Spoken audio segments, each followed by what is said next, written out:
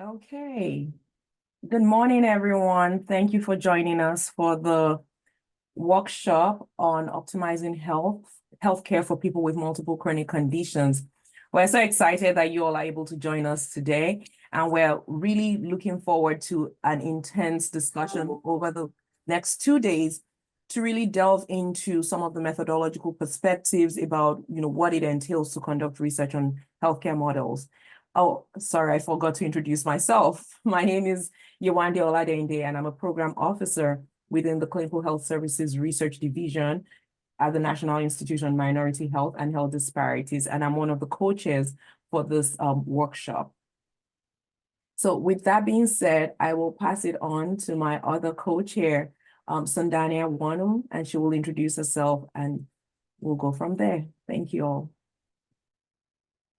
Good morning. My name is Sandanya Wanam, and I'd like to welcome honored guests and esteemed colleagues on behalf of the National Institute of Minority Health and Health Disparities. We would like to welcome you to our workshop, Research Strategies to Optimize Healthcare for People with Multiple Chronic Conditions from Populations Experiencing Health Disparities. This workshop is chaired by the Director of the Division of Clinical Health Services Research, Dr. Avila Santa. And I will defer to her to begin to discuss the importance of this workshop and introduce our Director of NIMHD for opening remarks.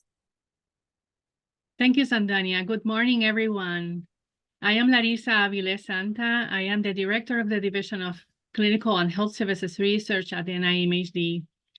And it is a tremendous pleasure and tremendous excitement to co-chair this workshop that is focused on a very important set of questions related to research on healthcare models that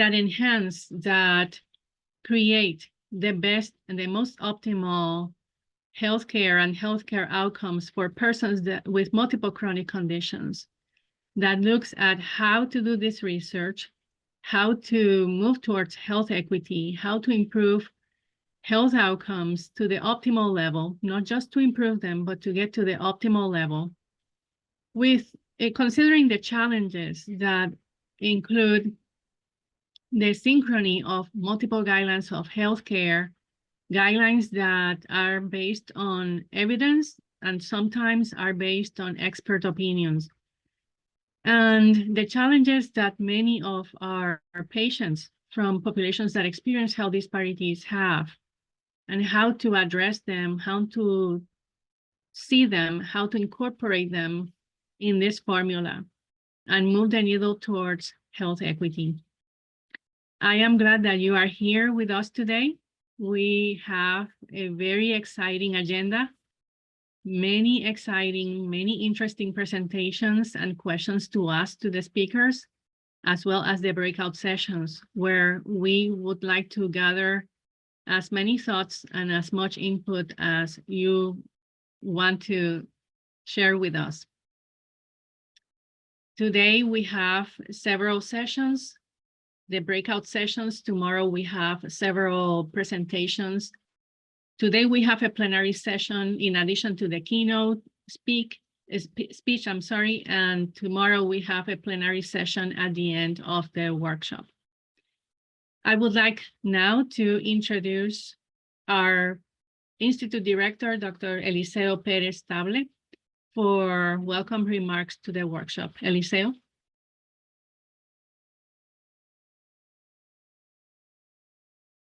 Thank you, Larissa, and thanks to Yewande and Sandania for helping organize this. I think this is an important workshop. I will be with you for a good part of the day today, and look forward to hearing the report. Since Larissa gave me 15 minutes on the agenda this morning, I'm going to share some thoughts and biases with you as you proceed with your discussions and see how that takes place over the next 2 days. So I'm going to share my screen and show you some slides to emphasize these points. I want to thank all of you for participating and contributing to this important topic. So let's see if I can make this advance. So what's the challenge here? If we look at the data from even 3 years ago, adults over the age of 45, a third of them report having at least 2 or more chronic conditions. And for persons over the age of 65, it's almost 2/3. So this is a common problem. Hang on. If you look at people over the age of 40, almost 70% take a prescription drug in the previous 30 days, and 22% use at least 5 prescription drugs. Similarly, if you go older age, you see more. So people with chronic conditions and older and people taking a prescription drug really need to use the healthcare system. And we can see here that a good number of them, and after a certain age, a majority have more than one chronic condition that needs to be attended to. Unfortunately, it seems that most of our research, myself included in the past, really focuses on one condition at a time. So we learn or discover ways to address, describe, and intervene on one chronic condition at a time. And the reality of most patients is then not reflected on our science. And this is a challenge that we need to address, and that's why we brought you together for this discussion. Add to this the complexity of preventive measures that should not be part of a, quote, annual physical, which has really never been supported by any evidence, but really should be part of routine care for the chronic conditions, whether it's time for a screening test, a vaccination, or a discussion on a behavioral issue. And layered on top of this is the lack of integration of healthcare services in most healthcare systems, varies tremendously by geography, and the undervalue of both primary care and behavioral health. These are some principles that I have used in recent couple of years on what science can do to decrease disparities, reduce inequities. Just to reiterate them, not to dwell on these, we need to promote diversity of the scientific and clinical workforce. We need to really develop community engagement. I know that's part of the theme in these 2 days. Healthcare systems do not exist in isolation, just like communities don't exist in isolation, and we need to find ways to connect the two. We need standardized measurement of social and demographic factors that affect health. That's very central to this discussion. We need to facilitate discovery of science with big data, including electronic health records, as well as population data, as well as collected data on clinical research. And we need to implement what we know can work to promote health equity. This is central to management of chronic conditions, where we have substantial evidence in some cases. You're all familiar, I assume, with our designated populations with health disparities. The NIMHD is responsible for declaring and monitoring and coordinating this for all of NIH. This is not just NIMHD populations, this is NIH research populations. The first 3 bullets in our original legislation.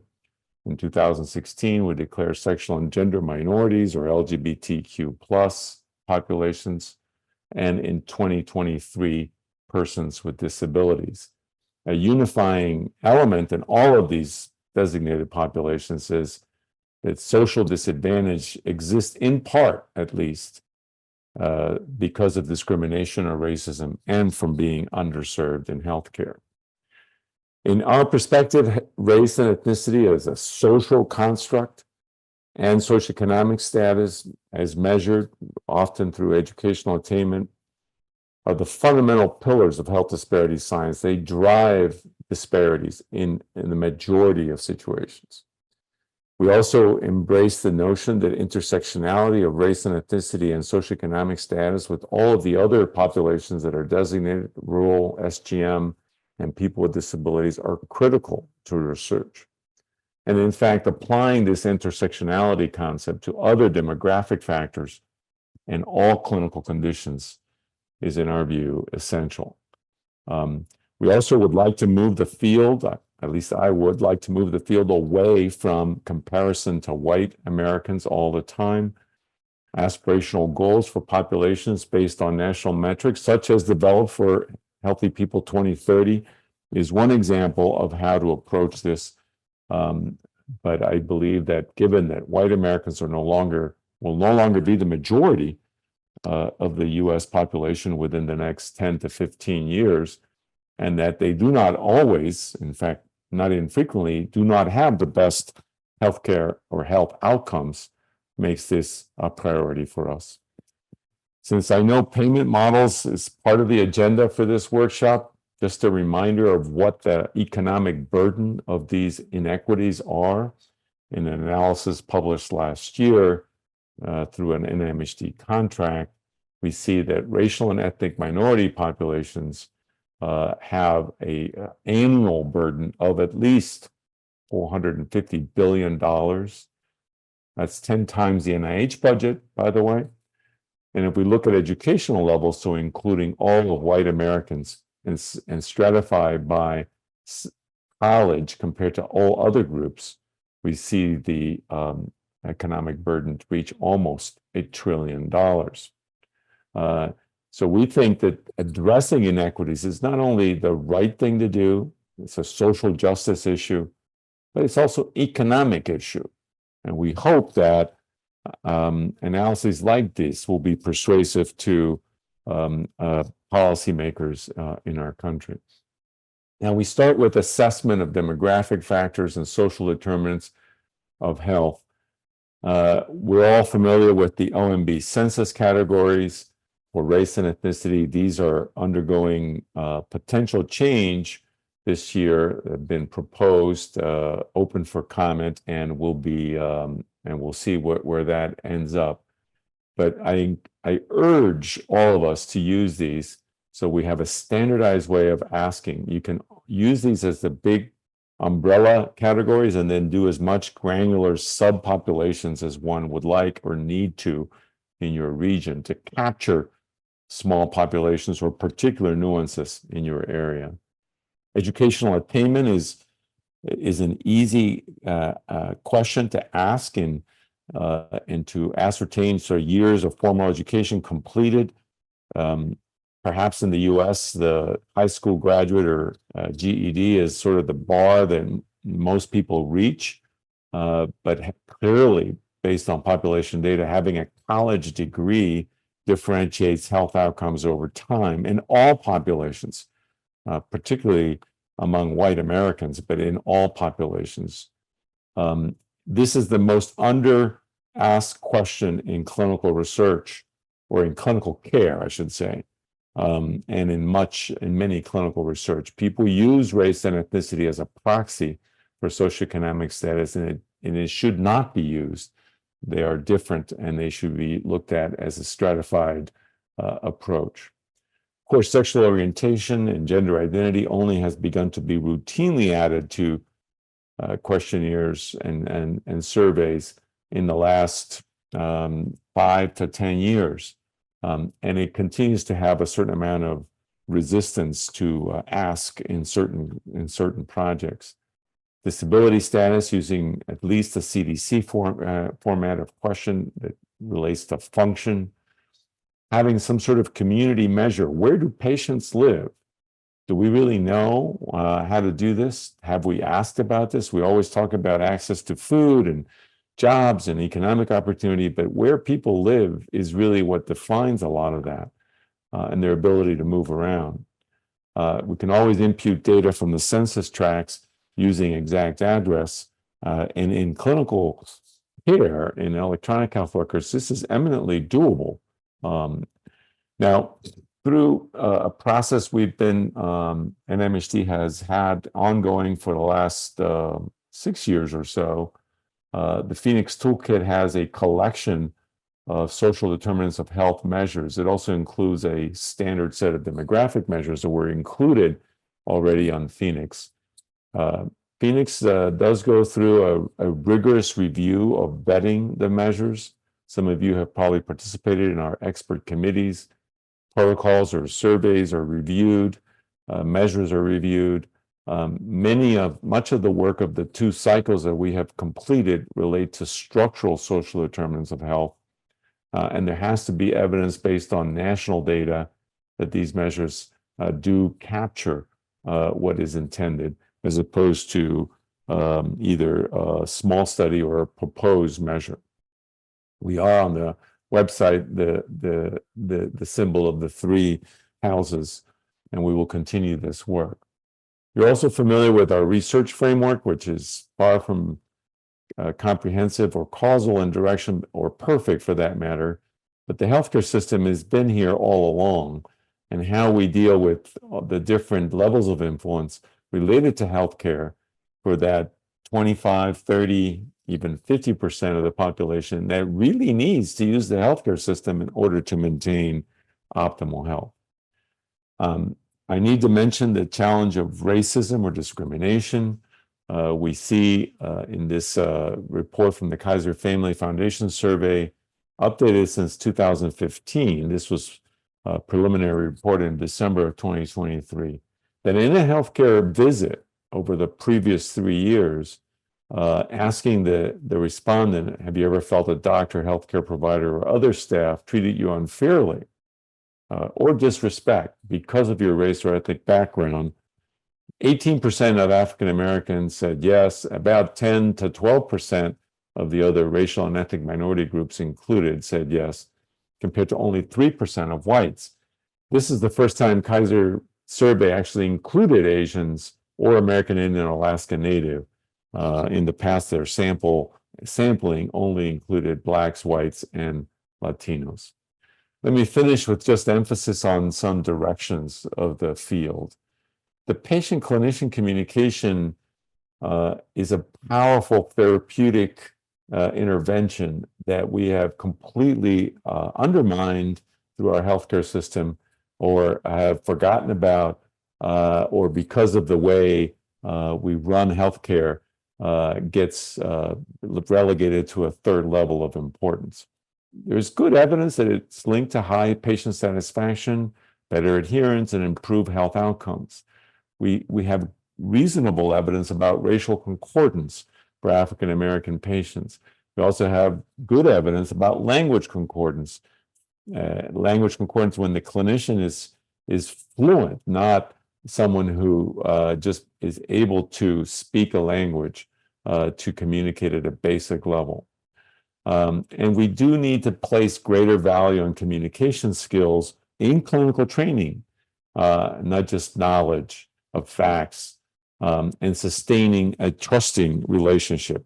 This is a powerful way of improving people's health. Many things I think can be talked about in, well, I labeled macro strategies here to follow some of the clues that I saw in your submitted draft presentations. Expanding access is a start. The ACA experiment has helped, but we still have 20% of Latinos, for example, without any kind of health insurance between the ages of 18 and 64. Used to be 30. So we've made progress, but we're not there yet. Patient-centered care, primary care, works. It saves lives, and yet we continue to undermine it in our health systems by not supporting clinicians in a feasible way of practicing medicine. Coordination of care using navigators, target conditions, individual patients who are in the emergency room frequently during working hours. Really, this should be a target for a more intensive coordination, as well as people with severe mental disorders, people who are severely ill, or people who are dying. And these are things that we have evidence of knowing what to do. Similarly, leveraging the health IT and the electronic health record to address equity through patient education, videos, interventions that do not require a high level of digital literacy will go also a ways to addressing this. And finally, I will comment just as we need an equity quality measure that rewards systems. I kind of see the incentives that get created for doing certain things in healthcare systems, but really for the benefit of the payers. So what is value-added care? Whose value are we promoting? I definitely don't think it's the patients, or for that matter, the clinicians. Finally, the community engagement, important to come back to in a healthcare setting, thinking about health. It isn't just about people who are sick and need the healthcare system or who need the chronic conditions, but they live in a community, and sort of that continuum needs to be strengthened. And therefore engaging community resources to promote health, whether it be related to nutrition, safe places, transportation, economic opportunities, and housing. I'll finish and end my slides and turn it back to, let me see, stop sharing, yeah, and turn it back to Larissa. Thank you for your attention. Thank you, Eliseo. Thank you so very much for your remarks. Before we move to presenting the keynote speaker, I would like to acknowledge the work and support of other NIMHD staff who are working with us today as moderators of different sessions, including the breakout sessions. And some of them are Lynn Padgett, Carolina Solis Sanabria, Radha Dagger, Dolly White, and Shilpa Amin and Crystal Barksdale. I believe those are the staff. Both of them, the staff are from CHISR, from our Division of Clinical and Health Services Research, and the Division of Community Health and Population Sciences. If there are other staff that are participating, please be assured that I would like to get the full list of names and acknowledge you later today again. We don't take your effort and your help for granted. Thank you for being here today. Yewande? Okay, thank you so much. Again, I'm Yewande. I'm a program officer in Clinical Health Services Research at NIMHD. We will have the keynote delivered by Dr. Marshall Chin on the state of the science when conducting research on multiple chronic conditions to advance health equity. Marshall is a professor of healthcare ethics at the University of Chicago and a practicing general internist and health services researcher. You can read more about Marshall by referring to his bio in the online agenda. So the keynote address will last for 20 minutes, and I will moderate the formal question and answer session afterwards. Prior to the formal question and answer session, please type your questions by clicking on the Q&A button right at the bottom of the screen. And the speakers will answer your questions that are relevant to their presentation. And with that being said, we would like to start Marshall's keynote speech. Good morning. I'm Marshall Chin. I'm a general internist and health equity researcher at the University of Chicago, and I'm delighted to have the opportunity to speak with you this morning. I'm going to focus my comments on how to make health equity research for multiple chronic conditions as effective and impactful as possible. I'm going to start with two stories. First, here is Sivan Spitzer. She's an organizational sociologist in northern Israel. Brilliant. She's giving tomorrow's keynote address at this conference, and so don't miss it. About 3 or 4 years ago, Academy Health, the major professional association for health services researchers, decided to do a strategic planning trying to envision where health services research should go over the next 10 years or so. And they commissioned Sivan to write a paper looking at other disciplines to see how they evolved. And Sivan developed this model looking at both internal and external factors. Internally, there's the research discipline, meaning us, researchers, funders. We have a different ways we think about the world that impact the future discipline. There's also the external environment. So for example, for health equity, police brutality against minoritized populations, Black Lives Matters, raised increased awareness of structural racism. both then internal and external, affecting the evolution of the field. Fields could either lead to sustaining innovations or incremental change at the far right upper, or what Sivan called disruptive innovations. And I would argue for a wicked problem like health inequity, we just can't do the usual. We need disruptive change for the MCC health equity research field. The second story is that part of what I do is I co-chair for the Centers for Medicare and Medicaid Services. They have a Healthcare Payment Learning and Action Network Health Equity Advisory Team. This is a multi-stakeholder group, the LAN, of diverse stakeholders in the healthcare world. And so Karen Dale is the co-chair. She's the market president of AmeriHealth Caritas District of Columbia, a Medicaid managed organization, a nurse by disciplinary background, very extensive experience both in the private sector as well as in government and DC government, very experienced. And so when Karen talks to the healthcare industry, she tells them that they have a choice to make between performative virtual signaling actions versus substantive, authentic actions that will truly advance health equity. And I'd argue that we have a similar choice within the research field of what would essentially be performative actions in health equity or substantive, authentic actions that will truly advance health equity. And my comments today will reflect, again, my background as a health services researcher, health equity researcher, and then this work both with CMS as well as with the Robert Wood Johnson Foundation Advancing Health Equity Program, where these efforts are trying to align payment, care transformation, and health equity across diverse stakeholders. Both are trying to do sustainable change at scale for health equity. And that really is our goal as researchers. We're trying to have impact, and we're trying to move the national numbers and trying to improve health equity. So I will now shift to the main agenda of first sharing the National Institute on Minority Health and Health Disparities definition of health equity, and spend most of the time discussing underexplored areas in multiple chronic condition health equity research. In NIMHD, this is from their website. This is data from last year. What is health equity? Health equity is the principle underlying the continual process of assuring that all individuals or populations have optimal opportunities to attain the best possible health. Applying the principle of health equity requires that barriers to promoting good health are removed and resources are allocated among populations and or communities proportional to their needs. Applying a health equity lens in science requires an intentional effort to ensure that research is designed explicitly to promote fairness, opportunity, quality, and social justice in access, interventions, or treatments and outcomes. Health equity efforts at their outset should carefully consider the unintended consequences that disadvantaged groups might experience from specific policies, research, programs, intervention, or treatments, and reassess throughout implementation.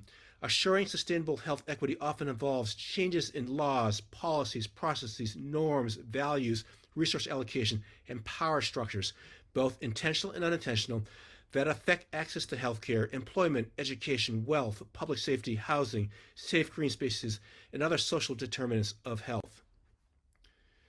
These are bold statements, and I would argue that there is a mismatch between what I think is a very strong, very good NIMHD definition of equity and the reality of what current MCC health equity research is. And I think we're going to find over the panels and presentations over the next 2 days that current research is nowhere near as bold as the NIMHD definition, is not as integrative as intended, and we are missing key pieces as a field, the MCC health equity field.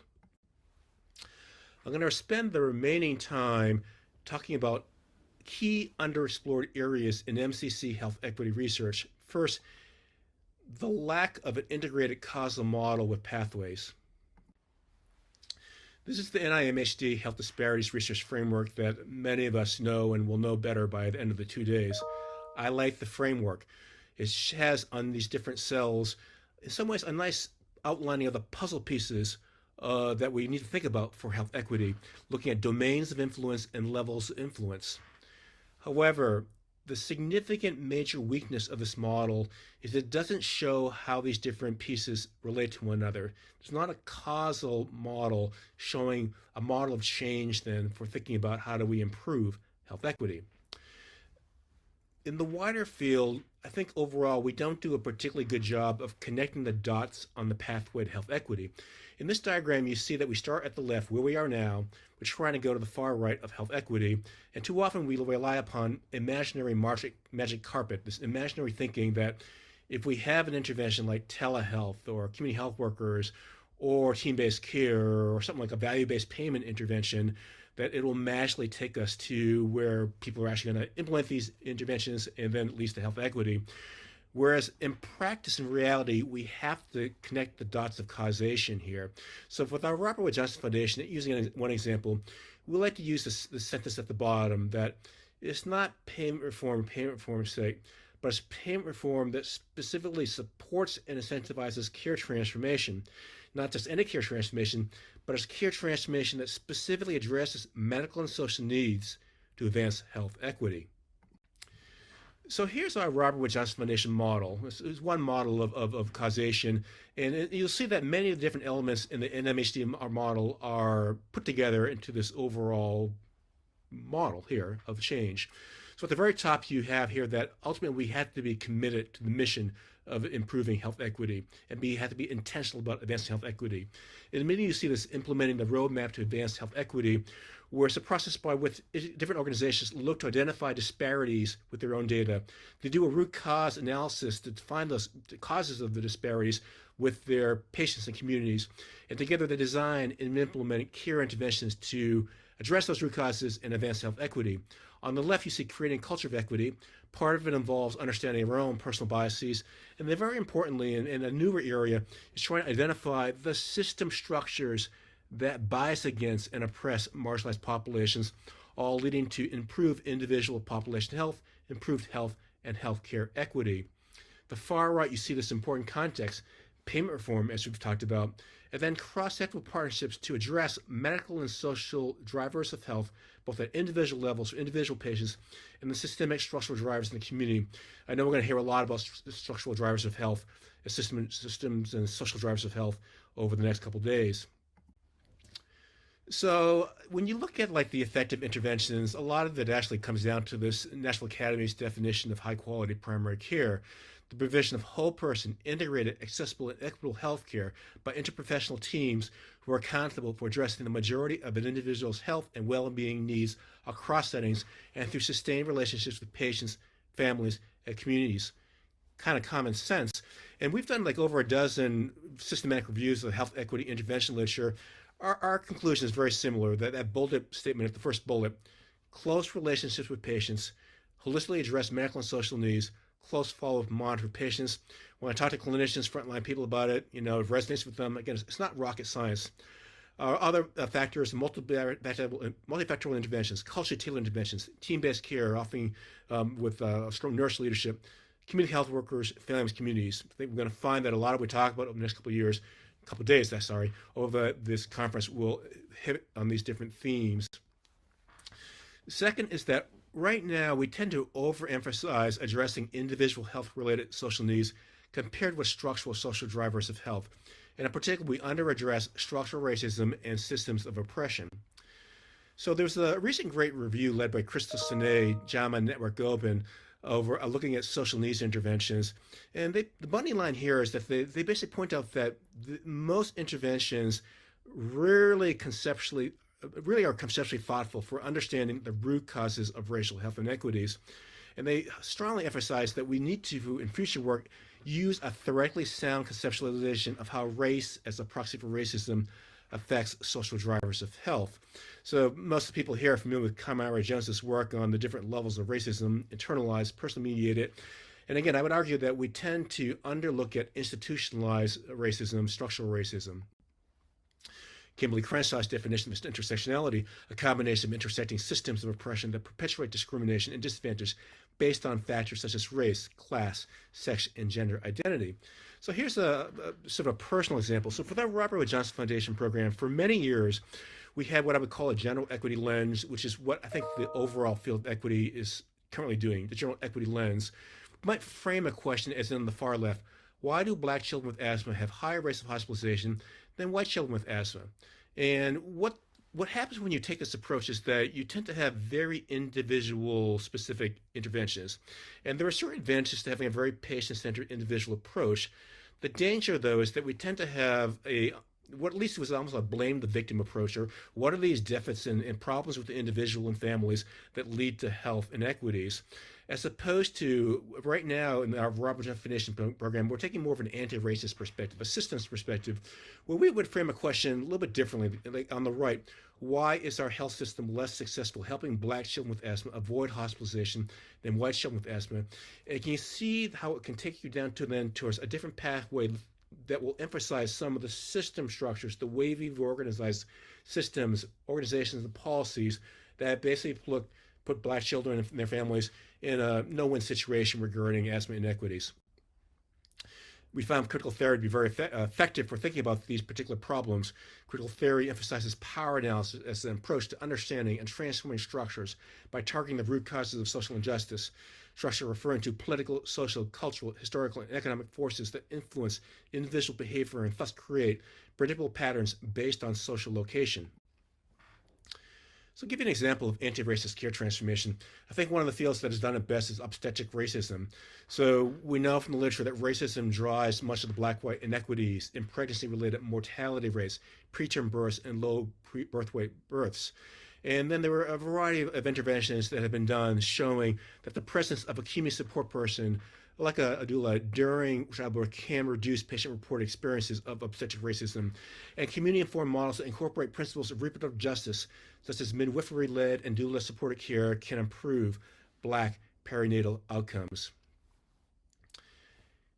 And if we don't call out structural racism, and if we don't specifically address them in our health equity work for multiple chronic conditions, it leads to invisibility, further invisibility for marginalized populations. In effect, we're basically given the message, do not address structural racism. So critical to address.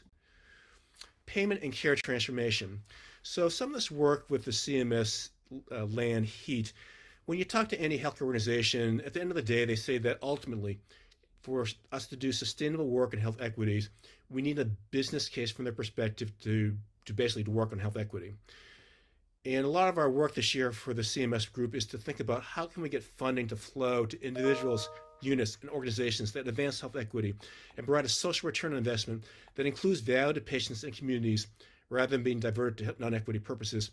And I would argue that with health equity research generally, and then multiple chronic condition health equity research, we have grossly understudied economic issues, including some of these issues of money flow and how the money works in terms of interventions to improve health equity. And unless we do it, it basically is sort of going to be work that lies on a shelf and is not implemented. So critical for us to beef up our economic portfolio and research. You think about something like reforming payment to support and incentivize equity-focused care transformations. I think about three buckets. One are value-based payment and performance-based incentives that reward equitable processes and outcomes. So interventions, for example, that reward those organizations that improve their disparities and improve their health inequities. A second bucket of interventions are those that look at upfront funding like capitation per member per month or bundled payments. How can that money be used to support infrastructure like community health workers or team-based care or telehealth for equity interventions? Then how can we risk adjust payment directly for social risks and look at that as different elements to support then the types of MCC health equity interventions that many people will be talking about over the next couple of days. Patient lived experience, authentic partnerships, and here is one of the areas where I think as a research community we're most in danger of being performative. So I like the Rosa Gonzalez framework for thinking about facilitating power and looking at the spectrum of community engagement ownership, which ranges from no ownership or no involvement in communities, token involvement, general collaboration, and then at the far right, community ownership and power sharing. I'd argue that at best we tend to be in the middle here and don't go far enough in terms of our authentic involvement and sharing power with communities regarding this process. So here's one example, looking at research, that we talk about valuing the lived experiences of patient communities, In practice, though, we don't do it. So, for example, the research that probably is going to be most effective for doing this is mixed method research, mixed quantitative and qualitative techniques. We still tend to have this bias against qualitative research. We have a bias against non-academic forms of community knowledge, like in our study sections, for example, or journal review process, something like oral histories. And then again, as I mentioned, that we don't do nearly well enough in terms of working with communities as equal partners in the research process and power sharing. So not addressing ethical issues, this is a huge void. That how can you talk about health equity without then discussing and then doing the research regarding the ethical issues involved? So in the U.S., we tend to think about liberalism. This is the moral philosophy of liberalism, not political liberalism, but the moral philosophy of liberalism, where it deals with individual rights and liberty. And in the U.S., we tend to hold the individual responsibility for their situation, that the U.S. downplays systemic structural factors that influence outcomes and tends to value the individual rights to property in an unfettered free market. This has been dominant. This is a great recent NIMHD paper on the financialization of healthcare, talking about the rise of private equity, the siphoning of healthcare dollars, many of them governmental, into profit for shareholders outside the healthcare system. We subordinate alternative ethical frameworks, distributive justice, the socially just allocation of resources and opportunities in society.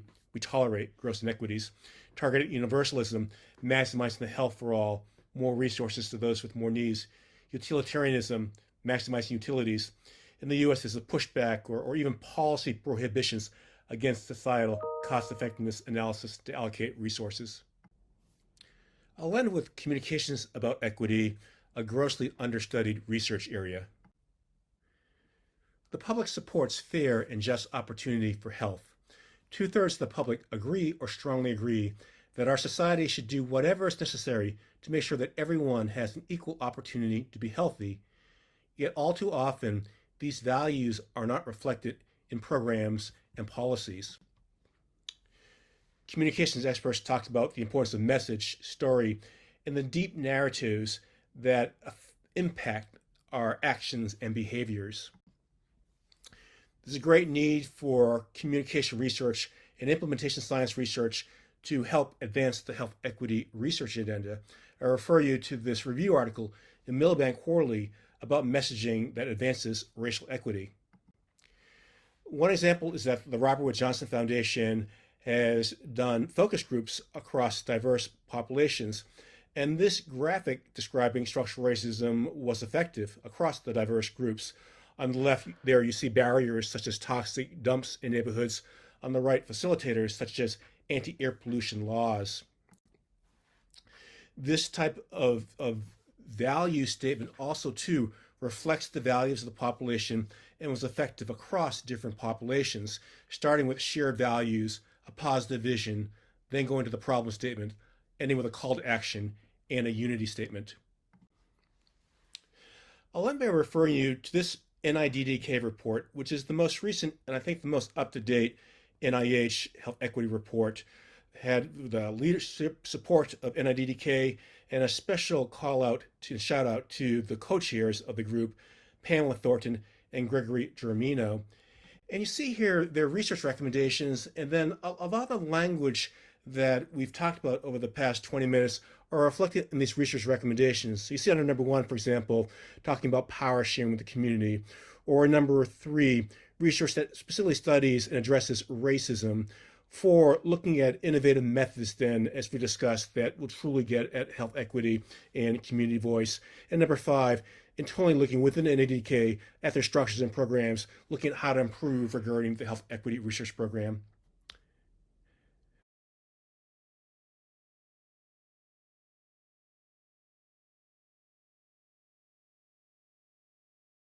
Thank you so much, Dr. Chin, for that wonderful presentation. And at this time, I would like to ask folks to prepare their questions. If you have questions for Dr. Chin, please type it in the Q&A so that he can answer the questions. So while we are waiting on that, I will start with some questions of my own. So just thinking about all that you presented, Dr. Chin, what would you prioritize as the most important questions when it comes to framing this multiple chronic conditions equity research agenda? So I think that overall we've focused most of our research on efficacy studies, so model demos that may work in the laboratory, as opposed to framing the question if our ultimate goal is to lead to real world change and move the national numbers on equity, what's the range of research that's required there? Some of it will be these type of efficacy researches. Others that are understudied right now are some of the implementation science issues involved that lead to organizational change. I mentioned economics and the economic drivers. The money issues are really important. What are the range of factors? It's going to be both like internal and culture and values, monetary, and then organizational change that lead to the effective adoption of these issues or these interventions. Let's say I'll send in this talk. We know a heck of a lot about what improves health equity. And again, a lot of it's not rocket science. So it's the implementation that is like the huge issue. And if you talk to like the public, you talk to the industry folks, the public is going to say, like, look, you're taking too long. We are suffering from health inequities. You're taking too long. Why aren't you doing more that leads to actionable results? Thank you. That's great. Along those lines, we have a question from a member, an attendee, asking specifically, so thinking back to that implementation where the public may be like, why are you taking too long? How can patients as advocates help to drive the changes that are needed? Well, we talk a lot about like involving patients and patient empowerment and respecting patient views. So that's critical. It's a two-way street where we need to do more as partners.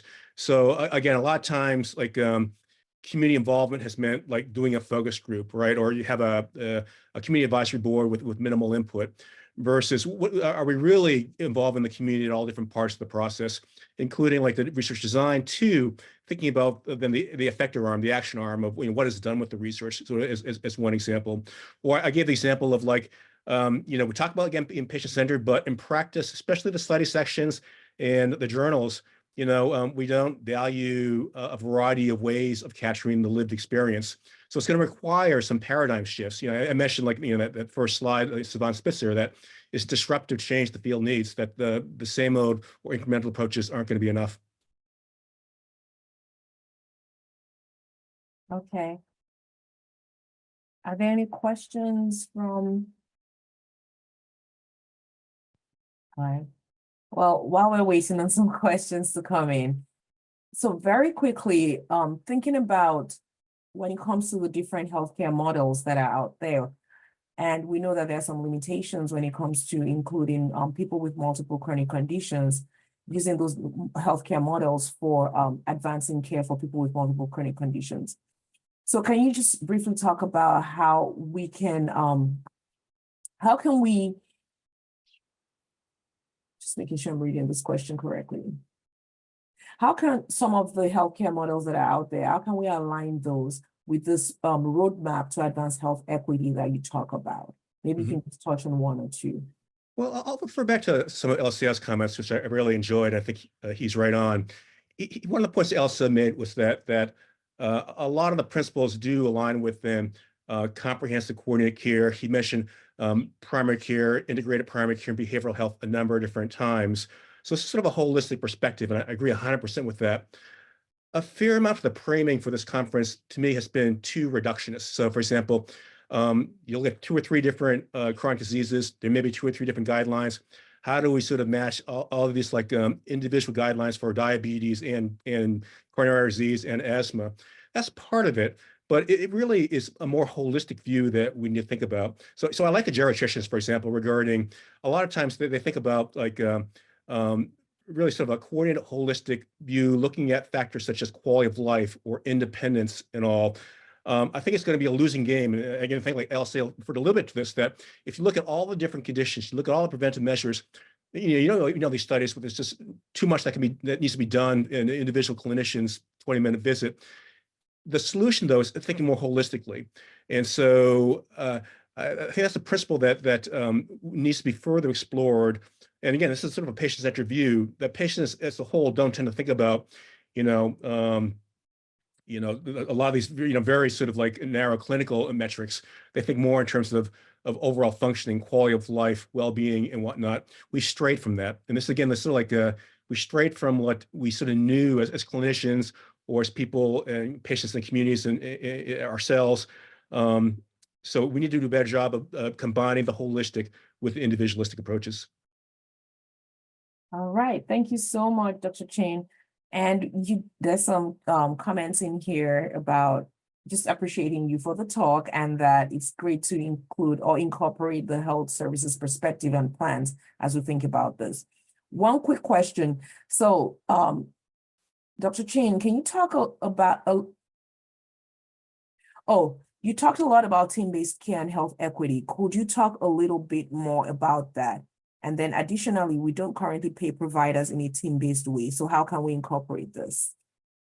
What was the last part of the question, Yewande? So the person said that since we do not currently pay providers in a team-based way, and the goal is to move towards team-based care as we advance health equity, how can we incorporate this too?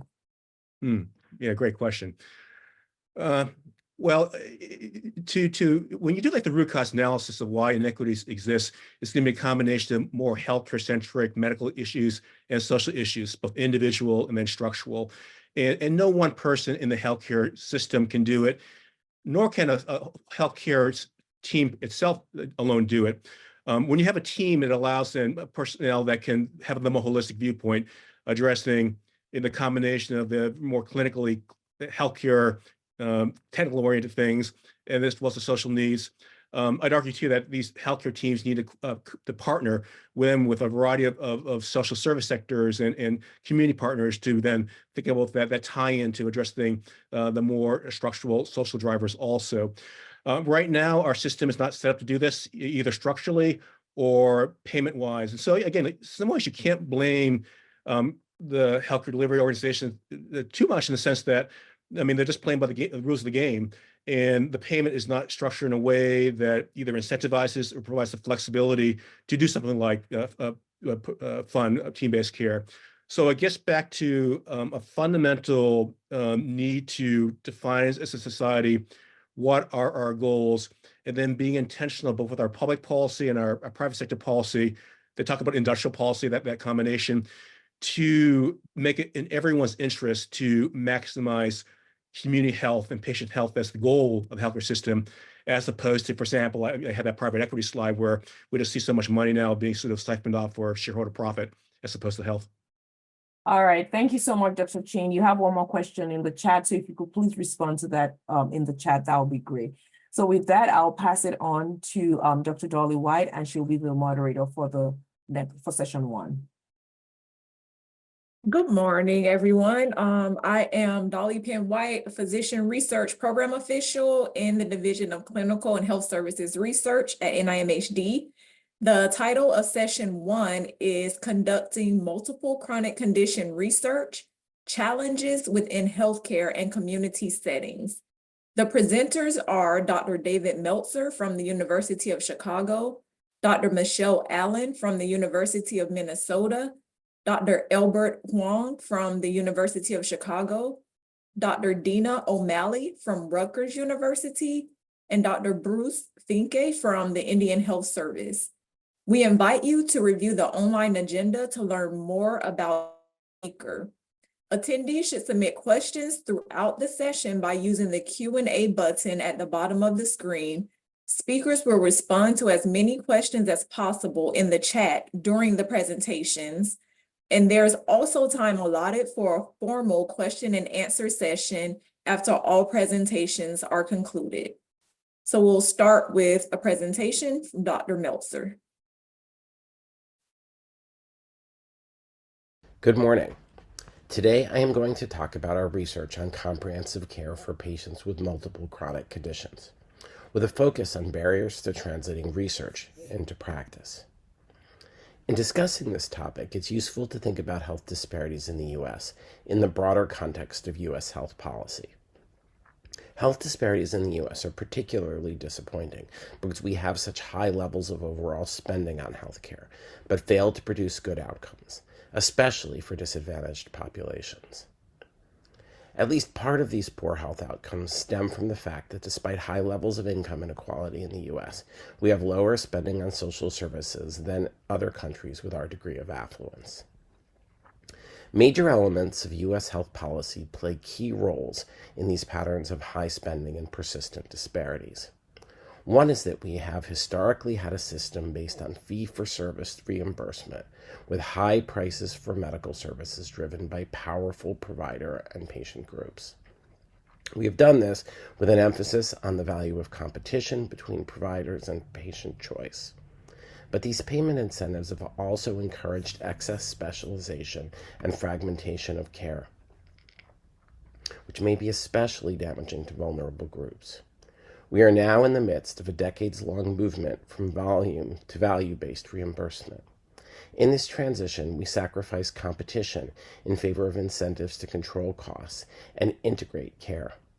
However, it is also important to recognize that these payment incentives often encourage limiting care for the highest cost patients in payment groups least able to advocate for themselves. I begin with these fundamental issues in U.S. health policy because these same forces motivate and are barriers to greater adoption of comprehensive care. So what is comprehensive care?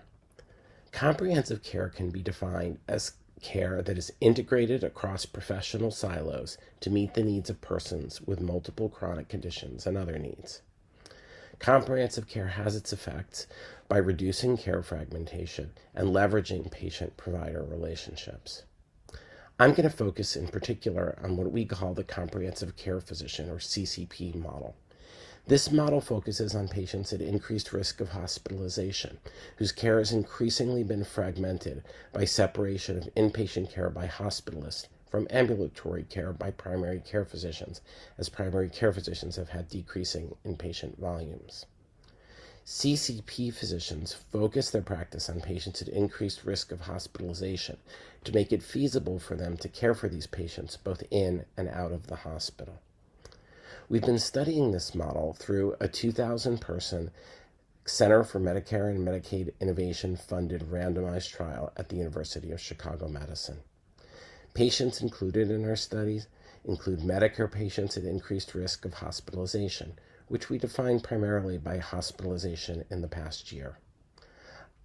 Almost all of these patients have multiple chronic conditions. These figures show some of the results of our randomized trial funded by CMMI. In this and the following several figures, the red line describes the outcome measure for CCP, and the gray line for our control group, which is care from different doctors in and out of the hospital. In this figure, you see physician ratings, HCAHPS scores, in particular the rating of 10, the best possible physician. We see at the beginning, at the baseline, both the CCP and control groups have relatively low fractions of patients giving the best possible rating to their doctor. This is not surprising because these are all patients willing to enter a trial where they will switch their doctors. In fact, the standard care group is around the 20th to 30th percentile at baseline. Because we don't want to compare our CCP outcomes to those of doctors who patients don't like, we offer these patients enrolled in the trial, even those who don't get the opportunity to be cared for by a CCP physician, the opportunity to get a new doctor. And this explains, we think, why the ratings of physicians go up in the control group. In fact, from the 20 or 30th percentile at baseline up to about the 80% on the gray line. But strikingly, the CCP satisfaction ratings go far above that, in fact, to the 95th percentile, and stay there throughout the year. So patients cared for by these CCPs love their doctors and are thrilled to have them able to receive care both in and out of the hospital. This next figure shows the general health rating of patients in the intervention and control group. At baseline, there are some small but not significant differences between CCP and standard care, with CCP patients presumably by chance doing a little worse. That gap closes as we move into the later follow-up periods at 3, 6, 9, and 12 months, but no statistically significant differences. So no difference here. Mental health, we also see no difference at baseline, but interestingly, by 3, 6, 9, and 12 months, the CCP patients are well above the mental health ratings of the standard care patients. And when we talk to patients, they attribute this very clearly to having the feeling that they have a doctor who will be there for them wherever they need care. In terms of utilization, this next slide is really the key one, and this is self-reported hospitalizations. And what you can see here is that at baseline, there's no statistically significant difference between the group. And then you see in follow-up, the CCP line is well below the standard care line. So that's about a 15% reduction in hospitalizations for CCP relative to standard care and is statistically significant.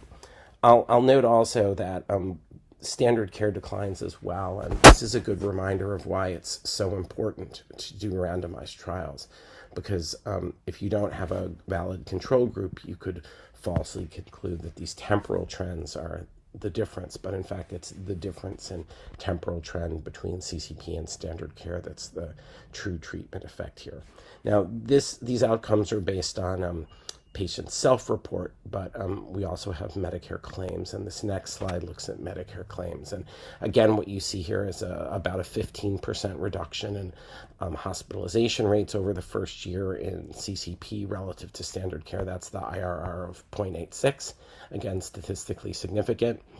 What's interesting is if we stratify those results according to age greater than or less than 65 and non-dual versus dual, we see that the effects are really concentrated in those greater than 65 and those who are non-dual. And the effects are much smaller and not statistically significant in those less than age 65 and those who are dual, which are groups that overlap a great deal. And I'll talk in a moment about why we think we see some of these patterns only in the traditional Medicare patients and not in the duals. Before I do that, though, I want to highlight a couple of barriers to translating research into practice that are evident in this first work. First is evidence dissemination. We haven't yet finished all these analyses. We're analyzing cost data now. It's an extremely complex analysis. There's lots of skewness in cost data, and even with a large randomized trial such as this, you have to really work hard with the data to find the signal in it. I also want to highlight some important payment issues.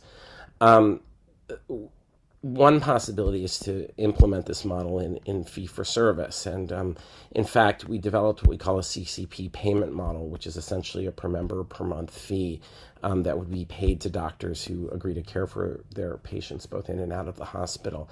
And we took this to the PTAC, the Physician-Focused Payment Technical Advisory Committee, in 2018, and it was recommended for limited testing. But unfortunately, they haven't yet moved on this. Another possibility is to implement a model such as this in the context of managed care. The issue here really is risk selection, and will managed care organizations adopt this? To the extent it decreases utilization, you would think they would have that incentive to do so. On the other hand, a large literature suggests that risk selection is an important concern within managed care, and it's possible that providing better care to patients at high risk of hospitalization causes greater retention of these high-risk patients in these managed care programs. And if risk adjustment is not adequate, it can then not be profitable. A third sort of barrier to translating this research into practice is this issue of unclear or reduced efficacy in the duals. A couple of points to make. The first is that to some extent this is probably an artifact. We see, in fact, twofold greater retention of high-risk patients in traditional Medicare versus managed care in CCP compared to standard care. This was particularly true in Illinois, where we did our study with the Medicare-Medicaid Alignment Initiative, which basically involuntarily enrolled Medicaid dual eligibles in managed care, and the tended to be the case that the high-risk patients stayed in CCP. They could opt out, and the low-risk patient moved to managed care. So that creates a bias in our results. A second issue is that there probably was some delayed reduction in hospitalization in the dual eligibles due to latent needs. We often found dual eligible patients who came into the study with tremendous unmet healthcare needs, and we had to use resources to address those. But we also observed that over time that utilization began to fall as we began to do those. And so again, a longer term follow-up would be important. And then finally, and I think this is extremely important, we observed that there was reduced engagement of the dual eligibles in the intervention. We would offer them appointments, but they wouldn't follow up with them, those sorts of things. And we hypothesized that this was happening because we really didn't have the resources in this original program to address unmet social needs. Things like transportation and housing and others that in a variety of ways produced barriers to getting people to the doctor. Now, with this last insight, we developed an additional program that we call the Comprehensive Care Community and Culture Program, or C4P. And the idea behind this program was to screen for unmet social needs, address these needs through a community health worker who would work with the patient and better engage them in social services, and also to activate the patients through community-based arts and culture programs. And so we added these three elements to the CCP program with the idea of better engaging patients. And our goal really was to increase patient engagement in care and improve outcomes. Our theory was that the least activated patients would benefit most from this enhanced intervention compared to the CCP model. And we developed this initially through a 500-person pilot study funded by the Robert Wood Johnson Foundation, and now we've studied it in the process of studying it more definitively through a 3,000-person PCORI-funded randomized trial, also at the University of Chicago. Let me talk a bit about the findings from these C4P studies. A first critical finding was that unmet needs were highly concentrated in this population, with 24% of the population who had 5 or more needs, accounting for 2/3 of all the unmet needs. Given this concentration of needs, we developed a latent class analysis to find clusters of needs that could then be targeted for interventions. And you can see in the figure here a variety of these interventions: a social service alignment learning collaborative for people with many, many needs, community gardening program, financial needs cluster, and then a smaller group with child and legal related needs. In the 500-person RWJ-funded pilot, we found that C4P reduced hospitalization by 25 to 50% compared to CCP for dual eligible patients and for the least activated patients. And as I mentioned, we're now in the course of executing a 3,000-person PCORI-funded RCT comparing C4P to CCP, now to a fairly sophisticated care coordination program. And in an interim analysis of this, we find that C4P reduces hospitalization by 43% compared to CCP for these least activated patients, exactly the group we thought would benefit most. In conclusion, I'd like to highlight a few last barriers to translating research into practice. First, we need to complete these studies of CCP and C4P and get this data into the literature. Additionally, we think it's critical to do dissemination and implementation research and multi-site replication, including in community hospitals and with analyses of alternative payment models. Lastly, we think alignment with policy is key. We need a realistic understanding of opportunities or limits of the application of these models in the context of capitation. Will we need to adjust risk selection models? Would coverage of this model need to be mandated? Or will managed care demonstrate leadership and adopt models like this? We think it's also key that models like this be incorporated in fee-for-service, with the example of the PTAC payment model we mentioned earlier. And finally, we think it's critical that CMS continue and strengthen its commitment to rigorous evidence generation and policy evaluation. Thank you. Hello, I'm Michelle Allen from the University of Minnesota, and I'm going to be describing today the approach to anti-racist research methods and practices we are using in the Center for Chronic Disease Reduction and Equity Promotion across Minnesota. So today I will share a brief background on racism as a contributor to multiple chronic diseases.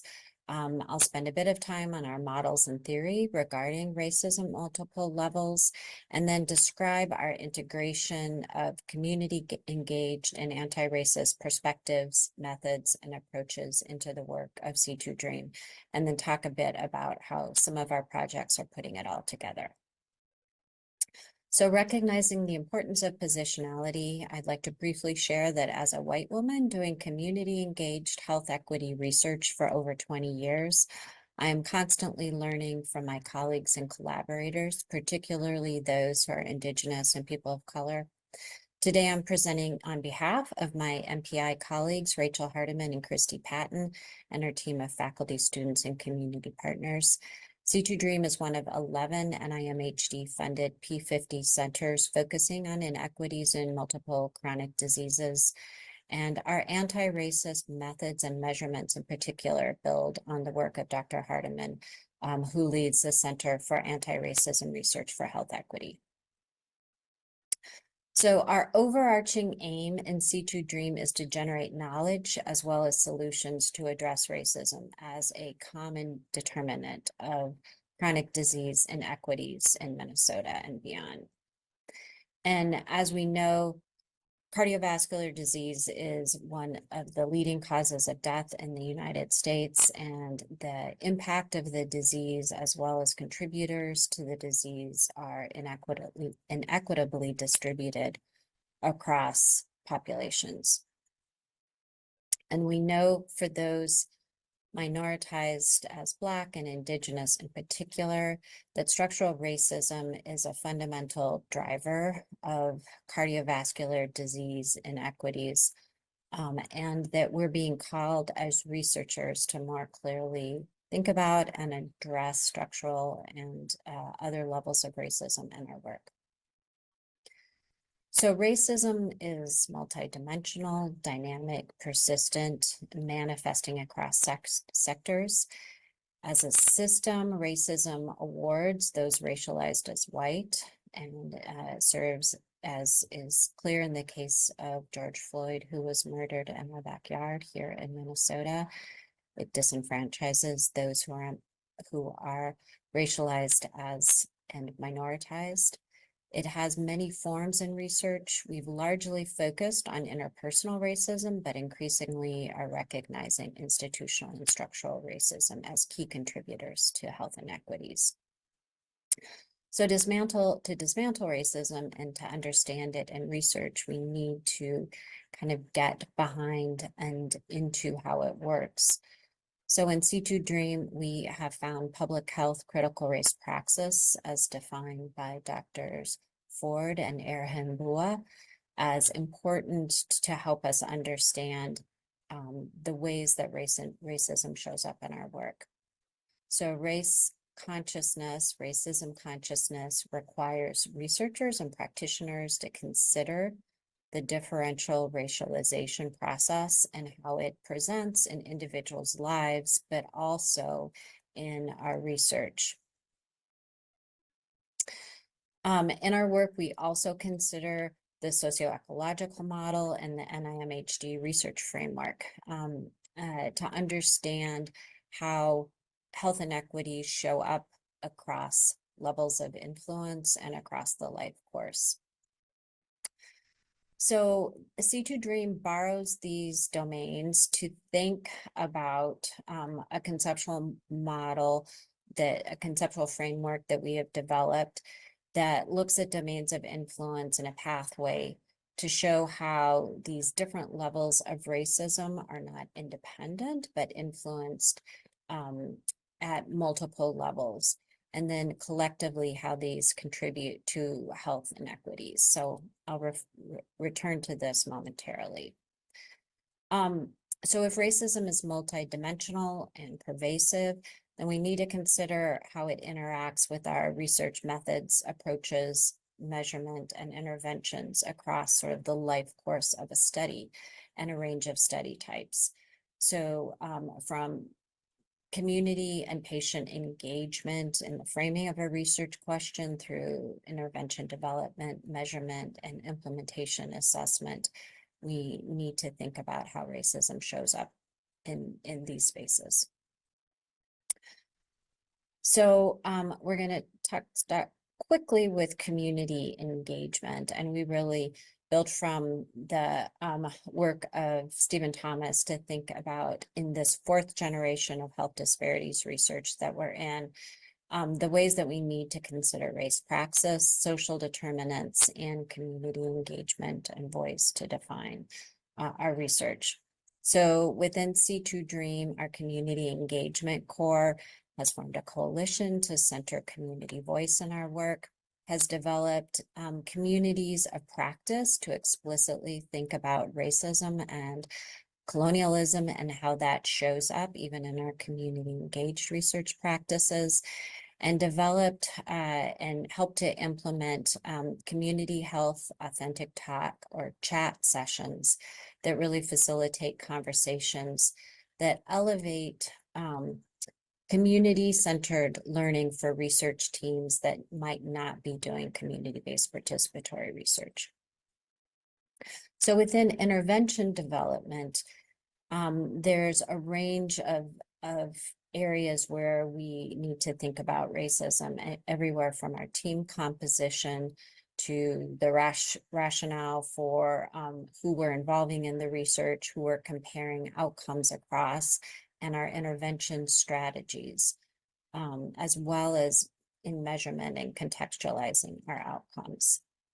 So to turn back to measurement, our data monitoring and coordination hub were really the developers of this conceptual framework. And within this framework, again, we're looking at kind of the overarching oppressive systems of power through these different types of racism into biologic health behavior and outcomes, as well as the ultimate inequities of in chronic diseases. So structural racism is defined as has historic and contemporary manifestations, including slavery, Jim Crow. It includes a deep history of medical experimentation and the legacy of structural racism and its accompanying ideologies continue to impact our society. So this calls us to think about how do we capture or measure this complex and pervasive influence on health. There's a number of innovative approaches that are being developed to measure structural racism. We're really, again, leaning on the work of Dr. Hardiman and Bert Chantarat to look at how do we create a multidimensional approach to assess structural racism. And so in this, they consider residential segregation and inequities in education, employment, income, home ownership, criminal justice at the regional level, and have looked at how that predicts birth outcomes for Black and white Minnesotans. So institutional racism refers to specific organizational policies and environments within organizations, as opposed to the broader societal policies that govern our system. So this part of the framework calls for deep thinking about our institutions and how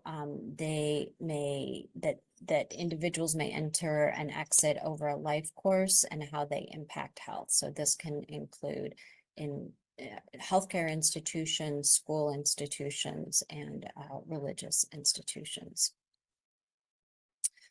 And then there's the interpersonal factors that are important and we need to continue to consider, particularly experiences inside the healthcare system.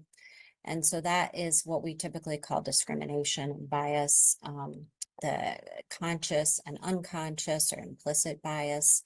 And these are the most commonly studied forms of racism. There's a significant literature on how experiences of bias and microaggressions have direct and indirect long-term effect on individuals' health. So we see in our conceptual model that these sort of cumulative types and experiences of racism affect biological factors, health behaviors and coping strategies, and emotional well-being, leading to health outcomes in the chronic diseases that we're considering, and ultimately in inequities in these chronic diseases. So within implementation science, there's been increasing attention to the need to consider intervention uptake through a health equity or anti-racism lens. So colleagues and I use public health critical race praxis within the Consolidated Framework for Implementation Research, or CFIR, and identified that through a racism conscious approach, additional barriers to intervention uptake were identified beyond what we had found in our racism neutral analysis. So, for example, leadership engagement with educational equity trainings, or what's called cosmopolitanism or connection to other leaders prioritizing equity work was a unique and important contributor or barrier to intervention uptake that we wouldn't have identified otherwise. So within our community engaged and equity guided implementation science hub, we are doing a systematic review of implementation science literature, developing criteria for anti-racist and decolonizing implementation science. And it's intended to provide an assessment and perhaps a roadmap for future anti-racist, equity-grounded implementation science research. So to bring it all together, inequities in a specific population begins, for example, with increased risk for low birth weight due to exposures, including racism, which puts the next generation at increased risk. And depending on life trajectory, this individual may enter or leave schools and jobs exposed to different actors, experiences of discrimination, and neighborhoods, and access or lack of access even to institutions that are shaped by structural racism. All of this contributes to stress, sort of frames access to resources and coping mechanisms, leading to increased risk for disease, and ultimately premature death, and inequity in prevalence, treatment, mortality. This is just one trajectory. The role of immigration, age, gender, kind of intersectionality can affect that. So to give you a sense from that sort of research perspective, how we put this all together for our projects, I'd like to briefly describe one of our R01 level studies, Smoking Cessation Outreach for Racial Equity, or SCORE, that's led by Steve Fu and Sandra Japuntich. So this is a hybrid type 1 implementation effectiveness, RCT, to examine the effect of 2 health system delivered smoking cessation strategies on population level smoking abstinence as a common contributor to hypertension and cardiovascular disease. So they utilized our chat sessions to get community input on how to structure programming and recruitment to assure adequate representation of BIPOC patients across studies. The intervention explicitly considers how experiences of bias with clinicians and within the healthcare system may affect patient engagement, and so compares a strategy, kind of standard care strategy, to one intended to circumvent these barriers. And they're examining the moderating effects of structural racism and daily interpersonal discrimination on the intervention effectiveness. And finally, are using a mixed methods approach to evaluate implementation outcomes of appropriateness, acceptability, and feasibility of these two intervention arms for BIPOC patients, considering racism as a barrier to intervention uptake and these factors. So thank you for your attention. Good morning. I'd like to thank the workshop organizers for the invitation to speak. I will be focusing my talk today on the importance of adopting a life course perspective when attempting to prevent multiple chronic conditions and their consequences. This graphic illustrates different potential life course trajectories. Time is on the x-axis and functional capacity is on the y-axis. Based on differences in our social, environmental exposures, the onset of different conditions, and the aging process, we experience differences in our life expectancy and functional decline. One of the primary goals of modern medicine, articulated by Jim Fries in 1980, is to compress morbidity. This would be reflected on this figure by having more of a rectangular shape to the morbidity curve with greater maintenance of function during our lives. So this gradual decline reflected in this trajectory for dementia frailty would be more of a rectangle if we were able to prevent the morbidity from dementia. In the United States, achieving compressed morbidity is more challenging because we have a highly fractured health system with differences in health insurance, but also differences in where healthcare is received over a lifetime. These periodic disruptions create discontinuity in efforts to prevent and control chronic diseases, which is critical to compressing morbidity. So, for example, in this underneath the graphic, I have shown a potential set of transitions in a person's health insurance, going from Medicaid to uninsured to privately insured to having Medicare. And I'm showing also where care could be received for the same person, maybe beginning in a federal qualified health center, going on to a hospital-based clinical practice, to long-term care later in life when the person is disabled.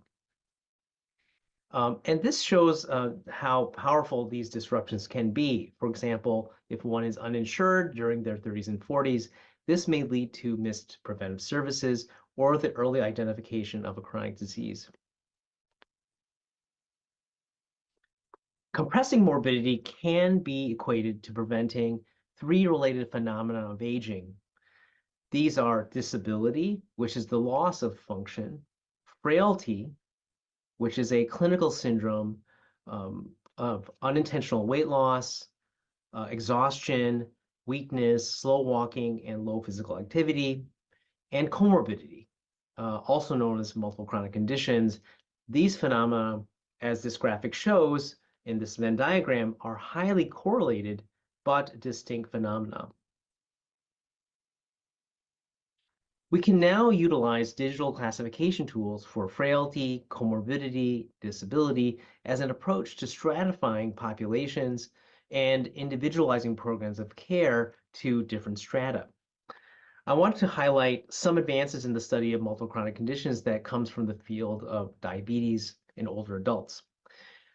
Rather than simply viewing multiple chronic conditions as a list, it can be incredibly valuable to look for underlying patterns of combinations of chronic conditions.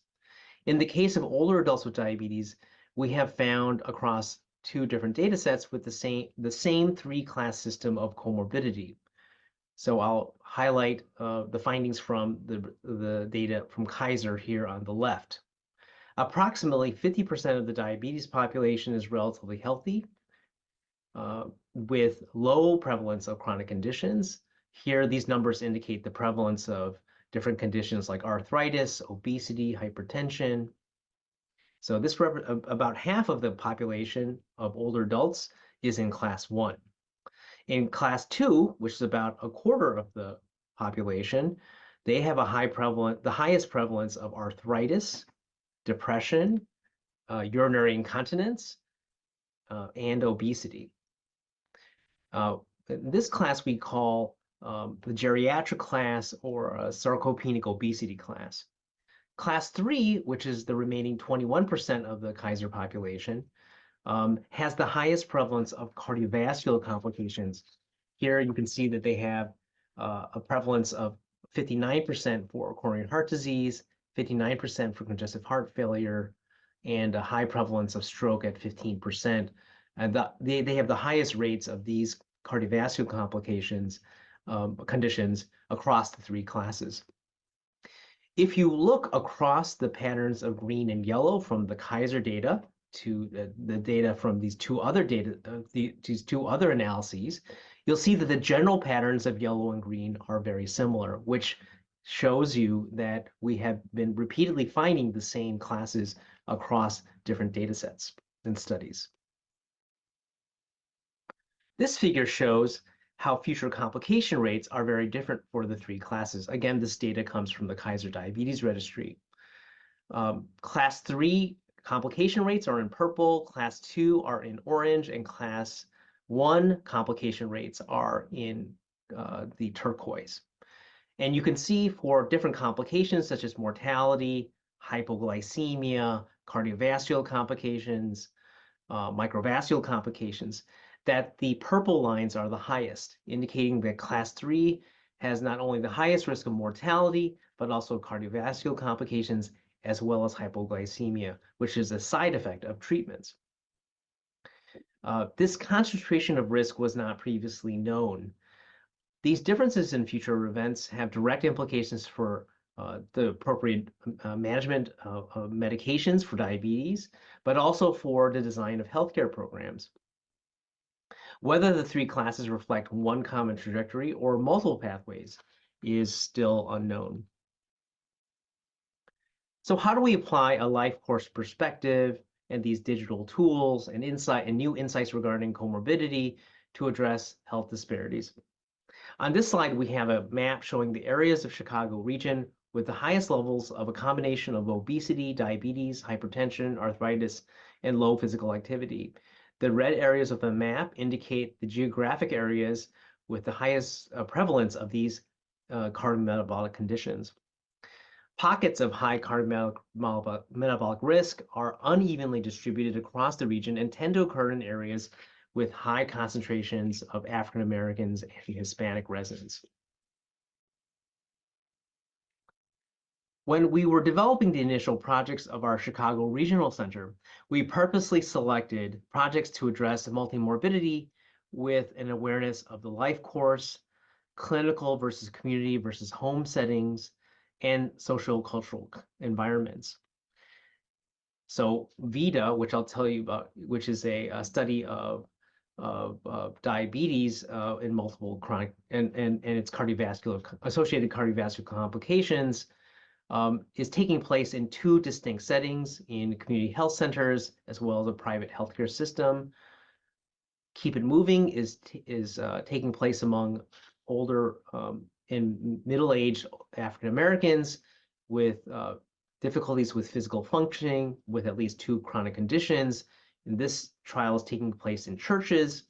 The Engage trial, which is taking place among frail older adults who are unable to leave their homes, is again moving purposely designed to address physical disability in a different setting across the Chicago region. So here I've identified along the aging trajectories that I showed you earlier where these different projects lie. So VITA is really taking place among middle-aged adults with diabetes. And these are individuals who are more likely to be in class 1 or 2 of the diabetes classes I mentioned earlier. Keep It Moving and Engage are taking place among people who have more functional decline. And they're both physical activity interventions, but they're adapted to individuals at different stages of functional disability and also adapted for different settings. The Keep It Moving is a cluster randomized controlled trial taking place in the Alive Faith network of churches that have been involved in community engaged research for at least a decade and a half. Some of the original observations made by community members and pastors included observations that church members were facing physical mobility challenges when attending services on Sunday. So in this randomized controlled trial, the church is the unit of randomization. All churches are receiving a walking program, reflected here on the right, but the Keep It Moving churches are receiving an additional intervention based on the Life trial. This includes aerobic activity, muscle strengthening, balance training, and flexibility exercises. This additional program is being led by community college students studying to become physical and occupational therapists. And the people that are enrolled in trial have an SPPB score of less than 9. This graphic shows the Engage trial, which is taking place, it's a physical activity intervention that's taking place in older adult homes. The focus of the trial is on older adults who were over 65 who require assistance to leave the home and have an SPPB score also under 9, but over 3.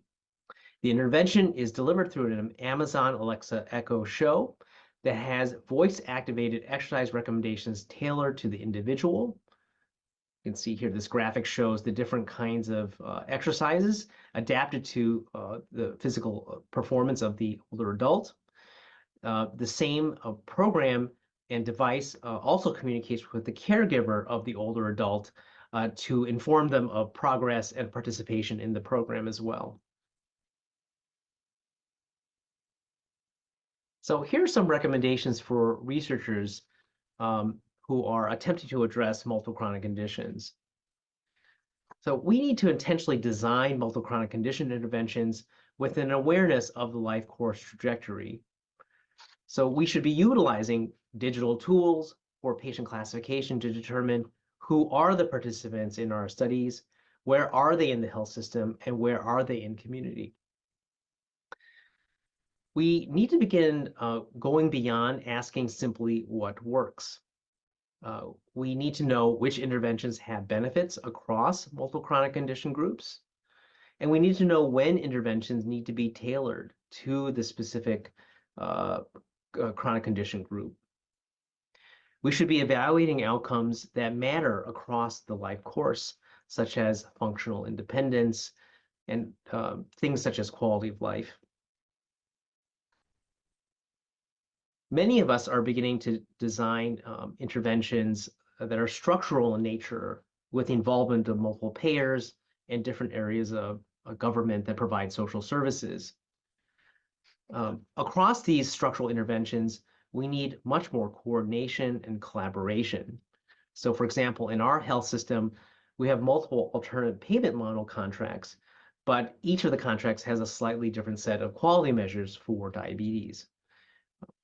So coordinating outcomes of interest and targets is at least one form of coordination that would be beneficial to a healthcare system like our own.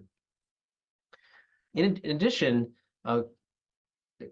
executing structural interventions across different sectors requires data integration across sectors. So this involves integration of data from education, housing, the health system, but also health insurance. For our generous funders, such as NIH, we need much more support for multiple chronic condition research, as research around chronic conditions is still highly siloed and funded by individual institutes. It has been historically difficult to find support for research that happens to occur at different intersections. For example, it's hard to find funding for research around aging and chronic lung disease. And one of the keys to studying multiple chronic conditions over time is using simulation models to anticipate the future consequences of short-term interventions. Unfortunately, simulation modeling has mainly been supported by only a single institute, the National Cancer Institute, which has had a dedicated program called CISNET. More of these programs are needed to enlarge and strengthen our ability to study multiple chronic conditions. I want to thank the organizers again, and here's my contact information.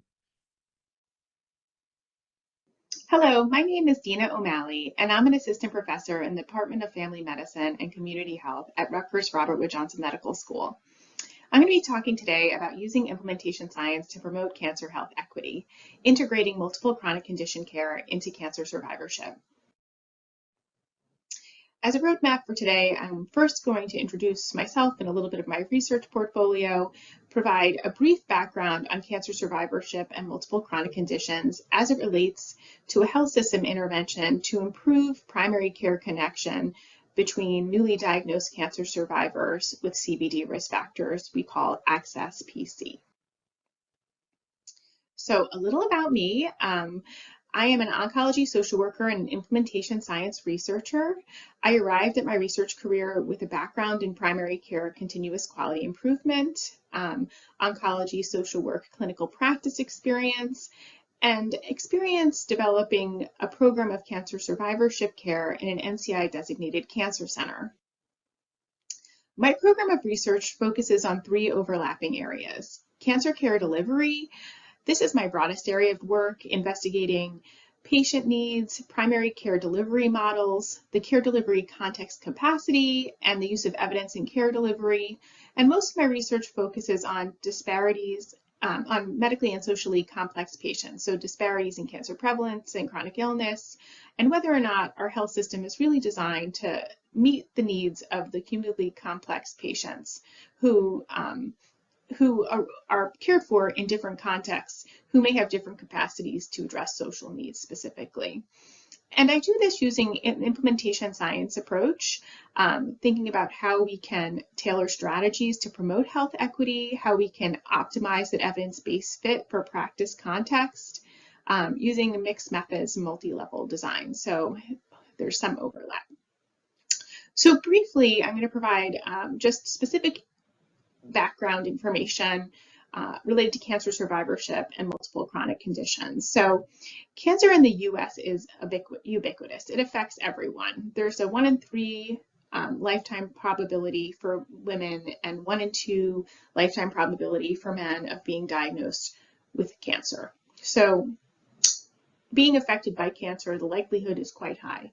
And there's been substantial advances in prolonging life related to cancer diagnosis in the past 2 decades, giving rise to cancer survivorship as a distinct clinical phase and a focus of research. Multiple chronic conditions impact every phase of the cancer care delivery continuum.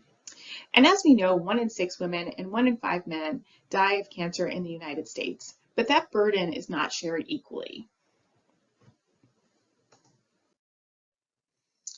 For example, trends in breast cancer mortality, despite these advances, have decreased over time, but African American women diagnosed with breast cancer have historically and presently faced the greatest mortality of any racial or ethnic group. Alarmingly, women diagnosed with uterine cancer mortality is on the rise, and disparities in mortality among Black women are persistent and increasing. Multiple chronic conditions is a driver of disparities in cancer and all-cause mortality. In the general population, 6 in 10 adults have a chronic condition, and 4 in 10 have 2 or more chronic conditions.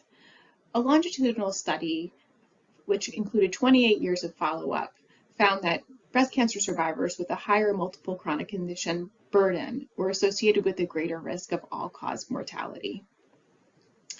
And a study that interrogated the care experiences between non-Hispanic Black and non-Hispanic Medicare recipients with a history of breast cancer reported that non-Hispanic Black survivors reported getting care less quickly, getting less of the needed care, having poorer physician communication, and reporting lower overall care quality.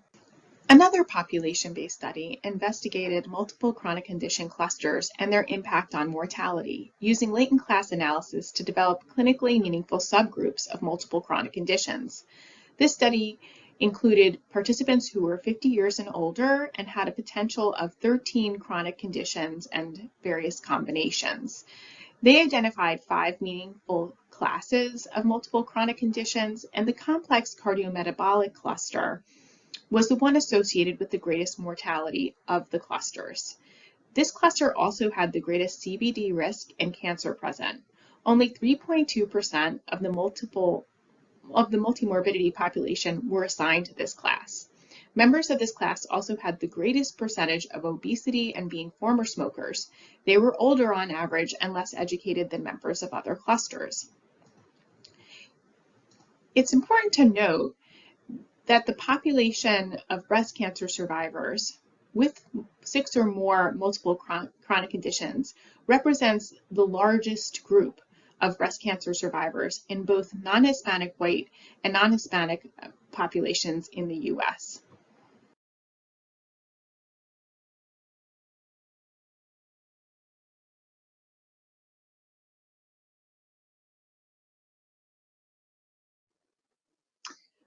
When I was designing the health system intervention that I'm going to be discussing, one of the most salient concerns was how can we prevent cancer survivors from joining the complex cardiometabolic multiple chronic condition clusters?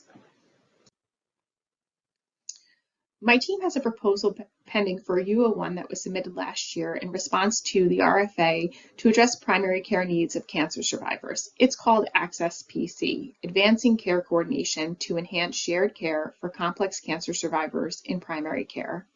It aims to tailor a health system intervention called Primary Care Connect to maximize the implementation strategies fit to the health system and primary care contexts. We then will test the effectiveness of primary care connection of this health system intervention on primary care connection, chronic disease management, and patient-reported outcomes. We'll also evaluate the implementation of the intervention to inform sustainable usage and scalability. The research design takes an explicit equity-focused design for dissemination approach, meaning we integrate existing knowledge about care disparities into our process to redesign the health system coordination processes. We see here that CVD mortality among cancer survivors is a U-shaped curve, highest at initial diagnosis, decreasing and then rising over time. Given the initial elevated risk, the health system intervention was designed for patients newly diagnosed to avoid unnecessary disruptions in their chronic disease management. Primary Care Connect focuses on care coordination optimization for complex cancer survivors, which we define as survivors with a history of breast, prostate, urinary bladder, or uterine cancer. And at the point of diagnosis, they have to have at least one CVD risk factor, hypertension, diabetes, or hyperlipidemia. We use an implementation science approach, which is a field with a lot of terminology, so I've included a lot of definitions on this slide. Our goal is to implement an evidence-based practice, and in the case of this study, that thing is CVD risk management. And implementation strategies, they're stuff we do as researchers to try and help people and places do the thing. So our first aim looks at tailoring implementation strategies based on whether or not a patient's primary care team is actually internal to the integrated health system or external to the health system. And the model of care that we are implementing to achieve this is shared care with better primary care connection. And shared care is a delivery model that integrates delivery of services within and across the health system to enhance communication between teams of providers who share a patient in common.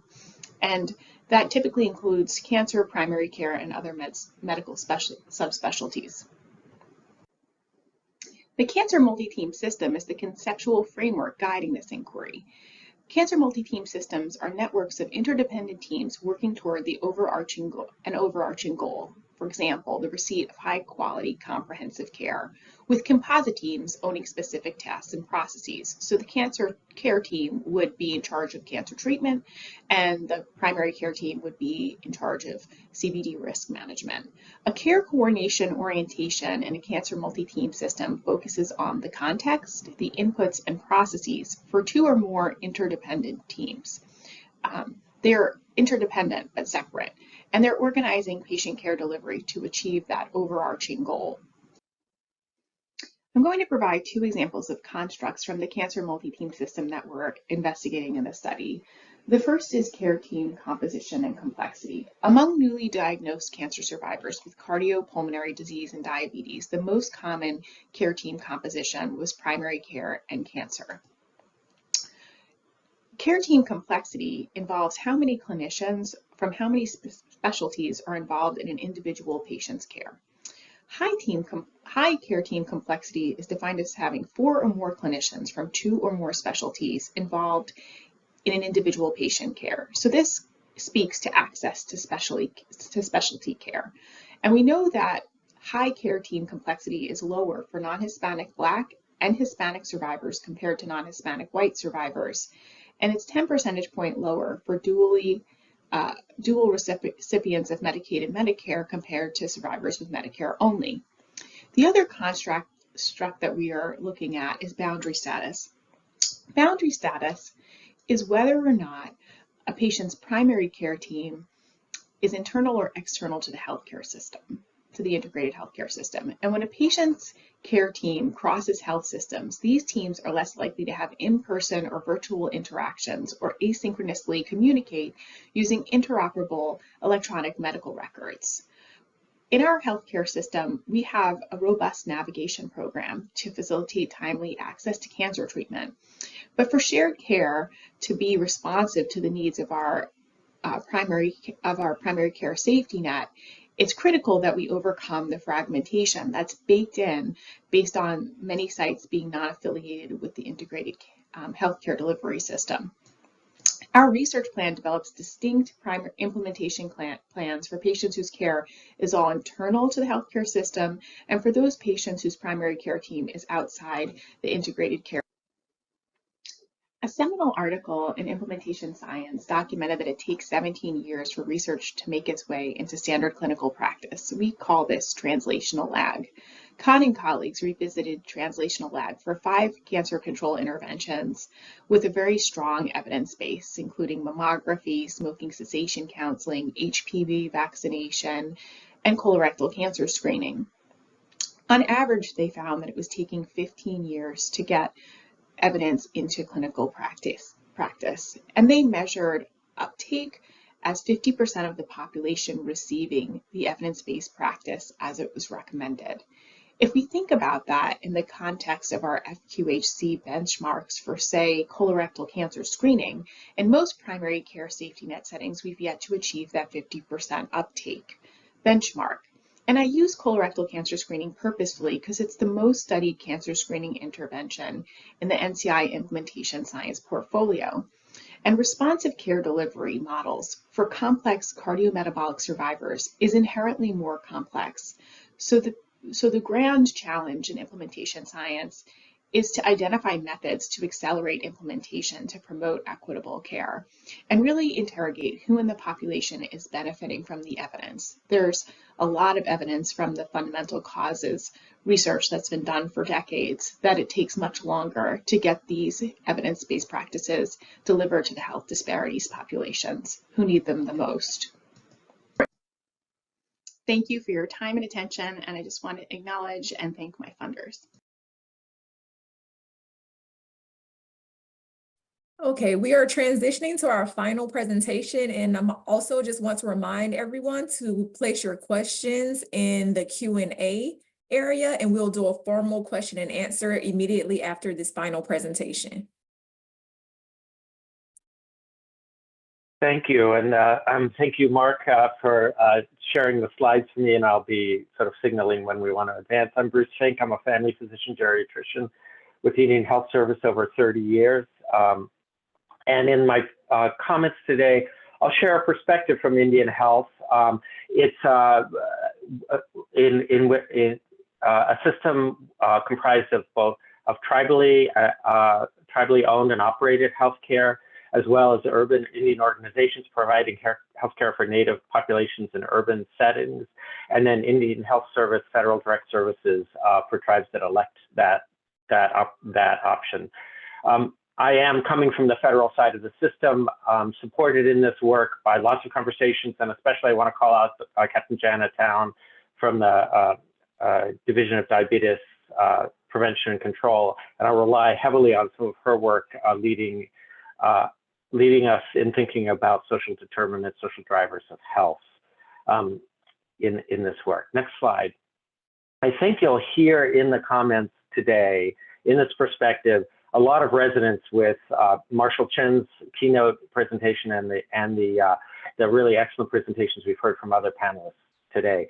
So we'll just start with the observation that American Indians and Alaska Natives have suffer from a high burden of multiple chronic conditions, as well as disparities in both health outcomes and health status. For example, in the Arizona BRFSS recently, the Behavioral Risk Factor Surveillance System study that oversampled American Indians and Alaska Natives showed not only high rates of multiple morbidities, but also, of course, disproportionate rates of fair or poor health status, and importantly, a low prevalence of having a personal physician among American Indians and Alaska Natives. There are lots of gaps in our data, and especially in data that allows us to view our population through the lens of multiple chronic conditions, which allows a more person-centered view of the experience of folks living with multiple conditions. But the biggest gaps actually are in applying existing knowledge to reduce disparities in health status and health outcomes, not in the data, but in how we use the data to change the lives of people living with multiple chronic conditions. So we'll go on to the next slide. This is a view of the world, of the individual. Again, Jana Town's view, or shared this view of the individual in the context of family and interpersonal connections, in the context of tribe and community, influenced by social factors, social risks, but in the context of culture and spirituality, and then influenced by historic events. And the next slide, I think we'll come back to this slide later, but the next slide, what I like about that view is that it reminds us that when we talk about multiple chronic conditions and disparities in health status and health outcomes, we're really talking about a present situation that is heavily rooted in the past, in which the past is very much in the present. And in this next slide that Jana provided, it's a nice image of the notion. And if you click one more time, you'll start to see continue to click through. You'll see the notion that the multiple chronic conditions that we see, one more click, and continue, please. Yeah, thank you. One more, two more, or three more. That these conditions, that's great, are really the fruit of history, of a legacy of both structure and history that bear the fruit of the disparate outcomes and health status we see now, and the burden of multiple chronic conditions. But importantly, the bedrock, the resources in the community, in the tribe, in the culture.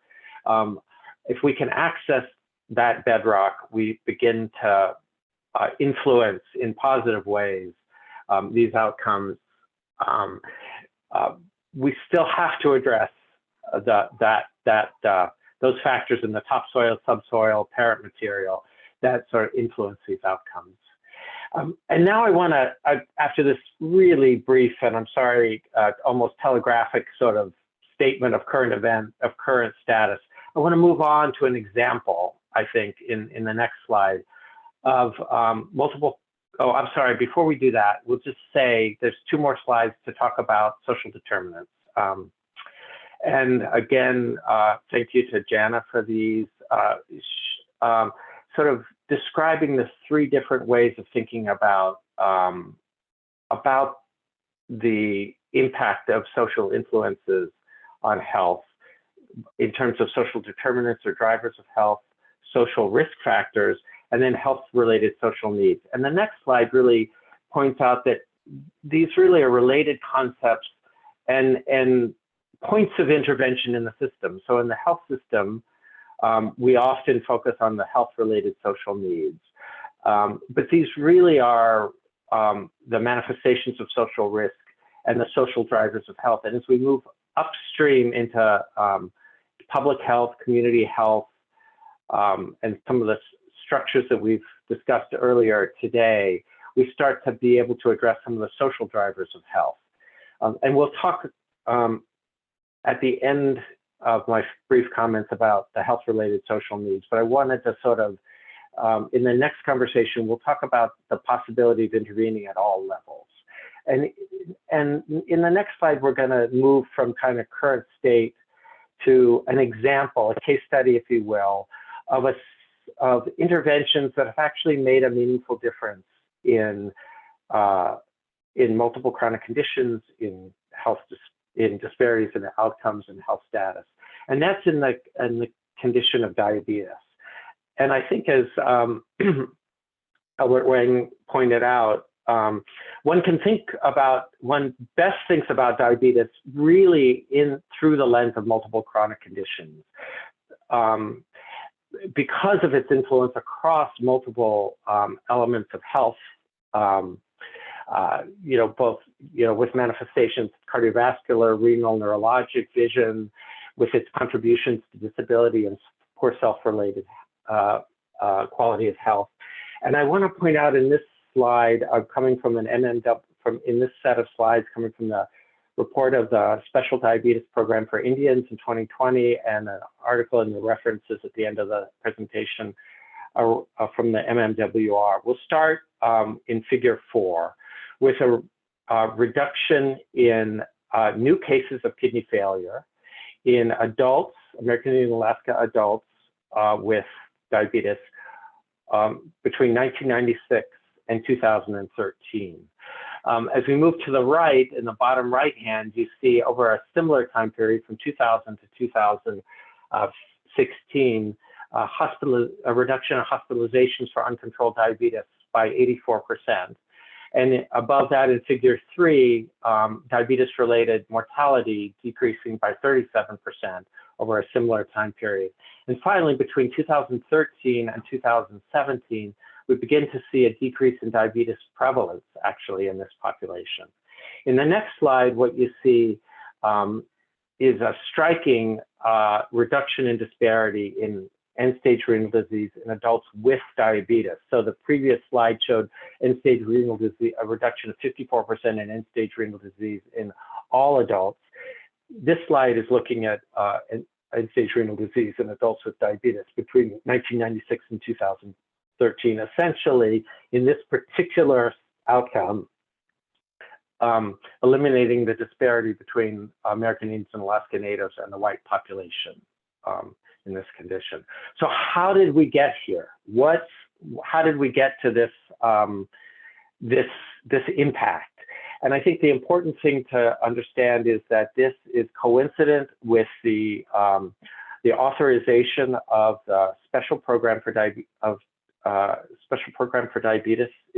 for Indians in 1997 as part of the Balanced Budget Act of 1997, which introduced ongoing continuous investment in health, in addressing diabetes into tribal communities.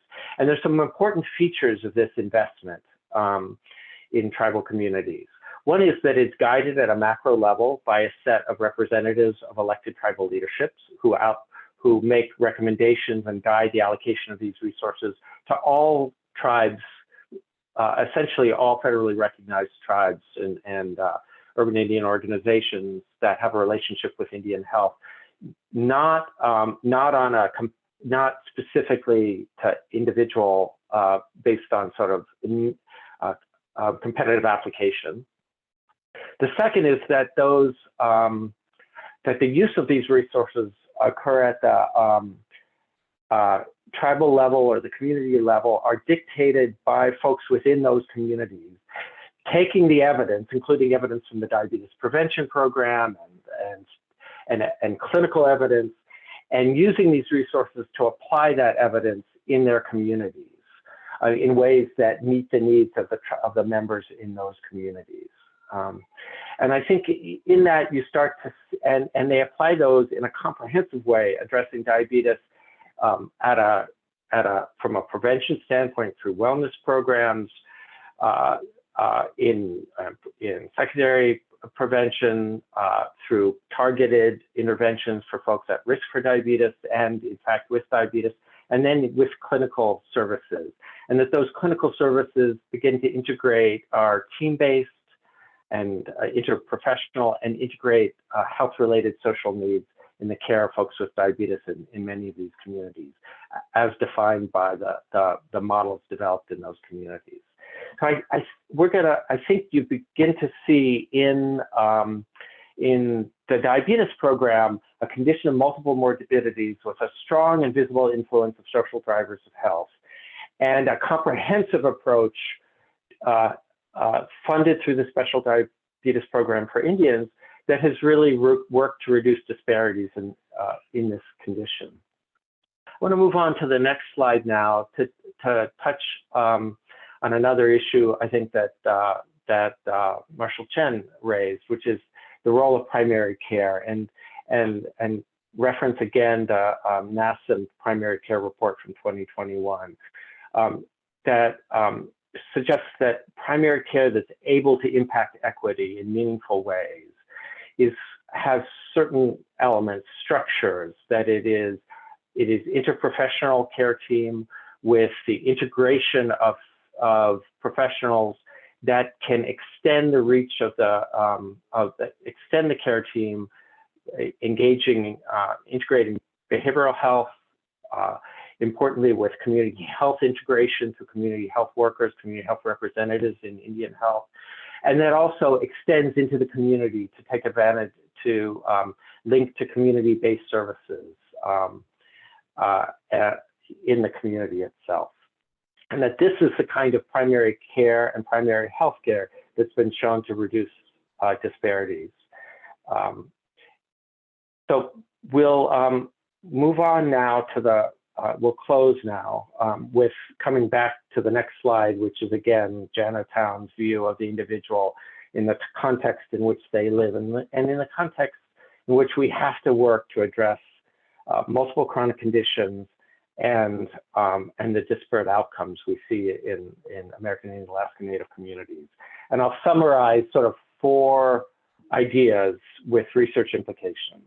One is that it's very useful and very helpful to understand disparities in health status and outcomes using the lens of multiple chronic conditions. This facilitates design of interventions that address common pathways in prevention and management, and it allows us to design for people rather than for diseases.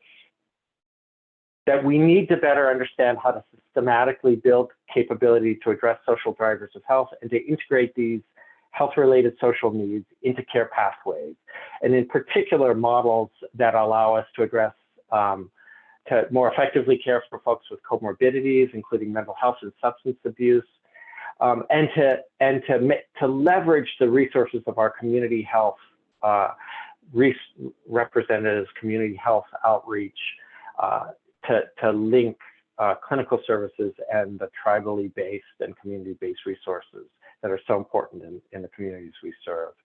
And that we get to these models and we get to this approach through pragmatic trials that are developed by and with tribal nations and communities, that this is the only effective way to translate trial evidence into meaningful changes in those communities. That bring the evidence from trials into those communities, allow those communities to design the interventions to meet their needs, and leaves behind a sustainable infrastructure for delivery of those services. And that infrastructure for delivery of that care has to be integrated into the primary health care and the primary care delivery system in those communities. And the last slide is just a selected set of resources. Look forward to the conversation that follows. Thank you. All right, thank you to all of the speakers for session 1. We'll ask all of you to come on camera so that we can have the formal question and answer. And also attendees, please continue placing your questions in the Q&A section. Let me see everyone here. All right, so our first question, and this can be answered by anyone, and we'll ask to try to limit your responses to 90 seconds, just so we can answer as many questions and get as much perspective as possible in this time. So all of you presented models that address different angles of healthcare, different populations, different perspectives, such as the here and now and the life course, and different clusters of social determinants of health and different medical conditions.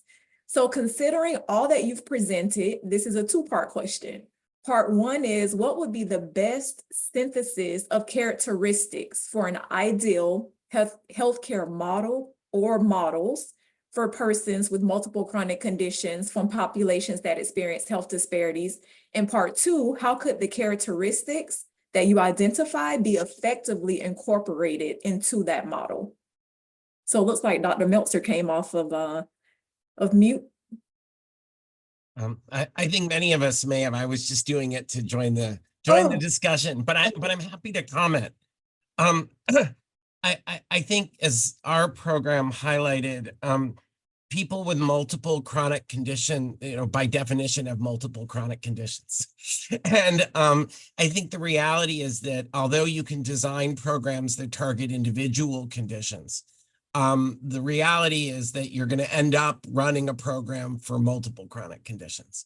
And so I would favor programs that start with that as the assumption, and then try to, within them, develop particular areas of focus and excellence for people with particular conditions. I also want to point out that in developing programs like this, you can't just think at the person level, although of course you must think at the person level. You have to also think at the system level. And it's extremely difficult to maintain a program for a very small number of people.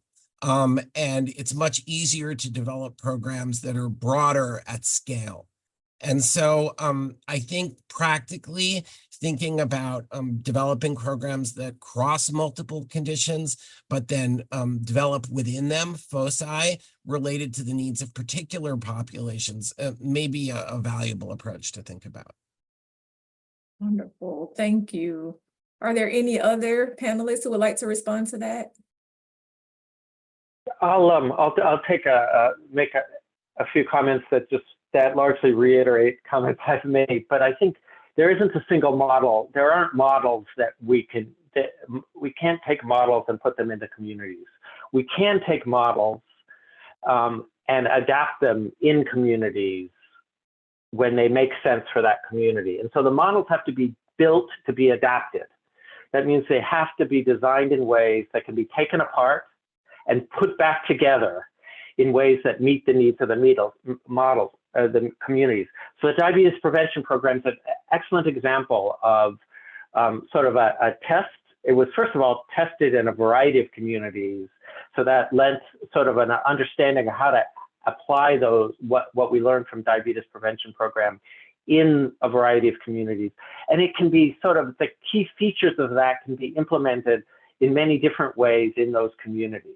And I think that we really have to begin to think not about sort of a model that's going to fix the problem, and I think that, but about the features that what the evidence tells us we can bring into our communities, and then our communities can adapt these approaches with, and what's the data they can use to adapt these approaches, and to change outcomes for the folks in their communities.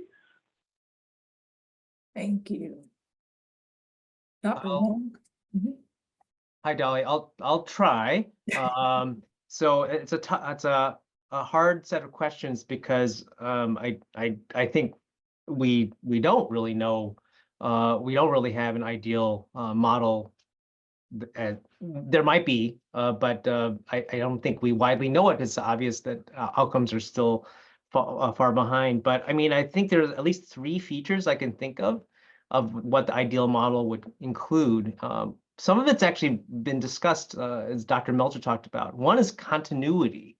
somehow creating systems that a model system that is able to follow a person in and out of different settings, from the home to to community to the clinic, and we don't have that yet, but and that's sort of hinted at with more primary care programs like CCP, which is a primary care for really sick people, and so continuity is a key. Second is thinking about adherence to common behaviors that are shared across people with different kinds of conditions. Medication adherence, dietary adherence, physical activity adherence. Those are probably principles of self-care that we would never, that would probably have to be adapted per person, but we'd want a population level increase in adherence to those habits. I think the one tricky one is what Bruce is talking about is community. Basically, we need to help more people in community before they actually even get care. That there are sort of community level interventions that are needed that need to be blended with all this. And the two interventions I mentioned in the church or in the homes, those are not financed by healthcare at all, by traditional healthcare payment right now. So. But we probably need more of those sort of public community level interventions. Thank you. I did receive a follow-up question, which is in direct response to something you said, Dr. Fink, which is how can a model that can be constructed and deconstructed be explained to payers? I think the movement is not to pay for a model, but to pay for outcomes and care. I think Marsha Chen sort of alluded to that, so that we begin to target, to understand those outcomes with a lens to address equity, right? That it's not simply outcomes writ large, but outcomes for every population that we're serving. And I think the second thing is, and there's no way around this, this requires some investments in the communities, in the populations that we're seeking to where we have disparate, unacceptable outcomes and unacceptable health status. We have to make an investment in those communities to change those outcomes. And that can be that's largely at a population level. It's not going to work at a fee-for-service level. It's simply not. But we have to be willing to make an investment at a population level to change outcomes at a population level. So another follow-up that anyone can speak to is not specific to what anyone has said thus far, but if more research is needed to understand how to incorporate the characteristics that the first three have described, what would be the research questions or research design to pursue them?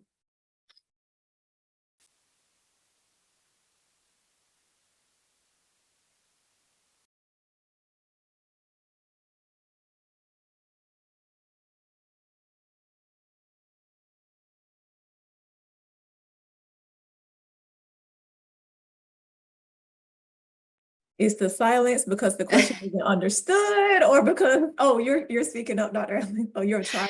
Yeah, well, I guess are we referring back to maybe explain the question a little bit more? So this is almost like a part 3 to the original question, asking like what would be the best synthesis of characteristics for an ideal model? How could you effectively incorporate them into the model? So then the follow-up is what type of research design could be used to incorporate some of these characteristics into a healthcare model that would effectively address multiple chronic conditions in populations that experience health disparities? So just to quickly, I think, kick off the response, and I think others, have a lot of areas to input it as well. I think that, that multi-level sort of interventions where we're really considering structural factors as well as kind of individual interactions and outcomes is going to be important. And I think that thinking through all of it through that sort of mixed methods, sort of implementation, sort of assessment is going to be important. So really kind of starting very pragmatically with that kind of approach. And I'll just tag on to that if we think about adapting for communities, we have to have a set of metrics communities can use that help them understand whether they should expect to get the positive benefit that they're expecting by adapting into those communities. And those aren't research questions. Those are questions, they have to be operational questions as they integrate the knowledge into their community and begin to deliver services using it. We have to be able to give them some idea of how they'll know that they're implementing in a way that they should expect this better results.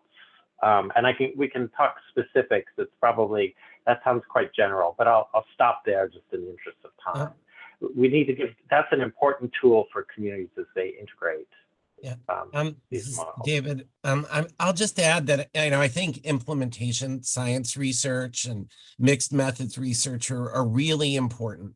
But I also really want to emphasize how hard it is to learn about causal effects without randomization.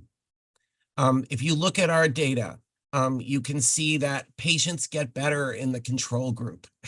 And the only way we know, or at least believe we know, that these interventions are truly working is that comparison. I also really want to highlight the importance of heterogeneity in patient populations and the implications of that for payment models and evaluation. I think it's a great idea to have quality measures that, target particular groups, but the smaller those groups get, the harder it is to figure out what's going on in them.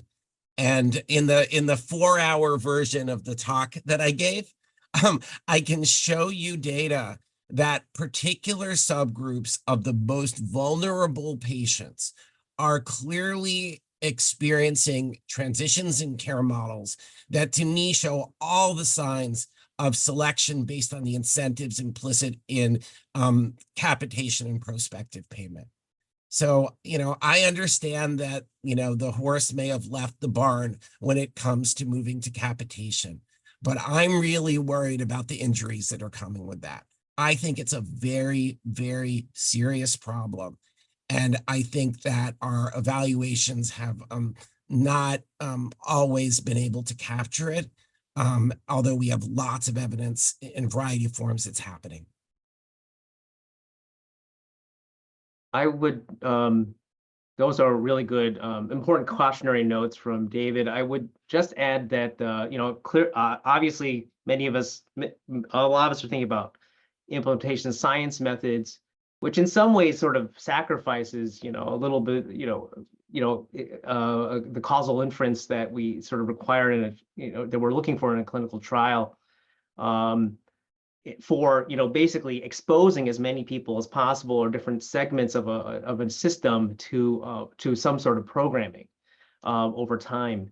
So the one thing I would say is that we could potentially leverage geospatial data as well as, but that needs to be coupled with a detailed understanding of how local policies and interventions are happening across different health systems and in different communities, and that is really hard to do. There's a lot going on. If you actually talk to community members, many of them are just going ahead with all kinds of programming, and it's hard to get your hand around all the activity at the community level, health system level, social services, local policies, state policies. They're all changing all at the same time. There's massive interventions, Medicaid interventions going on in the state of Illinois, and we don't, it's not clear to me we have good plans. But anyways, we need really, really bright people to be able to harness all the data that's occurring in this really kind of complex environment of experimentation. And maybe there's some signal of what works and what doesn't work. Thank you. So our next question, how could healthcare policy best align with the translation of research into practice? What are potential strategies or solutions? Hi, I'll start with that one.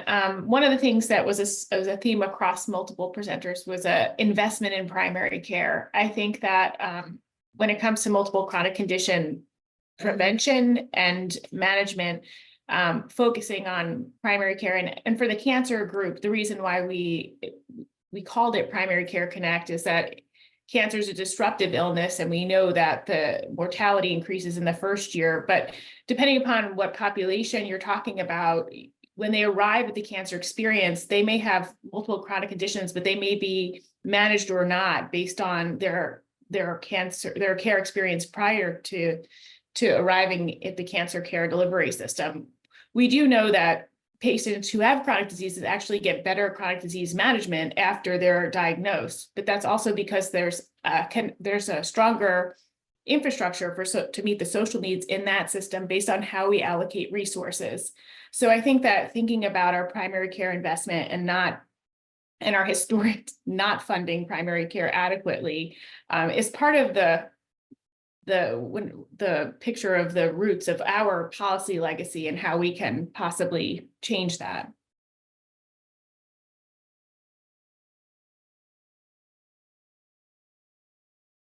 And I double that. I completely concur with that. I think that's really well stated. And just from a perspective of a system in which many of the folks we care for are rural or even frontier, and you have a limited pool of resources, people, as well as sort of infrastructure in the setting. The only way to bring effective interventions is by building into a primary care system within that structure. That systems that were in an urban setting, it may work to actually segment out kind of populations and treat them different, especially, and that can be powerful. In a rural setting, we really have to work through the existing infrastructure, which is primary care and community-based organizations in the geographic region largely.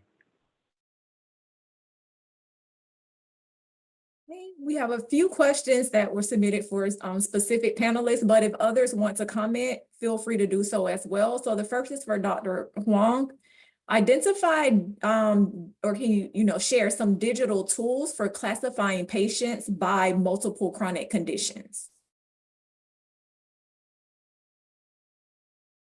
Yes, I can definitely share those. I actually had a slide, but because of time pressures, we were unable. But there are now multiple digital tools for identifying people who are frail. Dolly, I'm not sure what the best way of sharing that is. I could potentially put the links to different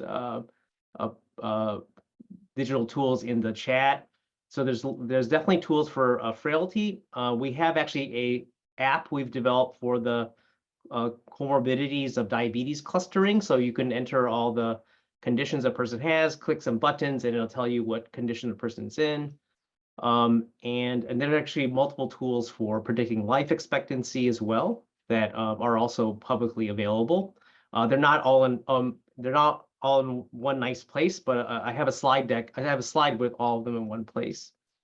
Yes, I think it will be helpful at some point during the day if you could, yes, place those in the link so that everyone could have a look. Thank you. In the chat? In the chat, yes. Okay. Sorry, the link's in the chat. All right. Dr. Allen, a question for you. In your proposed model of addressing racism, did you consider racial discrimination experienced in the country of origin? Did you consider, that's the first part, I'll start with that. In your proposed model of addressing racism, did you consider racial discrimination experienced in the country of origin? No, that's a really good point. We did not. So we know that that the experiences that immigrants and refugees have arriving to the United States there's trauma in the immigration process. There's experiences of discrimination that people may bring with them. So that we really focused on the US experience. So that's a good point. That was not part of our model. And then a second question is, did you consider exploring the differences in discrimination based on skin color or social class, or the difference in conceptualization of racism defined by different cultures and nationalities? So colorism is something that a lot of scholars are looking at that I think is an important area for consideration. So that's something we've talked about. It wasn't really represented in the model. And I do think so. There was another comment earlier about kind of that local contextualization, and there are those differences of experiences that kind of people bring as immigrants, or that sort of are represented in this question of kind of an anti-racist versus a decolonizing approach. I think that there's some commonalities, and Marshall kind of pointed out some of those in his response as well. You know, part of it sort of begins with a recognition of kind of the systemic factors that sort of perpetuate inequities, and particularly for those of us who, you know, benefit from those, and then secondarily how that plays out sort of in our research. And then kind of in the additional point is, I think along the lines of what Bruce was mentioning, how are we sort of more community centered in how we're developing solutions and thinking about how our interventions sort of align with kind of what communities are looking for for their own specific outcomes. So all of that complexity is not fully, you know, presented in our model. Thank you. Now we have a question for Dr. O'Malley. Can you tell us more about how you plan to measure and assess care team composition and complexity? Sure. So the first aim of the study looks at different kind of implementation actors, including patient experiences. And so we're going to be doing qualitative interviews for patients who are internal, who have primary care physicians who are internal, and some who had primary care teams who were external, to look at who's on their care team and how they made those decisions. So we'll do a chart audit before conducting the interview to get a sense of how the decisions were made, and some insights into that. And then for the RCT arm, which is the second arm of the study, there's a process evaluation component that'll include who's on a patient's care team, how that changes over time, with the ability to go back and ask about how those decisions were made retrospectively. So that's a part of, to understand, because we do know that that in addition to primary care, it's not optimal. Like, so about 40% of patients have primary care and cancer involved in their care. But we also know that there's known disparities for specialist inclusion in the care team. So we really want to understand that more.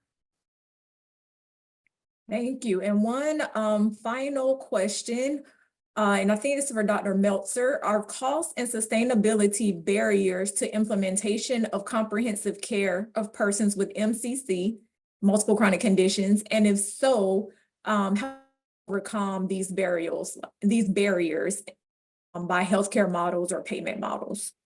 Yeah, I think that costs are an important concern in any model, and it needs economic viability. But what we've found is very large reductions in hospitalization rates in a variety of groups. When we have analyzed the cost data, we find that in preliminary results, at least for the vast majority of people, it looks like this is cost savings. But there are subgroups where costs don't decrease, and there are subgroups where it looks like costs may increase, but at least partially because we're improving outcomes, including trends in some of the data towards improved survival, although not statistically significant. So I think that the overall economics of better care in this instance is actually pretty favorable. But unfortunately, the incentives for selection, particularly in managed care, are really powerful. And I think it's going to be a really critical time in the history and evolution of managed care in this country, particularly for vulnerable populations. Because if we begin to develop the evidence base that interventions like this for vulnerable populations really make a difference, and we're not seeing them adopted by managed care programs, and we're seeing continued evidence of selection, I think sooner or later, someone's going to call them on this. And I think that'll be a really interesting moment, whether we either really push up the pressure for them to do more or go backwards, which we have in payment models. But my hope is that the managed care organizations will recognize that they either lean into the problem of dealing with the most vulnerable or see themselves forced to do so or pushed out. All right. Well, thank you. Great closing thoughts. I would like to thank all of the presenters for sharing your experiences with conducting multiple chronic condition research, including challenges within healthcare and community settings. Thanks to all the attendees. And we will now have a break. And we ask that you return at 1:27 for session 2. Thanks again, everyone.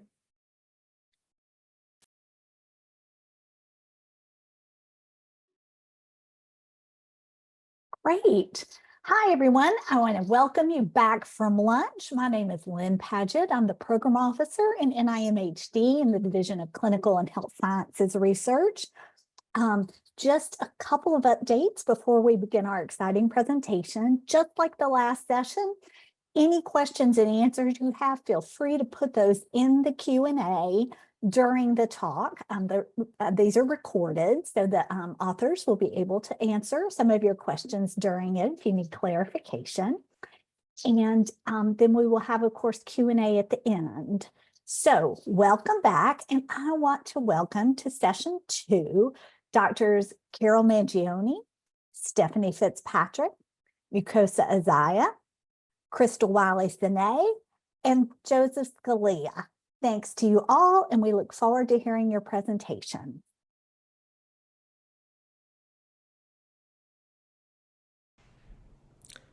Good morning. Thank you for this opportunity to talk to you about our intervention at UCLA and to describe some findings from our paper on the effectiveness of a pharmacy-led primary care intervention among Black patients with diabetes and multiple comorbidities, challenges and lessons learned. I have no conflicts of interest. If you look in the bibliography at our published reports, you'll see a similar analysis for both English and Spanish-speaking Hispanic patients. In the interest of time today, I will focus on our analyses of Black patients with diabetes. There is a wealth of data that shows the effectiveness of pharmacist-involved interventions on controlling cardiovascular risk factors. On this slide, I've displayed a number of the most prominent articles in the literature on this topic. At UCLA, in our primary care clinics, we have a program called UC MyRx. This schema shows what our pharmacists do when they see our patients. They first check blood pressure and will review labs.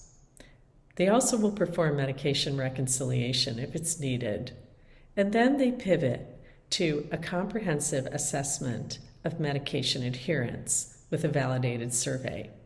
And much like most of the country, approximately 50% of our patients are non-adherent to their prescription drugs. There are many reasons why someone might be non-adherent to medications, and on this slide, we have the 5 reasons that we focus on.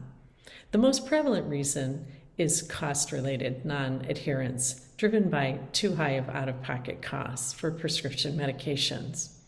When our pharmacists learn this from one of our patients, they will then use therapeutic substitutions after looking at a patient's drug benefit. They will help the patient sign up for drug assistance programs or look for the opportunities to use $4 generic medications. The other problems that drive non-adherence in our setting are refill issues, regimen complexity and polypharmacy, beliefs or concerns about medications or their condition, and organizational difficulties with multiple medications. The report that I will be referring to a lot during this presentation is an effectiveness evaluation of a pharmacy-led primary care intervention among Blacks with diabetes. The first author on this paper is Dr. Kimberly Narayan, who is an assistant professor in my division. Black patients are disproportionately impacted by diabetes. Relative to non-Hispanic whites, Blacks are 80% more likely to be diagnosed with diabetes, 20% more likely to have visual impairment, and 2 times more likely to suffer from end-stage renal disease, lower extremity amputations, or to die from diabetes complications. It has long been known that better control of cardiovascular risk factors is key to reducing diabetes disparities. We are going to focus on 3 cardiovascular risk factors today: glycemic control, blood pressure control, and lipid control. The bar graph on the right side of this slide shows the percent of population achieving risk factor control stratified by race and gender. The first blue bars are Black women, the second bars are Black men, the third bar are white women, and the fourth bar are white men. And as you can see, the lowest rates of risk factor control are among Black women. There are a lot of drivers of suboptimal risk factor control that people have published on. Some of them are listed here. One is receipt of lower quality care. Blacks are less likely to have an annual A1C and lipid panel tested, and they're less likely to have access to care. They also have lower rates of medication adherence, and this is driven by medication misbeliefs, concerns about side effects, low health literacy, and cost barriers. On the right side of the slide is an estimate of cost-related medication non-adherence by race. The first set of bars are for Black patients and the second for white. For our UC MyRx intervention, we target it to specific patients in our practice. And one group are adults with uncontrolled type 2 diabetes who have a hemoglobin A1C greater than 9%. These patients may also have high LDL cholesterols, blood pressures above target, or may be on 5 or more prescription medications. We also target our intervention to older adults, especially those on warfarin or insulin, and those who are taking 8 or more prescription medications. We have a visit to the pharmacist also for our patients who have 1 or more chronic conditions who have recently been hospitalized. And finally, we will see any patient that one of our primary care providers would like us to see. The research questions in this paper ask, what impact does the UC MyRx intervention have on cardiovascular risk factor control among Black persons with diabetes? And does the UC MyRx effects or benefits vary across the groups? We would like to know if they vary across baseline or pre-intervention cardiovascular risk factor control or levels of comorbidity. The method that we employ is a difference of differences method with propensity score matched comparison groups. The assumptions with this method is that comparison groups are not impacted by the intervention and that secular time trends for the treatment and comparison group are the same. Additionally, there is an assumption that the difference between the treatment and comparison group is observable. Our data source for these analyses come from the electronic health record, and the window is from March 2013 to December 2018. And you can see the variables that we abstract. This is a scheme of our study design for treatment groups. To be in the treatment group, you have to have had at least one face-to-face visit with a UC MyRx pharmacist during the study window. And you have to have a year of data before that time and a year of data after that time. The eligibility by A1C criteria and blood pressure are also listed on the left edge of the slide. To be in the comparison group, you have to have had at least 2 UCLA primary care visits greater than or equal to 2 years apart without a visit to the UC MyRx pharmacist at any point in time. The observation window is the same both before and after a random index date that is matched to the actual dates for the patients who saw the pharmacist. Our primary predictors is to better understand the overall impact of the UC MyRx program on risk factor control, and to ask specifically, do the program effects vary across different risk factor levels in the pre-period, and whether the program effects vary by the level of medical comorbidity among the patients. So our outcomes are change in risk factor control, so change in A1C from before to after seeing the pharmacist, and change before and after for the comparators, and change in systolic blood pressure in those 2 time windows. Our statistical model is a linear mixed effects model, and random effects account for clustering of data within individuals and clustering of data within matched pairs. This slide has the overall UC MyRx effects. So these are the results of the analysis of the program on cardiovascular risk factor control among Blacks with type 2 diabetes. In the box, you see that there is a significant effect on having a lower hemoglobin A1C by 0.4%. And for blood pressure, there was not a significant effect. If we look at the effectiveness of the program across various risk factors at baseline, basically it's negative. The effect of the program is the same, regardless of what level of risk factor you have before seeing the pharmacist. When we look at the effect and whether there's variability across comorbidity levels, what we see here is that patients in the lowest tercile of comorbidity benefit the most from seeing the pharmacist, with a 0.7, almost 0.8 reduction in A1C, and that the level of comorbidity did not lead to variation in systolic blood pressure after seeing the pharmacist relative to the controls. So in summary, we observed reduction in A1C across the whole population of Black patients with diabetes, but not systolic blood pressure. And the effects were not stronger among those with worse risk factor control. The strongest effects were observed among those with less medical comorbidity. We have some limitations of this study. We have no control for unobservable factors across treatment and comparison groups, and we only observed 1-year short-term effects from the program. And our study is also limited because it was conducted in the primary care offices that are part of a large academic medical center. In Los Angeles, these offices do span over 100 square miles, so they're not all right in our backyard, but they are all affiliated with us. So the effects of the UC MyRx program is actually on par with the effects that we would observe by starting continuous glucose monitoring or starting insulin in a person with type 2 diabetes.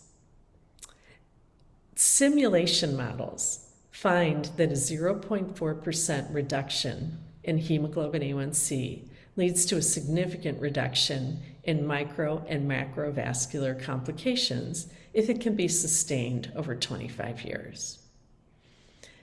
Hemoglobin A1C change is smaller in this study than what has been observed in efficacy randomized controlled trials. And that would be expected in real world settings. We also believe that this model may be more feasible to adopt among a diverse range of medical practices. We've learned a lot of lessons about implementation in this study. One, that partnership across the healthcare system is critical for rapid implementation. You need buy-in from the health system leadership and engagement of your physician leaders. We also found that it was critically important to engage practice level staff at all levels in our rollout plan, practice managers, LVNs, medical assistants, and that we needed to be flexible about how we implemented this in various settings. We found we had to be in coordination with other programs to avoid duplication. A lot of people are trying to improve the care of people with diabetes. And we also had to be closely linked with the health system and community. Finally, and most importantly, there is a strong need for better reimbursement models for pharmacists' time so that these can be billed in the outpatient setting. And, of course, we believe that rigorous evaluation of anything that we do in our healthcare system is a requirement, and we always strive to try to be a learning healthcare system. So I am going to stop there and take any questions you may have. And on this slide, I have a partial bibliography of some of the papers that we have published from the UC MyRx program over the last decade. Thank you very much for your attention. Hello, my name is Stephanie Fitzpatrick, and I'm an associate professor at Northwell Health. And it is my pleasure to speak with you today about the Decide Self-Management Program, an approach to empowering persons managing multiple chronic conditions. The Decide program has two major focuses. One, providing patients with essential knowledge about chronic disease and chronic disease self-management based on the most recent care guidelines. And two, teaching patients problem-solving skills. The Decide program is designed to enhance patient awareness of medical conditions and disease or risk, the knowledge regarding their overall health and particular chronic conditions, and also helping to build their skills in managing the disease as well as managing their overall health, and also thinking through what resources they need, whether that be additional support from their family or from their care team, and essentially empowering them to engage in health behaviors. So what is problem solving? It is a learned skill that can be defined as a series of cognitive operations used to figure out what to do when the way to reach a goal is not apparent. In other words, if you think about patients with multiple chronic conditions, there are multiple problems that they run into in terms of trying to manage those conditions, whether it be related to which medication to take and remembering when to take it, eating healthy and being able to have access to healthy foods, being able to engage in physical activity in a safe neighborhood, or having access to a gym or sidewalks in order to be able to go walking. All of these different problems, whether they are practical problems, personal problems, knowledge-related problems, come up. And oftentimes patients get stuck. They don't know what to do. And so problem-solving training is about helping people to figure out what to do when they don't know what to do. So the Decide program really helps people to think through what are the challenges and barriers, what's getting in the way of self-care, whether that be competing life priorities and demands, limited resources, socioeconomic barriers, or family barriers that certainly have implications for them being able to engage in self-management behaviors that then lead to poor clinical outcomes. And with problem-solving skills, and particularly with problem-solving training, it helps patients to be able to address those challenges and barriers, whether it's to address those challenges and barriers on their own, or figuring out what resources and additional supports they need in place to address those challenges and barriers in order to engage in healthy behaviors and improve their clinical outcomes. So the Decide program is split into two parts. The first part is all the facts about managing your chronic conditions. Here I have diabetes because the first version of Decide was focused on diabetes, but it has now been adapted for multiple chronic conditions, including hypertension, chronic kidney disease, as well as heart failure. And so in this first part, in this first module, it is about providing patients with the education and information about the particular chronic condition. What are the target clinical numbers that they should aim for in terms of knowing that they are improving in management of their chronic condition? And also, what are the self-management behaviors that they need to be engaging in to move those numbers, to move the needle in terms of managing that chronic condition? And then the second part of Decide is really focused on those problem-solving skills and really teaching it, breaking it down step by step, how to go about figuring out and coming up with a plan to do something to address those challenges and barriers or those problems that get in the way when otherwise they've been getting stuck and not sure what to do before. The Decide program is delivered either weekly or bi-weekly.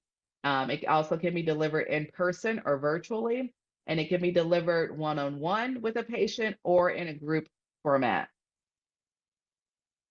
So I'm going to just talk through briefly two studies that have utilized the Decide program, but there are several clinical trials and studies that have used the Decide program. And so this first one here was focused on supporting African Americans with diabetes in Baltimore, Maryland. This was the first large trial, RO1, of the Decide program. There were actually about 180 patients that were randomized in this particular clinical trial. I'm just focusing on the patients that were randomized, particularly to receive Decide as either a self-study or self-directed program, an individual one-on-one program, or in a group-based setting. And so among those 137 that received the Decide program, as you can see here, certainly about 13 years of education, but reading grade level is actually around the 8th or the 9th grade, if we look on average for this particular population of patients. And a little over a quarter of them are making less than $10,000 a year. In addition to having diabetes, they are also managing, a number of them are managing high blood pressure as well as high cholesterol, and about 15% are managing symptoms of depression. So again, multiple chronic conditions, thinking about in terms of not just diabetes, but in high blood pressure, high cholesterol, but also mental health. And so in this trial, you can see here, as I said before, participants receive Decide either to do it on their own and work through the materials on their own, or one-on-one with an interventionist, or in a group setting. And as you can see, immediately post-intervention, which was about 18 weeks, as well as at 6 months post-intervention, certainly for the self-study, and in some cases for the individual and group-based formats, we saw improvements in A1C, as well as blood pressure and lipids. And there was improvements in problem-solving skills, as well as the patient's diabetes and cardiovascular disease knowledge, their engagement in healthy eating, and also engagement in physical activity improved in some of the delivery formats for Decide. So the way that Decide was initially developed, certainly it was at the individual or at the patient level. That was the focus, to really empower the patient. But we have also now been doing studies with Decide, looking at the other levels or multi-level approach in terms of implementing Decide in large healthcare settings in partnership with community-based organizations, and thinking about not only addressing the chronic disease self-management piece, but also some of those social problems that get in the way of that chronic disease self-management. So in this study, the Bridge to Health Puente a la Salud study, which was funded by NIDDK a few years ago, it involved a partnership between Kaiser Permanente Northwest, which is provides healthcare to folks in Oregon as well as Southwest Washington. Kaiser Permanente partnered with a community-based organization called Project Access Now, which served as a hub for several other community-based organizations that each had a community health worker embedded in their organization. And so as part of this study, we partnered with each of these CBOs. We trained them in delivering the Decide program, and then we randomized, we recruited and randomized patients from Kaiser that had diabetes and randomized them to receive the DECIDE program plus some support in addressing health-related social needs, or they only just receive support in addressing health-related social needs and did not receive any diabetes self-management support. Again, because of the sake of time, I'm just going to focus on those participants that received the DECIDE program in this study. There was 56 participants. And as you can see, in addition to having diabetes, on average, they had elevated BMI in the obesity category. Also, almost 70% were diagnosed with hypertension and 55% were diagnosed with dyslipidemia. And as you can see, as part of being in a study, they also had health-related social needs, such as unstable housing, financial hardship, food insecurity, and lack of transportation. All problems that certainly get in the way of managing particularly multiple chronic conditions. And so in the Bridge to Health study, once participants were randomized, they were connected to a patient navigator within Kaiser who worked in tandem with the community health worker from the different CBOs to connect the patient to community resources, social services, as well as medical services to address all of those things that are getting in the way. Are they having trouble making it to their appointments? Are they having trouble accessing healthy foods? Are they in an unsafe house, whether that be physical structure or there's intimate partner violence that might be happening? And so the navigator and the community health worker really partnered together to support the patient in addressing those health-related social needs, but also the community health worker delivered the DECIDE program to the patient either in person or by phone. And what we found was at the end, among those patients who came back and were, as part of standard clinical care, got a follow-up A1C test, and 80% of them were able to do this, we found that of the, and I should have said before, sorry, all the participants in this study had an A1C greater than 8. So they had poorly managed diabetes in the beginning at baseline. And so 36% of them that received DECIDE plus this navigation to community resources were able to get their A1C below 8% at 6-month follow-up, and also to reduce their A1C on average by 0.72. And particularly among those participants who completed at least 7 of the DECIDE modules, they 42% of them were able to get their A1C to less than 8% and had a clinically significant reduction in A1C of a little over 1.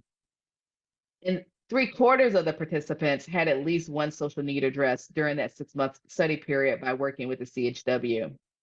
And so we did some qualitative interviews to understand how can we sustain a model like this? How can we sustain a program like DECIDE while also pairing that with really connecting people back to their community and community resources and addressing those things that once they're outside of the clinic walls, how can we get them the supports they need to engage in chronic disease self-management? And as you can see here, we interviewed healthcare leaders as well as the CHWs and other healthcare staff. And all 3 of them said we need really clear workflows and responsibilities in order to know who is doing what. And as you can imagine, when a patient is managing multiple chronic conditions, there's probably multiple providers involved in their care. And all of that needs to be organized. Everyone needs to be talking and organized in terms of who's doing what, and there needs to be an alignment in that care plan.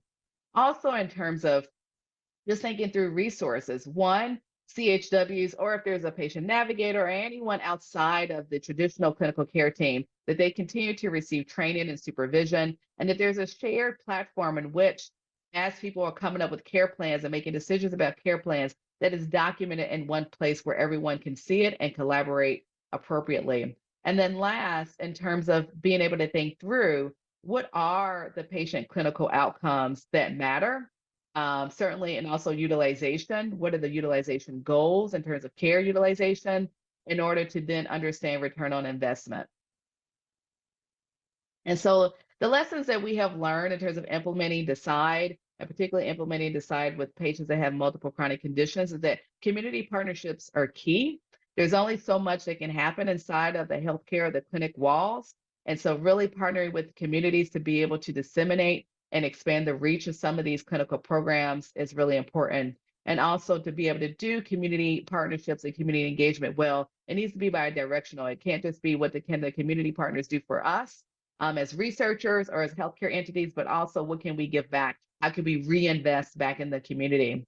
And then thinking about the flexibility in terms of how interventions are delivered. whether that be in person, by phone, virtually, every week, every other week, really working with the patient in terms of what's going to work for them to be able to get access to the intervention. And then this work requires time and patience.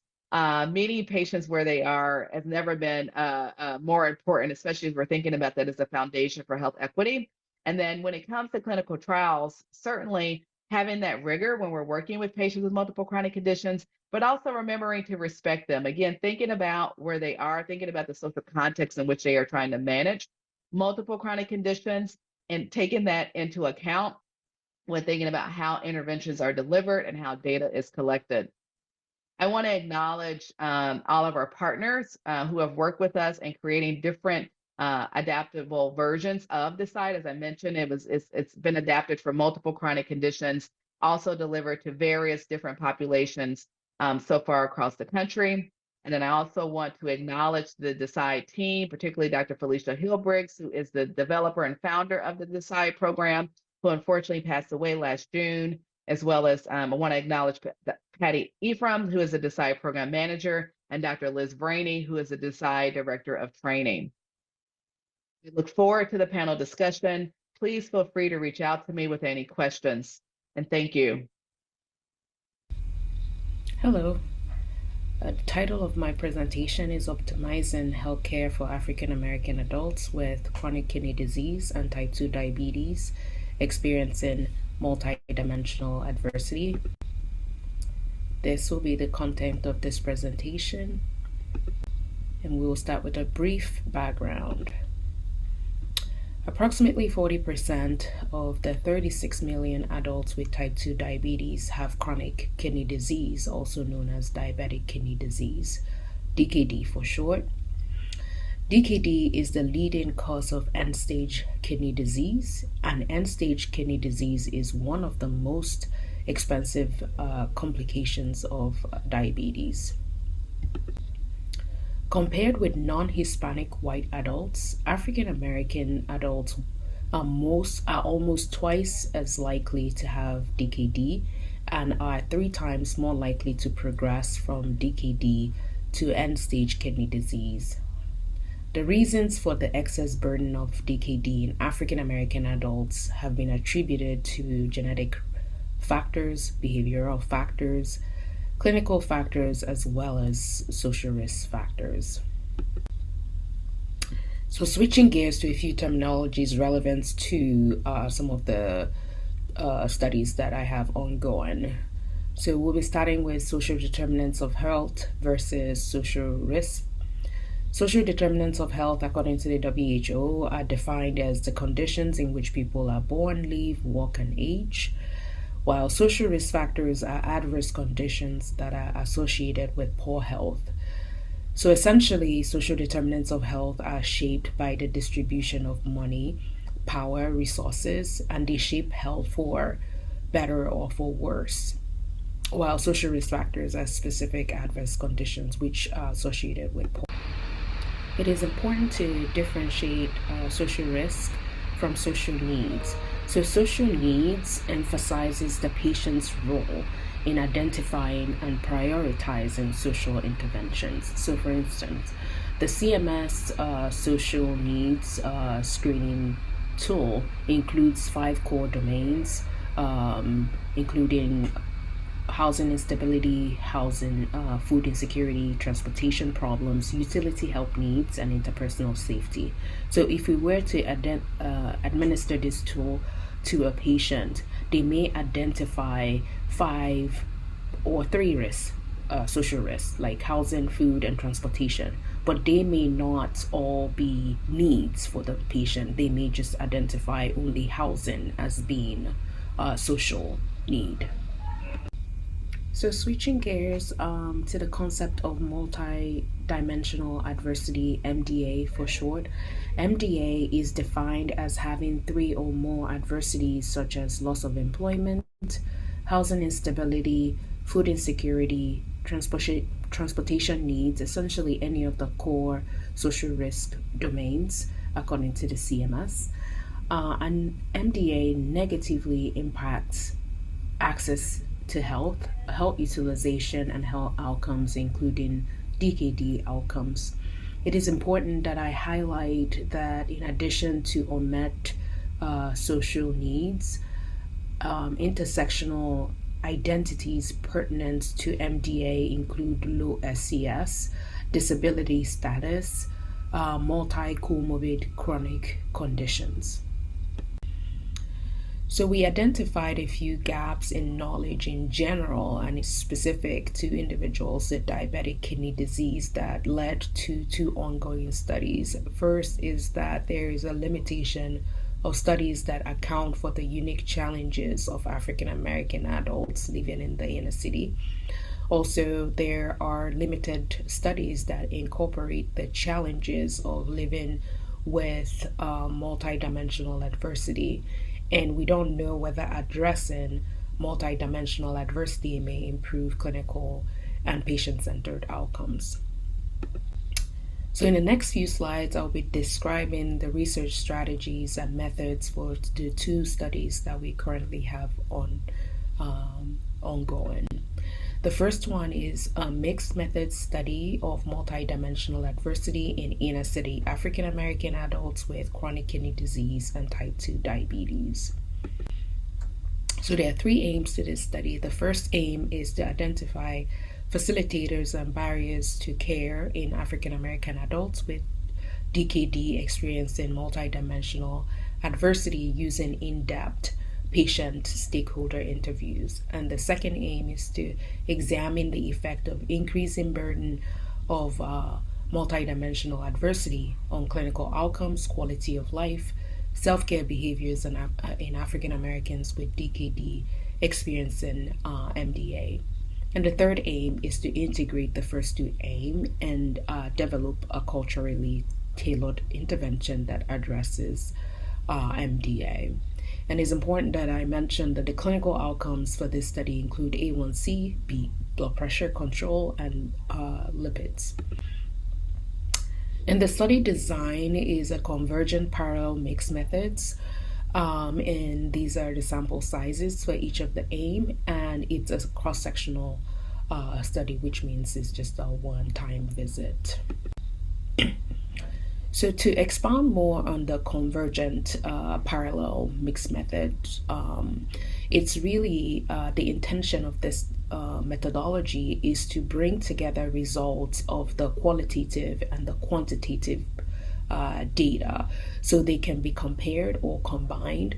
And it does lend itself to a few strengths. We give a voice to study participants. Each of the data types too can be collected and analyzed separately and independently using techniques that are traditionally associated with each of the data type. And then it also lends itself to a team science whereby you have researchers with diverse expertise working together to try to achieve a study goal. So you can see the step 1 for this methods is we will collect qual data for aim 1 and concurrently collect quant data for the aim 2. And then in step 2, we will analyze both data separately. And then steps 3 and 4, we will merge the results and interpret the data with the ultimate goal to design a study intervention that we can then roll out. Then the second study is titled Basic Needs Navigation Intervention to Address Multidimensional Adversity in African Americans with Diabetic Kidney Disease. This study also has 3 aims. The first aim is to determine the feasibility of a basic needs navigation intervention, and the second and third aims are to determine the preliminary efficacy of the basic need intervention on clinical outcomes and self-care behaviors and quality of life in African Americans with diabetic kidney disease experiencing multidimensional adversity. It's a 2-arm pilot randomized controlled trial, and the intervention arm will receive diabetic kidney disease education, individualized basic need navigation, lifestyle coaching, and skills training, while the control arm will just get DKD education. The primary aim is A1C, and the study duration is 6 months. So the intervention framework is the information, motivation, behavioral skills model. This model posits that providing individuals with health relevant education builds their motivation and their confidence to act on specific behaviors and behavioral skills, which are prerequisites to behavior change and clinical outcome. We do know that MDA influences the relationship between information and motivation, and also behavioral skills. So the premise goals of the study is to intervene by providing diabetic kidney disease education, and then providing individualized basic need navigation, which intervenes at the MDA level, and then by providing lifestyle coaching and skills training, we hope to impact behavioral change and then improve outcomes in our study population. So the clinical practice guidelines for DKD by the KDIGO recommends a comprehensive strategy to reduce risk of kidney disease and cardiovascular disease. And lifestyle modification and self-management is the foundation of this clinical practice guideline strategy. And we have incorporated this foundational recommendation into our study with the goal to improve clinical outcomes. However, what is currently missing in our clinical practice guidelines is the unmet basic needs piece, and we hope that by demonstrating with these studies that we have ongoing, we can begin to have a conversation about how we can include and incorporate the social needs into our clinical practice guidelines. We have a few healthcare models that are relevant to our studies, specifically have been relevant to the implementation of the studies, the RCT we have. The first one is the eHealth Enhanced Chronic Care Model, and the eHealth Education, Self-Management Support, and the Complete Feedback Loop components of these care models have been critical in rolling out our study intervention. We have a health educator who delivers health education completely virtually over the phone, and then provides remote monitoring to patients in intervention arm, and then gives them feedback real time, which is implemented in their intervention education sessions. We've also incorporated the home-based model in implementation of the studies, especially for our recruitment and retention visits, and also for patient interviews, where we can go into their homes and really see what their lived experiences and their lives have been. And we're really grateful for them to let us into their homes. In terms of lessons learned, I think the main thing that has really been a key piece is flexibility, importance of flexibility. So especially in working with individuals experiencing MDA, we try to offer visit locations in places that might be convenient for patients, so be it in their homes, community sites, virtual visits. We just have to be flexible and adaptable. The other key thing is the importance of recognizing the perceived burden of research participation amongst patients who are also experiencing MDA. And it's really been an eye-opening experience. The mixed methodology piece, and by conducting qualitative interviews, we've really learned a lot in terms of trying to understand what really goes on in the lives of patients who are experiencing MDA. Next steps, we're hoping that we can conduct a large-scale study that addresses MDA and examines the effectiveness and cost of basic need intervention on clinical outcomes, self-care behaviors, and quality of life. And so in summary, MDA negatively impacts health outcomes, including DKD. We need multi-level intervention studies that incorporate one or more existing healthcare models, are very essential for improving health outcomes, especially when conducting research among populations experiencing health disparities who often have multiple intersectional identities. Also, when conducting research among populations experiencing health disparities, it is important to be flexible and recognize research participation could pose an additional burden to these patients. Thank you. Hello, I'm Dr. Crystal Sine, and I am going to talk with you about the implementation of patient priorities care in North Carolina, the opportunities and challenges. The goals for the presentation are to describe what patient priorities care is and who is it for, as well as what problem it addresses, and then to talk about some challenges and lessons learned. So first, we're going to start with a video.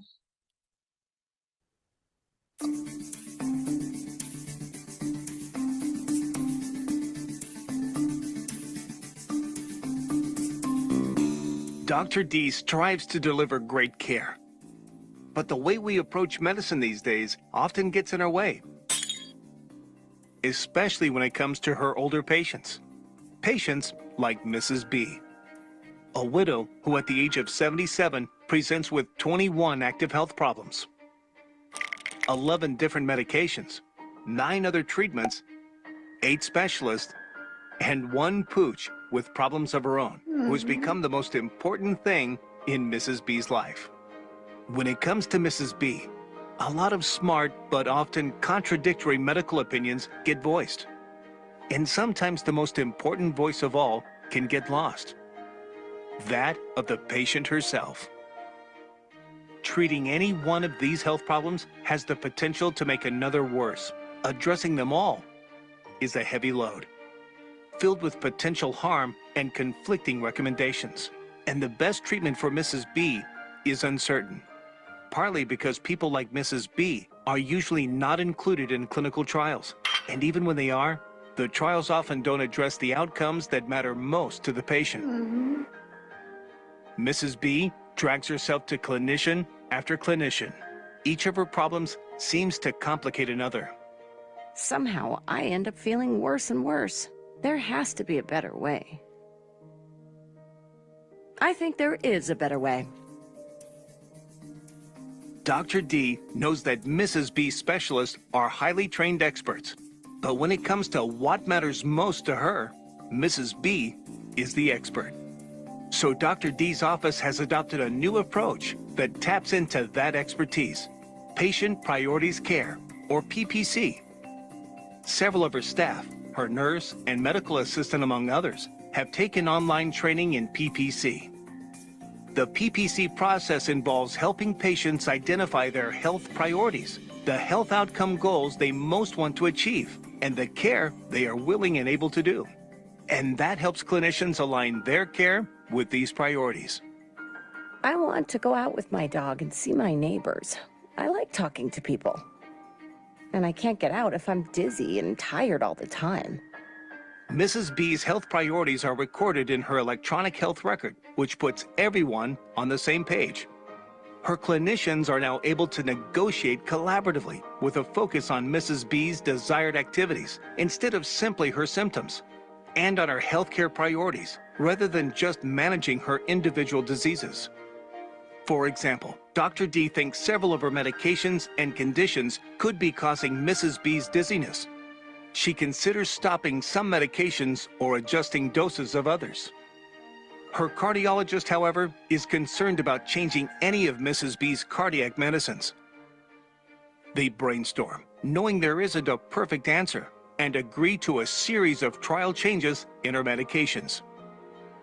Through ongoing monitoring of Mrs. B's ability to do her desired activities, Dr. D is able to reduce some medications and eliminate others entirely. They agree to add physical therapy, which Mrs. B is willing to do to improve her balance and walking. I've been able to walk my dog a bit more and even chat with my neighbors. We are going to watch closely to see if you're able to do the things you want and are less overwhelmed by all your health care. Thank you. It really helps being part of the team. Thank you for helping me to provide the best healthcare possible.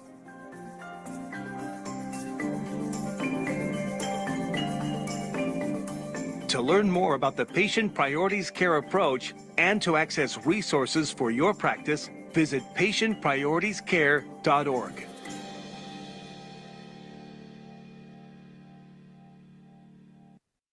So at its essence, to recap, the core components of patient priorities care are to identify the patient's priorities and to align care decisions with those priorities. To identify patient priorities, a facilitator is the one who usually does this, and that's typically someone from within the practice. It can be a social worker, a nurse, or even a medical assistant. And they ask about the patient's values, what matters most to the patient, as well as the actionable, specific, and realistic health outcome goals that they desire from their healthcare. They also ask about their healthcare preferences, the aspects of care that they find helpful, as well as the ones that they find burdensome, and any trade-offs. And they end this process with asking the patient about the one thing, the health problem, whether it's a burdensome symptom or a healthcare task or a medication that the patient most wants to address to help them achieve their health goal. And the clinician's job is to align their care decisions with the patient's health priorities. And they do that by considering whether the current or the potential care that they're considering is consistent with the health outcome goals that the patient desires, as well as the patient's care preferences. And they use those patient's priorities to do three things: to help them focus their communication with the patient, and to think about what interventions or care decisions they want to start, stop, or continue. And they also use the patient's priorities in order to prioritize the care decisions. And this is especially important when there are differing perspectives. So in its essence, patient priority care is really about moving decision-making and conversation from one that focuses on what to do for single conditions, such as you need to take a statin because of your heart disease, to thinking about the patient holistically. So knowing your health priorities, knowing your health conditions and your overall health and life, and what matters most to you, I would suggest that we do X. So it's really putting the patient at the center and recognizing that the patient is the expert in what matters most to them. So what do we know so far about patient priorities care? Patient priorities care, from the study that Dr. Chinetti and her team did in a large practice, multi-specialty practice in Connecticut, we know that patient priorities care, is associated with a greater focus on the patient's goals. It's also associated with decreased unwanted care in terms of tests ordered, self-management tasks added, and also decreased number of medications, or more medications are stopped when you use this approach, as well as overall it results in decreased treatment burden. So now let's move to the study that we conducted. So this was designed as a hybrid implementation effectiveness trial, and really it was designed to address some of the gaps in the prior studies at the time, in the sense that we wanted to implement this approach in smaller and more rural practices that also served a more racially and socioeconomically disadvantaged population, because we know that individuals from minoritized racial groups often develop chronic illness earlier and have more severe illness. So we wanted to make sure that the potential benefits of this approach to care would accrue to them as well. So the goal was really to implement patient priorities care in 8 primary care practices affiliated with the University of North Carolina, Chapel Hill, and some of our community practices. We wanted to conduct a study using a quality improvement framework for the implementation of patient priorities care, and to use a randomized trial design to actually examine the effectiveness. Because with PPC, when you're identifying the patient's priorities, you can do that with any patient who's, an older adult with multiple chronic conditions. That patient doesn't have to be necessarily enrolled in a study. So this was sort of the approach that was available to anyone, but we wanted to evaluate the impact on outcomes in a rigorous randomized trial design. Our target population was 320 older adults with multiple chronic conditions, and we sought to enroll 40 patients per practice. Our primary outcome was treatment burden, and our secondary outcomes were unwanted care and healthcare utilization, and of course, implementation outcomes. So we were looking at feasibility, acceptability, adoption, as well as activity-based costing. So what did we learn? What we learned was that PPC as designed was not feasible in the community-based primary care practices in which we sought to test this intervention.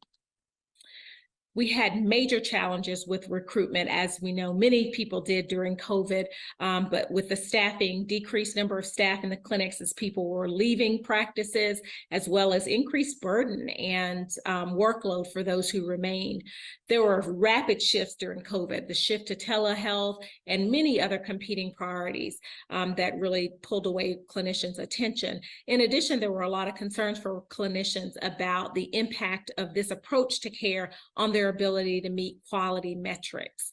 And just in general, in this COVID era, there was high levels of uncertainty, low levels of perceived control, and just a lot of fear and anxiety among the clinicians and the leaders in the practices. And this made engagement with a research study during this time really challenging.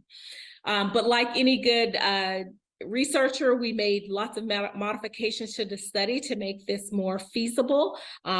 We moved from randomizing at the practice level. Again, we sought to randomize 8 practices, 4 to the PPC approach, which would include training and implementation, as well as 4 to usual care. So we modified from that randomization level to randomizing at the individual clinician level. We also expanded the practices that we sought to include, moving from just our community-based practices to also include the academic practices.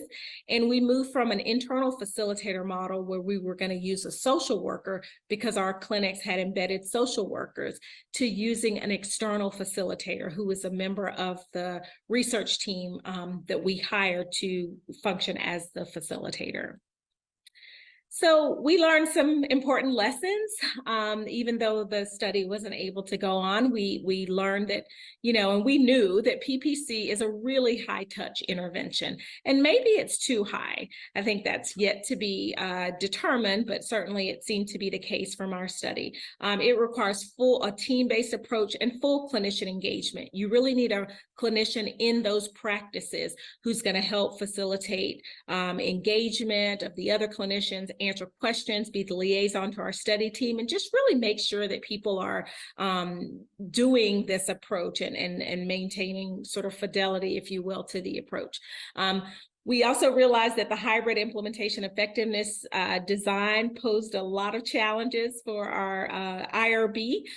It was really hard for them to understand how, we have this approach to care, which really PPC is enhanced to usual care.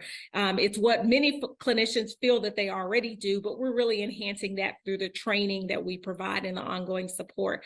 But differentiating that from the outcomes evaluation that we're evaluating in a trial. So we found that the best practice was to make 2 separate IRB applications, one for the QI implementation and the other to talk about the outcomes assessment, the randomization, the randomized trial part of it. And really, despite our challenges, I know that PPC is really an important approach, and that it really will be transformative for older adults with multiple chronic condition. The challenge, though, is really whether or not we are able to implement this approach and provide the support, and the practices have the support and feel the confidence and the self-efficacy, if you will, that they can do this, and that it is something that I think they all believe that it was worth doing. However, there were a lot of challenges, certainly in the period around COVID. So I think that we have an opportunity to learn a lot, and as more teams and more people are implementing this approach and testing the effectiveness, you know, we have an opportunity to reevaluate and sort of reimagine what practice-based research looks like in this post-COVID era. And so I hope that many of you will adopt this approach in your own practices and push others to do so, and leverage the resources that are existing for patient priorities care. So thank you very much. And I definitely like to acknowledge and thank Dr. Mary Tonetti at Yale, Jessica Esterson, and the entire and growing PPC community. Good morning. My name is Joe Scalea. I'm a transplant surgeon. Very fortunate to be a professor and vice chair of surgery at the Medical University of South Carolina, where we care a lot about healthcare access, especially for those with multiple chronic conditions and truly avoidance of those chronic conditions. A lot of folks might ask why a transplant surgeon has a lot of interest in healthcare access. And from a personal standpoint, caring for folks who have avoidable illness-related needs for a transplant is tough. Right? When you see a 40 or a 50-year-old who's generated ESRD, kidney failure that is, as a result of, for example, diabetes or hypertension that could have been diagnosed earlier, we scratch our heads and ask ourselves, what could we have done differently? The research that I'm going to share with you today regarding the care coordination along the healthcare continuum with a focus on self-service helps us to begin asking that question. Indeed, as transplant surgeons, we're sort of at the end of the healthcare chain, and we have an opportunity in our rearview mirror to look back and ask ourselves, where could we have intervened in order to have truly made a difference? The problem is well known to each of the folks that are in this group for sure, but poor access is dangerous and it's expensive. $2 trillion a year, spiraling costs in the United States, are expended on avoidable illness. And a lot of that stems from delayed diagnosis. As an example, diabetes is frequently diagnosed far after it's biophysiological onset in patients. And there are certainly more than 10 million Americans out there who have undiagnosed type 2 diabetes. That's going to lead to increased cost, morbidity, mortality, and challenge. And we have to ask ourselves, how can we get ahead of that? These avoidable illnesses not only generate cost and morbidity, but 40% of the deaths in the United States are from preventable disease. And these are problems that are big. And poor access to care is not only dangerous and expensive, but that's worse for patients with underserved backgrounds or in rural communities. Indeed, rural patients are more likely to face poverty, and then this impacts healthcare outcomes in the long term. This is certainly true and magnified in certain patient populations such as Black Americans and Hispanic Americans, as we see here.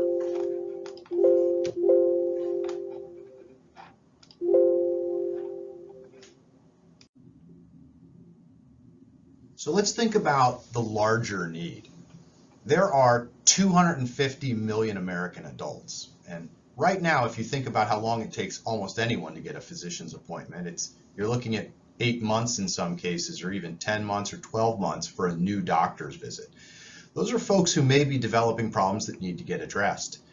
If we boil that down to folks who are already part of the healthcare system, there are 110 million Americans with missed or unscheduled visits that need improved access to care, and 20% of patients that are out there skip healthcare screenings largely as a result of just traditional barriers to entry. And in that regard, we end up with only 30 to 40% of adults who actually go and see a physician. this is going to generate a lot of that downstream avoidable illness cost and morbidity and mortality that we could avoid, which is currently setting us back $2 trillion. So the estimated market around trying to improve this is more than $300 billion per year. And we see that there's clearly an interest in this space as wellness becomes more of an issue. By 2040, multiple health services are moving to sort of virtual options or self-service options, trying to help that group of patients get better access to care. And why do people have poor access? Well, if we ask all these individuals that are apprehensive or disengaged from the healthcare system, why they don't engage. Turns out that almost 60% of those are from what we call traditional barriers to entry. Healthcare is too expensive. It takes too long. We don't have insurance. 12% of folks just think they're too well. Now, I think a lot of that may be true, but a lot of those folks may also have problems creeping up on them.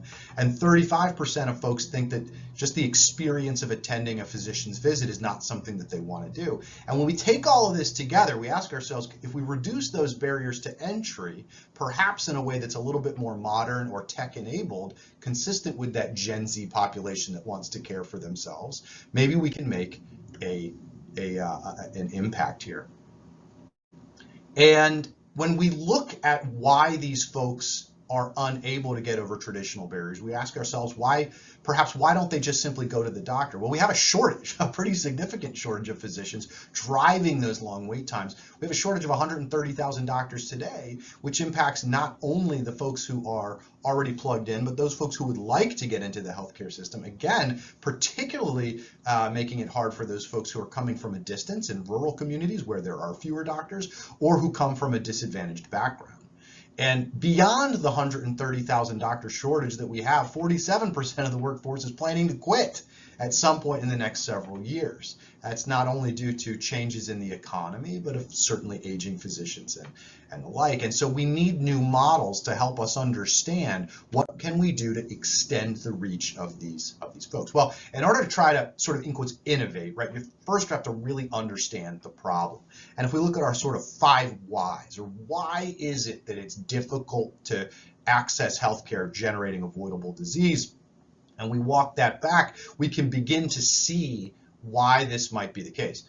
Now, so this is an exercise that our group took itself through to ask, where should we begin to point our own innovation efforts in order to try to improve access to care and avoid those multiple chronic conditions over time. So if we look at avoidable illness and we take its associated human suffering, loss of productivity, and recognize that that is the primary problem we're addressing, we ask ourselves, why do we have avoidable illness? And I think it's pretty clear that a lot of that is from lack of early treatment, right? Delays in diagnosis, as an example, or lack of ability to get in front of a provider generate the lack of early treatment. I think it's less likely that patients don't want to be healthy. Rather, it's very, very difficult to understand what is the diagnosis and where is the doctor that's going to help me. And so we don't get that early treatment as a result of lack of diagnoses and providers. I think we've sort of discussed that to some degree. And the reason for that appears to be traditional barriers and fear, time, price, uncertainty, fear, inequity, and certainly poor health literacy as well. And so why is that? Well, the likely reason underlying those fears and barriers is that we have too few options for accessing care, likely as a result of patients historically relying on a singular method for accessing the healthcare system, insofar as doctors providing really the sole gate into the healthcare system. And so if we boil those down to our 5 key barriers and we think about solving them, we end up with a schematic that looks a little bit like this, being very disciplined about the way that we want to innovate. And so solving with innovation, we sort of take all of our challenges and we turn those into solutions, right? And so if we don't want to be reliant on a specific model for gatekeeping, and we don't want to rely on insurance coverage as a traditional barrier, and if we consider stigma a problem, we end up with the characterization on the right. So if we had a consumer-driven, insurance-independent, confidential, and easily translatable on-demand system, we could really break down a lot of the barriers that exist. And so what if we had this? What if we had an innovative model that was consumer-centric and promoted good health? If you look at the left-hand side, we imagine a situation where the patient has no phone calls to make, doesn't have to take time off work, doesn't require insurance, or there is a simple pathway for insurance clearance in the model. There's no price uncertainty as a result of the former, and fewer repeat visits because you're coming earlier before problems are generated. In theory, if that was available in 0 days and you could get in front of the right person to help, you might be better off. And that's in contrast to the current model, which is very slow and data poor. The patient has to make a phone call in order to stay on hold and identify a time that works on their own schedule, sort of managing that independently, to take time off work, discuss with their insurance company or have their provider do that in addition, face price uncertainty around what a copay might look like, never mind travel, which is certainly not included here, and then multiple repeat visits. If we take that as the current model for somebody who already has a doctor, this process takes 21 days, right? And 50% of them actually make it to the physician. 50%, that's an enormous amount of attrition. So all this morbidity and mortality powering that $2 trillion expenditure is happening right here, right? And so if we go back to our former model, there's an opportunity to help. And so why do this now? Well, I think we can understand that in the era of Instacart and Uber, right? These are individualized services that help people get what they want. Something similar might be accessible in healthcare, and I think now is the time. We imagine that in 10 years, healthcare is going to be fast and easy, right? That is the goal. Gen Z is not looking for something that's slower and hard. It's going to be individualistic, consistent with those norms that we've generated in this digital native population and the growing Gen Z group. Highly automated is critical. Healthcare on your terms matters. Digital and humane, so that the time that you do spend in front of the doctor is time that really matters.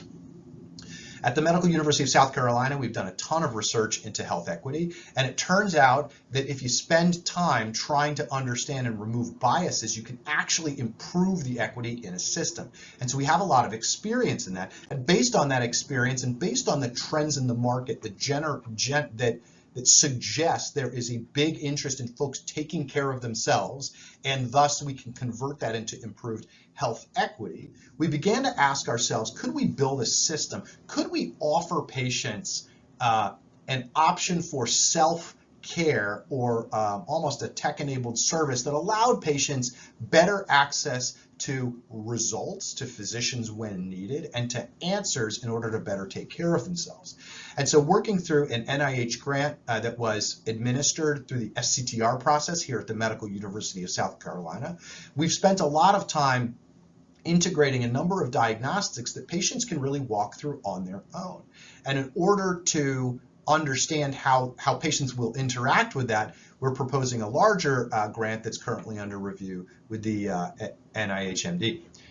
In our model, patients are able to walk through a healthcare questionnaire and interact with a series of different diagnostics that can help them generate rapid information and then, when necessary, work with a physician. And again, why would a transplant surgeon have some interest in this?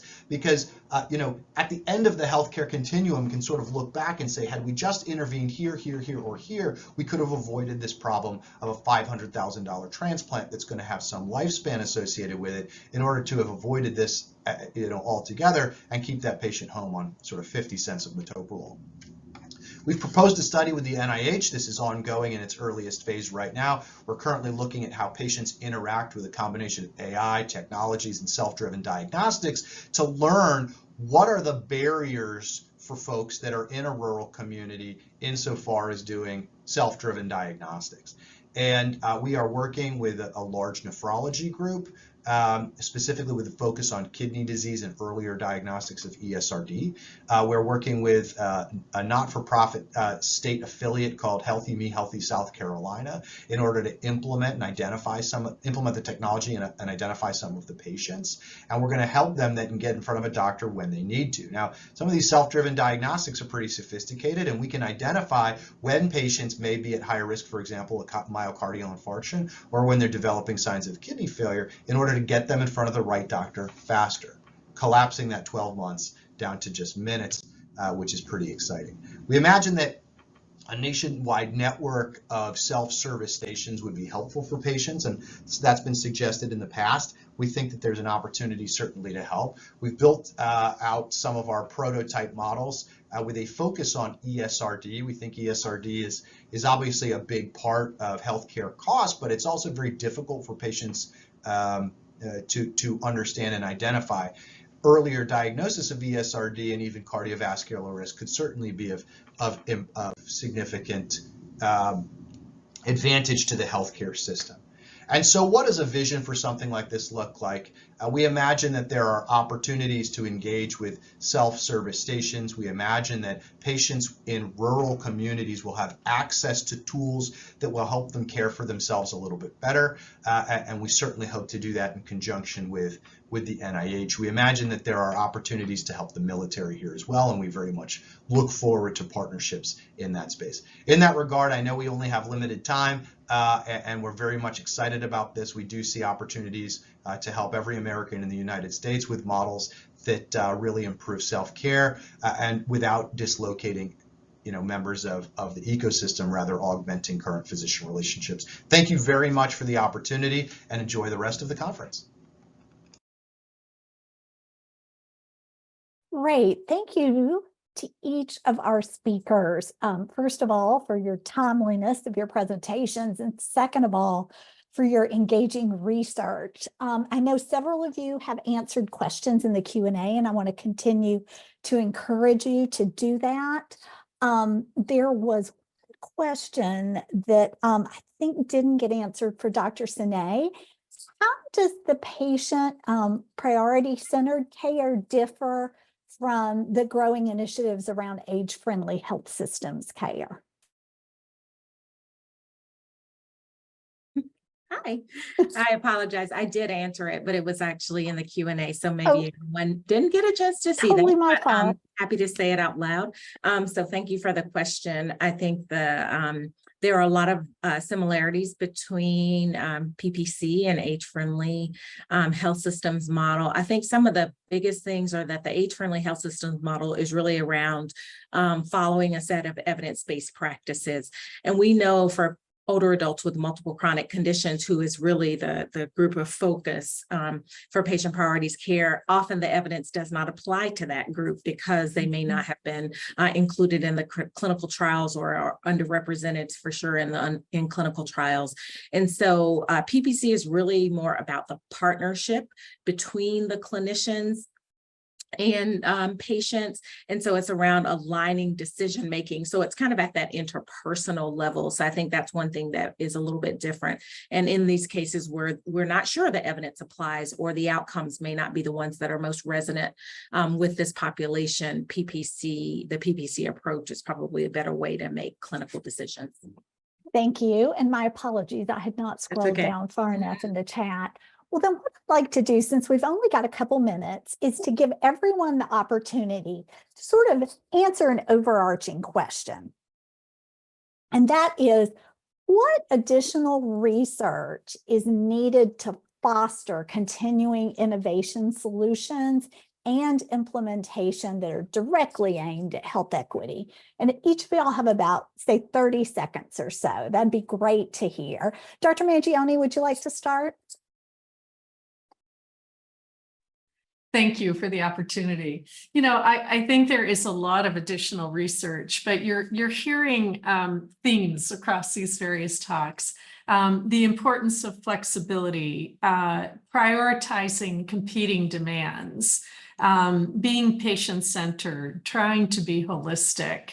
All of these recommendations actually require more research. And, I would also say, I haven't heard people today talking about the crisis in terms of the size of the primary care workforce today and the projections for the needs for PCPs. So, this suggests to me, having just seen the residency match for our own med school class and seeing how few people are going into primary care, that we need a different model, that we need a model that is not so dependent on that one-on-one interaction during the visit.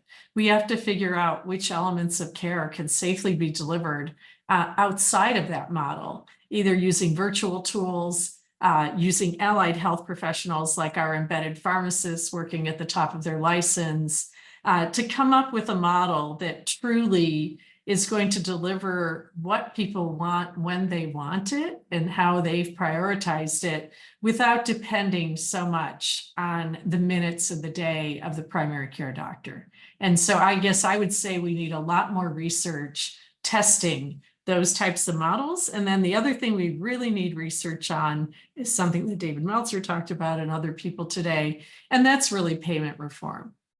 Because right now, when we look at what our, doctoral level PharmDs are paid when they consult on one of our patients and help to co-manage them, it isn't even enough to keep the lights on in our practice. And so, it requires a huge subsidy from the health system to keep the pharmacy program alive for the last decade. And not all places have those resources. Certainly federally qualified health centers don't. So we really have to think about, if we're going to have this new multidisciplinary team, how do we get reimbursed for their services? Great. I see lots of heads nodding in assent. I'm just going to call on y'all in the order you presented. So I'm going to ask Dr. Fitzpatrick, just very succinctly, what are some of your ideas about this? Well, I certainly overlap with Dr. Mangione, so thank you for covering all of those topics, because I agree. I think the only thing I would add in terms of the payment models or reimbursement models is thinking about community partnerships, and how do we also make sure that our community partners are getting invested in and financial investment to continue to partner with us, to continue to provide those services in the community for patients that health systems can't always provide or not sustainably provide. So how do we do that successfully and sustainably over time? Great, thank you. Dr. Ozai? Hi, yeah, I think Dr. Mangione and Fitzpatrick kind of like summed up my thoughts too.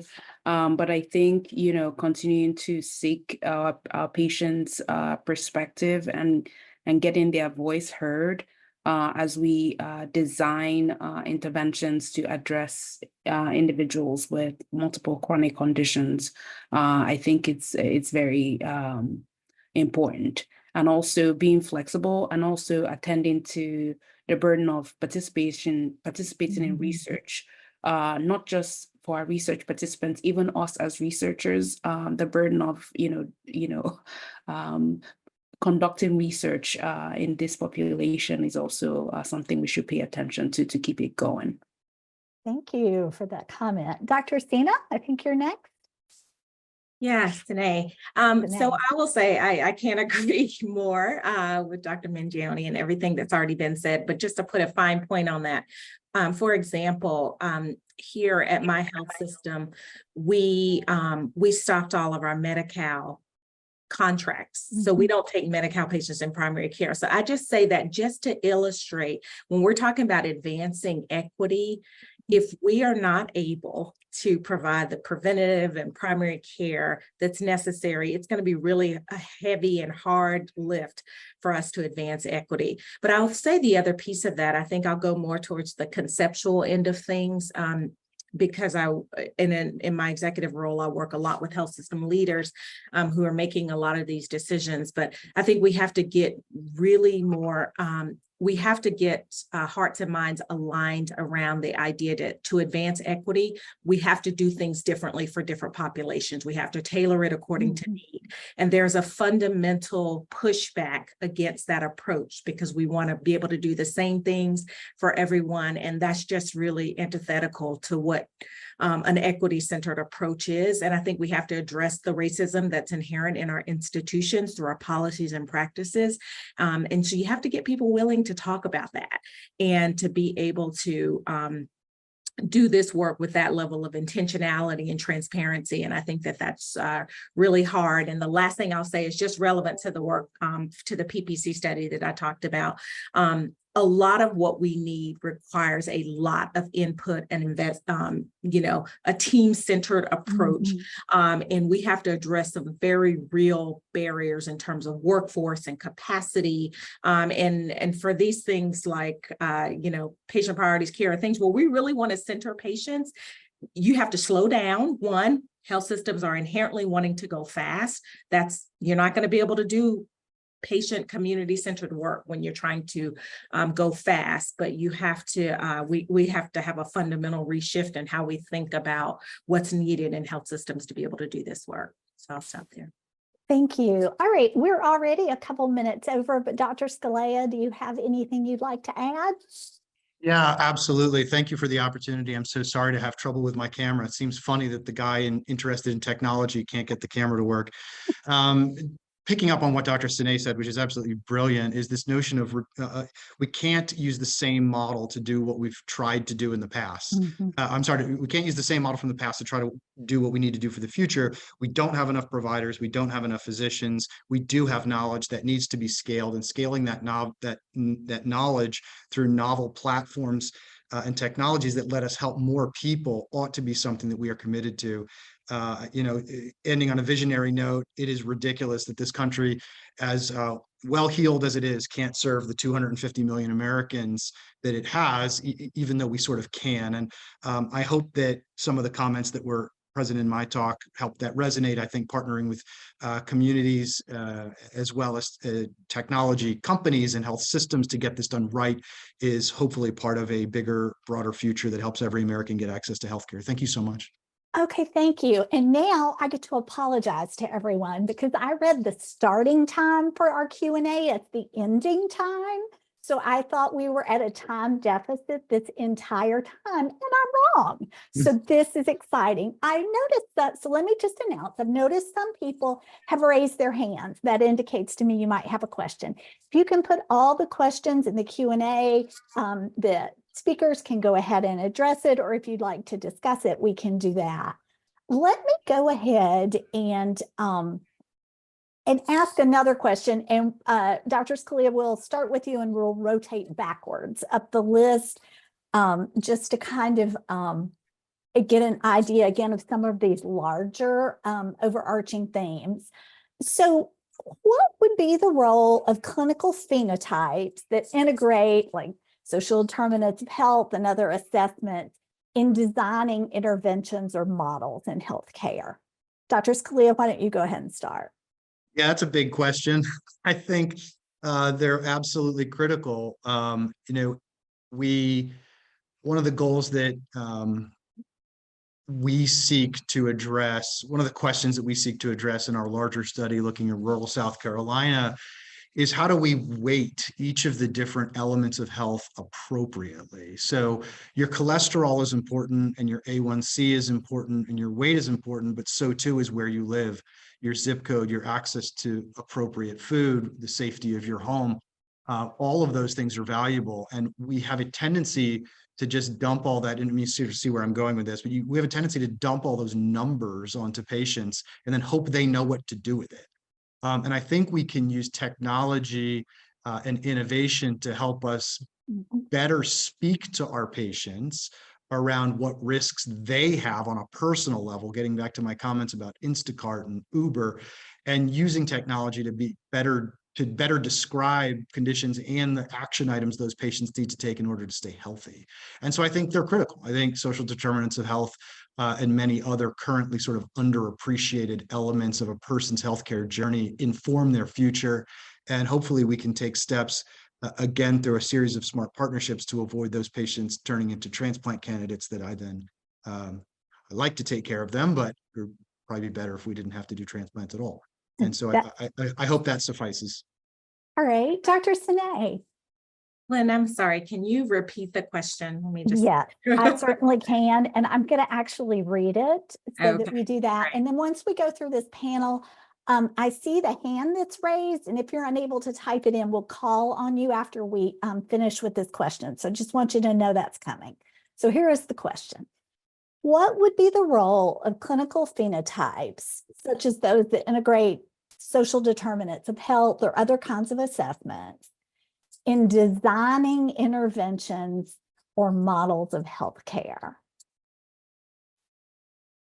So I think that to me, the clinical phenotypes that incorporate social context, it's really about, for me, incorporating social context. This is the essence of who our patients are. They don't just exist as individuals, they exist within the context of their families and of their communities. And so as much and the resources or not in those settings. So I think this is really just about good care, honestly, because the more we know about our patients and the communities that they come from, the more it helps us to, one, recognize our role in fostering health and not just providing health care. So when we think about the overall health status, only 15% of it is due to health care itself, and 45% is due to social and environmental conditions. So the more information that we have about our patients, where they live, so whether we're using the, Healthy Places Index or Social Vulnerability Index, when we have that information and when we're capturing information on whether they're food insecure or have housing instability or transportation barriers, that just helps us design care that is more responsive to and that meets the needs that they have. And that's really, that's what we have to do to advance health, right? I think sometimes we shift too much to thinking about providing health care, which is important, but it has a limited role in terms of advancing health. Okay, thank you. Dr. Oziah? I think I went out of order. Yes, I agree with Dr. Sene.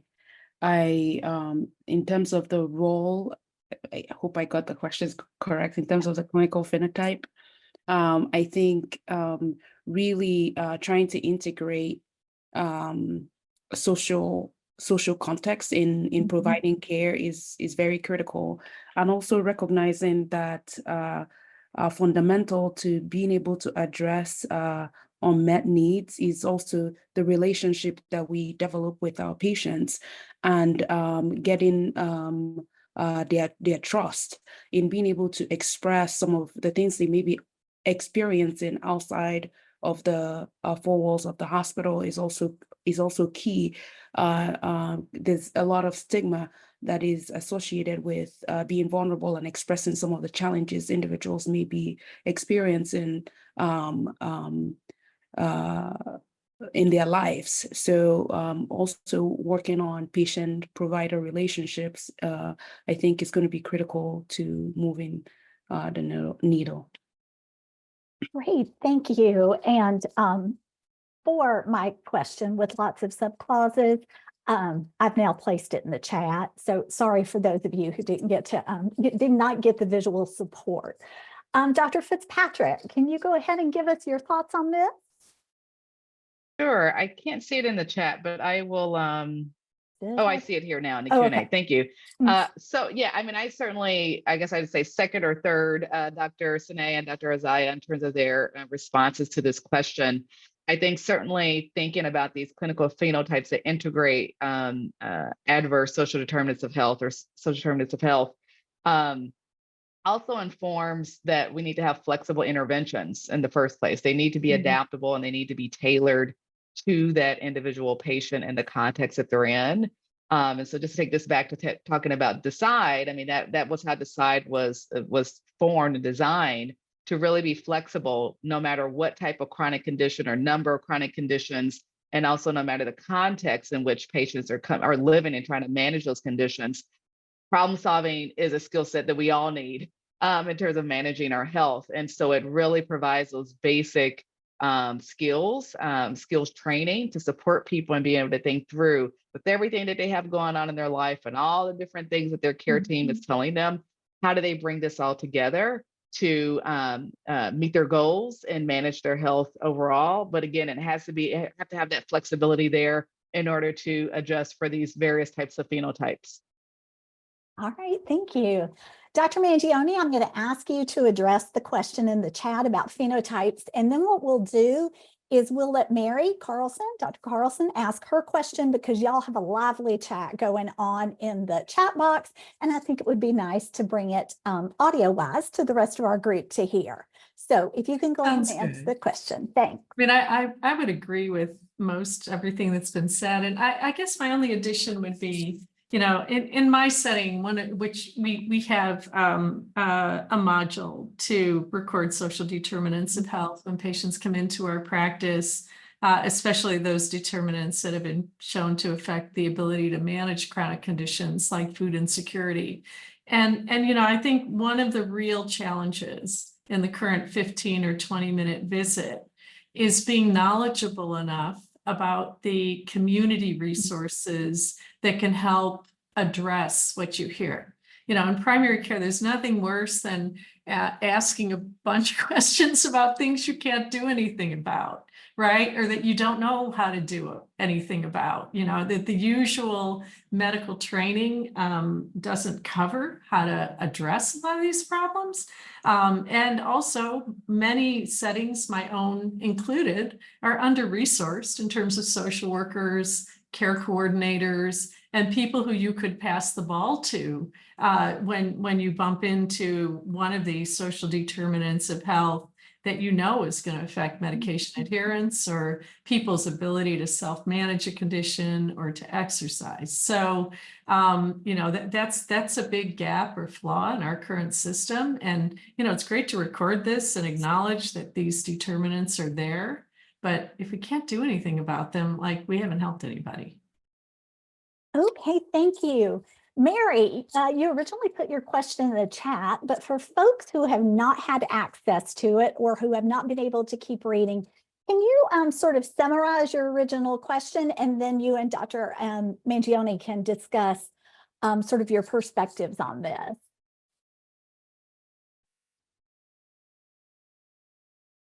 You can unmute, Mary, and I think you'll be able to be heard.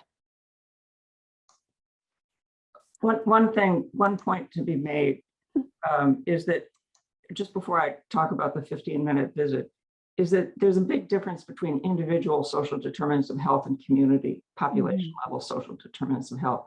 And you can't assume that somebody who lives in Harlem has real issues.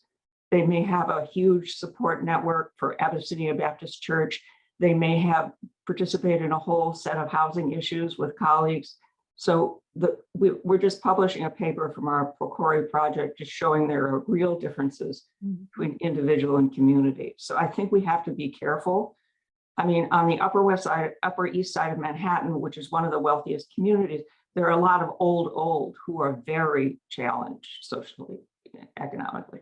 But I really wanted to respond to what I heard Carol say about the limiting the one-on-one. We've got a problem with primary care because we're treating it like the light bulb assembly line. Every light bulb that goes down goes the same way. Everybody gets a 15-minute visit. Well, what happens in the 15-minute visit is that the doctor says, "How are you doing?" And the patient answers. And that's the end, for the most part, of the history taking. And then did you get your flu shot? You go through the epic lists. And by the time then you got to get the stethoscope out and listen. And then it's time for them to go. They haven't told you. This is especially true with high comorbidity patients who don't have 2 diseases. They don't have 3. They have significant other illness. When we've worked with FQHCs around the country and they've reorganized visits, and high comorbidity patients have 45 minutes, the doctors are happy. They don't quit. The patients are happy. If you go into a setting of primary care docs and you say, "Would you like to have 45 minutes to see your complicated patients?" you should see what the reactions are. You know, we can change it. We don't have to do 15 minutes because some consultant at some point said, "You've got to treat everybody the same." I mean, Kate Lorig and the problem-solving therapy in terms of chronic disease self-management and problem solving is helpful for many patients, and they don't need to be seen every 3 months. And they don't need a 45-minute visit. I mean, but I think we have to look at fundamentally reorganizing care for the people with high comorbidity, right? And the problem with the multiple chronic disease definition is that there are 2 million combinations. Which one are we talking about? Which 2 million? Okay, so hypertension and diabetes, what else, right? Does gout count? I mean, we have to narrow how we're looking at it, or we're talking about everything. I mean, the work that everybody's doing is really important and it's hitting on high points, but I think we've taken into it, we're going to destroy the people going into primary care if we don't fix it, because they're demoralized. They're booked for 20 people, 15 minutes. They spend all night writing notes and they're booked for the same thing tomorrow, right? So why would you, if you're a medical student, why would you do that? And you wouldn't make much money. I mean, people just aren't doing that. But I think the other thing is that with CMS saying the ACO is going to be 100% by 2030, care is going to be reorganized in a massive way. And I think we have to plan population care, not the same for each person, because most of the people on this call don't need to be seen for a yearly health visit. Oh, Dr. Carlson, I think you're making some excellent points here. I want to make sure we have enough time for Dr. Mangione I'm to done. respond. Thank you. Okay, thank you so much. And thank you for your patience. Dr. Mangione, go ahead. First of all, Dr. Charlson, it's just a thrill to have you here as an icon in the field and one of the first people who started writing and thinking about comorbidity, back in the 1980s even. So thank you for joining us today. And, I completely agree with what you're saying, but also as a division chief with 256 primary care doctors in my division, people have to make their hand. They live in a high income area. And right now we do not have a payment model that lets us, have the 45-minute visit. And so, I think payment reform is absolutely essential if we're ever going to address this problem. But even with payment reform, when, we do the numbers and the projections, our average Medicare patient is on 13 prescription drugs in our system and has 9 comorbidities. And even 45 minutes isn't really enough to take care of that person. And so, I think when I talk about reorganizing care, part of care reorganization is having somebody else check and record which immunization somebody got, having somebody else explain how to use a fit card. There are a lot of things we could move out of the one-on-one encounter so that the physician would, or the NP would have more time to actually address the major comorbidities and the patient's functional status and priorities. So I think we're on the same page, but we have kind of primary care in the critical care unit right now. And I'm hoping that CMS and other folks are recognizing that. Thank you. All right. Hold on. I'm getting alerts for some questions. So Dr. Scalia, we have a question for you. I'm back. Yes. Okay, great. Dr. Olinde, you've referred me to the question. I don't know which question it is. Can you jump on? I was actually typing a response. There's a question wonderful. about some of the folks have called for investments in primary care and how would this innovation that we've described today around self-service, what would it look like in terms of cost and what would be some of the drawbacks? Those are real. I want to acknowledge that I very much agree with the idea of reimbursement reform. This was just referenced. We don't have enough docs, and those that we have, we're somewhat stifled. And I'll leave it right there, but that's clearly an issue that needs to get addressed. Helping patients get better access to the system, I do think is at least part of the solution if we can be more efficient about the way that we use our time, but that doesn't mean it doesn't have its drawback. This has never been done, right? A notion of sort of a self-service model that doesn't disintermediate the current system, but rather augments the current resources within it. That is the goal. Costs would clearly be related to both implementation and interoperability, but with all due respect to our current healthcare system, where it takes 8 months for somebody to try to navigate getting an appointment, there's clearly an incredible cost of current business. And so I think there's an opportunity cost of not doing this. It doesn't mean it's free. It doesn't mean it's well thought out. I think there's going to be a lot of work that needs to get done. One of the big drawbacks that I think of as a physician is what do we, we are able to give patients action items, but really understanding the metrics of follow-up is important. Now, theoretically, if we had health stations around the country that allowed patients better access, we could have, more frequent follow-up. We could have more frequent metrics for success, but that doesn't mean that they're clearly defined and that we know what they are and what their impacts will be. So understanding what the patient does with the information we generate is really, really critical. Thank you, Dr. Scalia. I'm going to have to stop you from your very interesting No, I'm sorry. answer. I have a tendency to apologize. laugh. So there it is. Yeah, it's Look, my apologies. this is what happens when you put a lot of smart people who have put a lot of Get very thought excited. into Sorry a about that. room. That's right. Trying to solve a wicked problem that is complicated. So thank you all. Thanks to the panel very much. And we're going to turn it over to Dr. Larissa Avila-Santa to launch into our next session. Thank you. Larissa, you're on mute. Oh, that's okay. I'm sorry. I did an introduction and it seems like no one heard me. I'm sorry. I was telling the previous panelists that they can continue the conversation in the chat and if possible during the breakout sessions, because some of the questions in the breakout sessions relate to all the challenges that they have just explained. But without further ado, I would like to introduce to our plenary session speaker, Dr. Ari Bierman, who is going to talk about, and I had just said it, but realized that I was on mute, advancing health equity among people at risk of for or living with multiple chronic conditions, the role of learning health systems. Dr. Bierman. Okay, I'm going to share my screen now.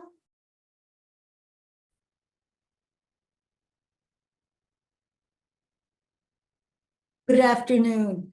It's a pleasure to talk to you today at this wonderful meeting organized by the National Institute of Minority Health and Health Disparities on the role of learning health systems in advancing health equity among people at risk for or living with multiple chronic conditions. My presentation does not necessarily represent the views of AHRQ or the U.S. Department of Health and Human Services. I'm going to begin by talking about the relationship between health systems transformation, multiple chronic conditions, and health equity, then talk about the role of learning health systems and how the emerging digital solutions and tools can help, and finish by discussing research gaps and needs. There's an enormous disconnect between the way we organize, deliver care, and the needs of people with multiple chronic conditions. We've heard a lot today about the challenge of multiple chronic conditions.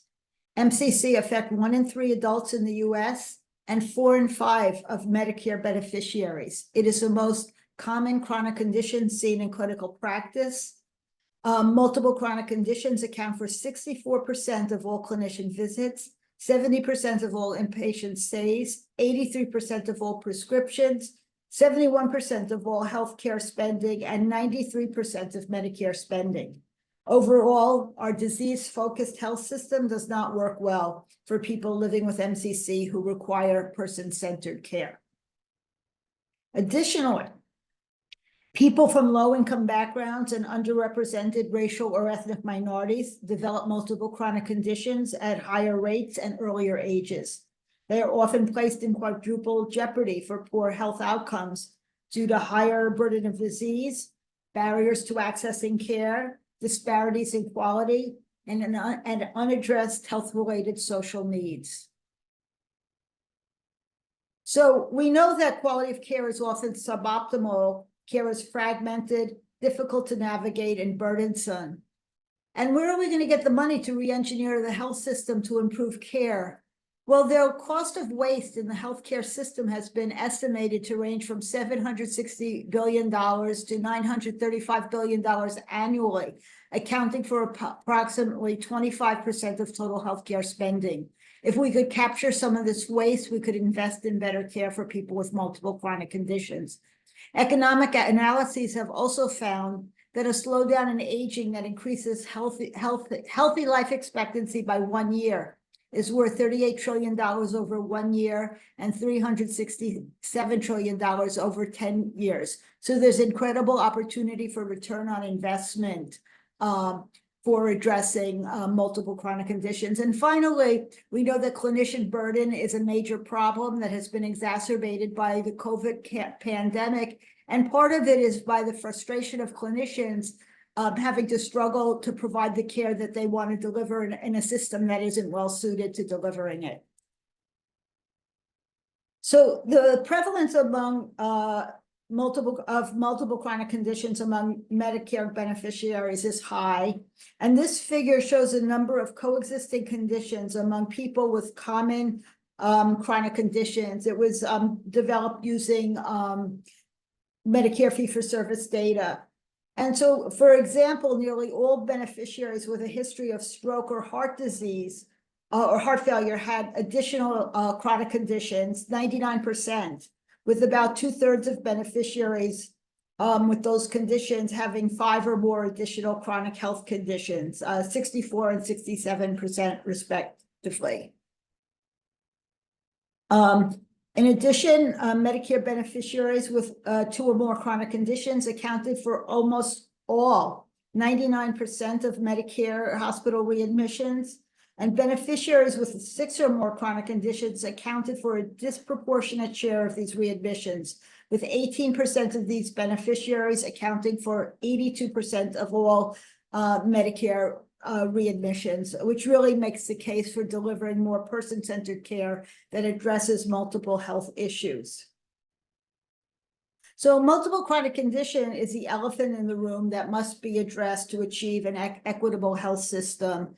And in addition, we may be the blind men and women in the with the elephant because we're all tackling different pieces of it, and we need to align our forces. There's an enormous benefit for doing that. So this slide shows the knowledge to practice to data cycle integral to health systems improvement in learning health systems that can be used to improve the delivery of care for people with multiple chronic conditions. Evidence is synthesized. This evidence is then implemented in practice, which generates data to support continued evidence generation and improvement.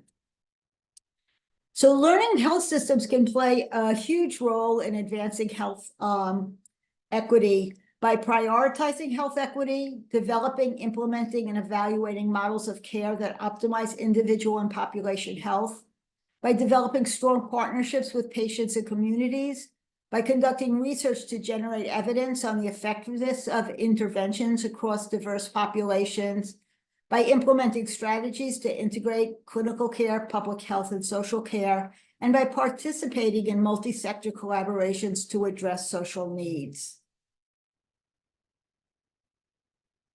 I don't have time to present the Care and Learn model now. The reference is on the slide, but what it does, this model was developed by ARC, and what it does is integrate the caring function of healthcare with the data-driven learning health system evidence cycle. And then achieving health equity for people with MCC is also supported by the quintuple aim. Equity was added to the triple aim, and then the quadruple aim added clinician well-being, and then the quintuple aim of health equity was added in 2021 to the model.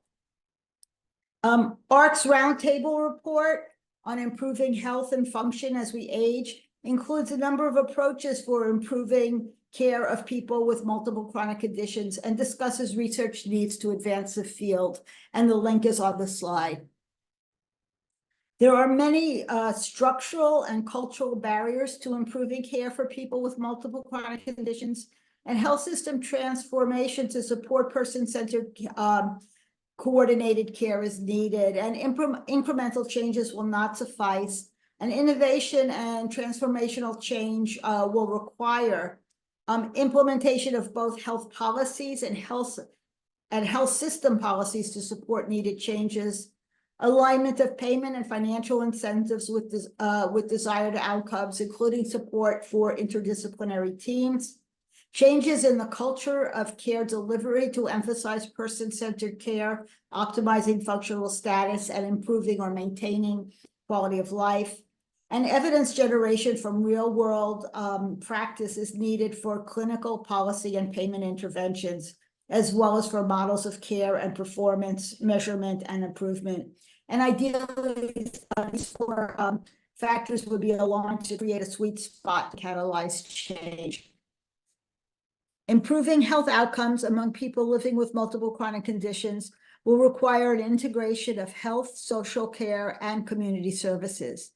Multi-stakeholder collaborations to address the social determinants of health have flourished in recent years and have informed what is needed to develop a sustainable operating infrastructure between health and community-based organizations to address health-related social needs. The infrastructure is increasingly provided by community hubs, community-focused entities supporting a network of community-based organizations that provide services addressing health-related social needs, which centralize administrative functions and operational infrastructure. The Department of Health and Human Services has developed a framework that you can see on the slide for the implementation and evaluation of community hubs. Hubs can provide the connective tissue within a community to ensure that a coordinated system of health and social care is working equitably to meet individuals' needs. And if you want to learn more about this work, there is a link to a publication on the slide. So interventions across the continuum of risk to prevent and manage MCCs and their impact on health outcomes, including functional status, are needed to improve health and well-being. And increased focus on disease prevention and health promotion in order to reduce the prevalence of common chronic disease risk factors, as many risk factors lead to multiple conditions, for example, smoking, cardiovascular disease, cancer, lung disease, to reduce the likelihood that those at risk will go on to develop multiple chronic conditions. We need targeted interventions to improve health and reduce the risk of adverse events and complications among those with MCCs, for example, diabetes, depression, and osteoarthritis, who are at rising risk of developing high needs and or complex management issues. And then clearly, we do need targeted interventions for those who are complex and at high risk. COVID-19 has played a huge role in increasing the burden, the population burden of multiple chronic conditions. People with pre-existing chronic conditions and or MCC are at higher risk of contracting COVID-19, having more severe disease when infected, and also at higher risk for long COVID. COVID infection has been associated with increased risk of developing chronic conditions, including diabetes and dementia, adding to the population burden of multiple chronic conditions. And so the multi-system involvement of long COVID and its sequela will also increase the population burden of multiple chronic conditions. And the disproportionate impact of COVID-19 on socioeconomically disadvantaged populations is going to widen health inequities. We're in a really golden age of medicine with a lot of advancements, and rapid advances in precision medicine promise dramatic reductions in morbidity and mortality for a growing array of conditions. But to realize the benefits of precision medicine and minimize harms, it is necessary to address real-world challenges in translating this research into practice, including how to choose and use precision medicine in the context of multimorbidity. Precision medicine delivered in the broader context of precision care accounts for factors that influence outcomes for specific therapeutics. And precision care integrates a person-centered approach with precision medicine to inform decision-making and care planning by taking multimorbidity, functional status, values, goals, preferences, social and societal context into account. Also, there's a number of promising digital solutions in the horizon, and I'm going to talk about one as an example, our e-care plan that ARC is developing in partnership with NIDDK.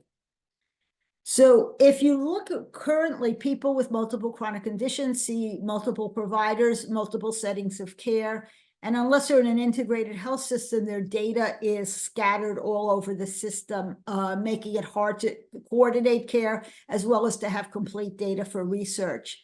So the idea is to have an integrated data where all the data is in one place, which can support research, quality improvement, and clinical care. So the eCare plan supports comprehensive shared care planning. It gives the person direct access to their health data. It puts a person's goals at the center of decision-making. It is holistic, including clinical and non-clinical data, and it follows the person through both acute and chronic care, and it allows care team coordination. And on the right-hand side of the slide, it shows you how our eCare plan is addressing those functions. The components of the eCare plan include data on the care team, including the interdisciplinary team and any caregivers. It includes the typical health concerns, health states, meds, tests, but also includes goals, patient goals and clinician goals, caregiver goals, interventions, as well as health outcomes. This is a screenshot of how we collect goals, and it places a person's goals at the center of decision-making, which is key for people with multiple chronic conditions. Goals can be provided by clinicians, patients, and caregivers, and goals with measurable targets enable evaluation and recommendations on goal progress and attainment. And there's many potential benefits of the eCare plan for research. It allows aggregation of data across multiple settings and reduces the missingness of data. It's comprehensive. It includes all relevant disease symptom states, and it's inclusive both of clinical and contextual social determinants of health data. And it's real world in terms of inclusion of people with multiple chronic conditions who are often excluded from clinical trials. And it's representative of their day-to-day lives. So I'm going to switch gears now and finish my talk by focusing on research needs and opportunities for multiple chronic conditions. ARC published a research agenda in 2021 to advance care for people living with multiple chronic conditions, and basically identified that patient practice community and health system level interventions along with multi-level interventions are needed. Progress requires culture change in practice and training, including the integration of behavioral health and primary care. And partnership and policy are needed to address social determinants of health, to address pervasive health inequities. Patients, their families and caregivers, clinicians and communities need to be co-producers of evidence to accelerate progress. Current payment models present a barrier to innovation, and evidence is needed on different payment models and incentives. And the other thing we identified is we not only need to deliver care differently, and we do need to do research differently, and there are multiple emerging methods to address the needs of studying multiple chronic conditions. Also, primary care is central to providing care for multiple chronic conditions, and research that enables the adoption and implementation of the core attributes of primary care are needed. Person and family centeredness, community centeredness, primary care centeredness of the whole health system. We need to advance health equity. There's digital health solutions, aligning payment, and workforce development. Many of these I have talked about already. And so in conclusion, there's enormous opportunity to improve the delivery of care for older adults and people living with multiple chronic conditions. It's really a stealth pandemic. And this requires health system redesign to deliver patient-centered care aligned with a person's goals, values, and preferences in the context of their lives, and attention to inequity. Learning health systems can generate the evidence needed to transform care, but culture change is also required. And new tools for improvement and emerging digital solutions are increasingly available to support this transformation. So in conclusion, I'm going to end with a quote by the Spanish poet Antonio Machado, which says, "Traveler, there is no path. We make our path by walking," and we can all move forward together to improve the lives of people with multiple chronic conditions. Thank you. Thank you, Arlene, for your presentation, and thank you for flexibility and being nimble to transform the presentation. It's already 3:38. We are past the Q&A session for this particular plenary session, and we need to move into the breakout sessions. I suggest that any questions that would have been asked during this session to continue using the Q&A or the chat, but certainly the breakout sessions are going to be a great opportunity to exchange questions and answers about the two sessions of today. And at 4:30, we are coming back to hear a report from each of the breakout groups. Thank you. So I think we're moving to. I was preparing the timer for the Q&A, so I just need to adjust to switch to the breakouts. Just give me one moment, please. Okay. So I guess we are moving to a break and then the breakout sessions. Yewande and Sandania, any other notes before we move into the breakout sessions? Okay, I was just making, okay. Maybe we can have a 2-minute break and then we'll start the breakout just in case people need to like move around and have a bio break. Thank you.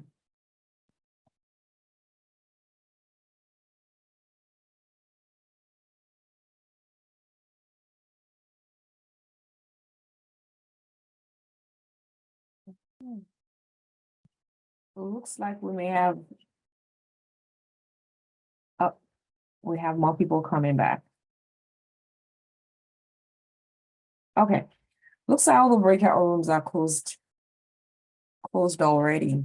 So we're going to start with the report out, and we can just start by the different, I'll call on the different rooms, and please feel free to report out on what the interesting conversations that your group had. And if any member of the group wants to chime in after the main person reporting out has reported what you all discussed, then please go right ahead. So we're going to start with room A and the first breakout room. Now it will make sense for me to find out who was the moderator for that breakout room. So give me 1 second, or if anyone is ready to report out, please go right ahead. Anyone that discussed in room A, the brainstorming challenges, brainstorming solutions to the challenges previously described, while I pull up my list.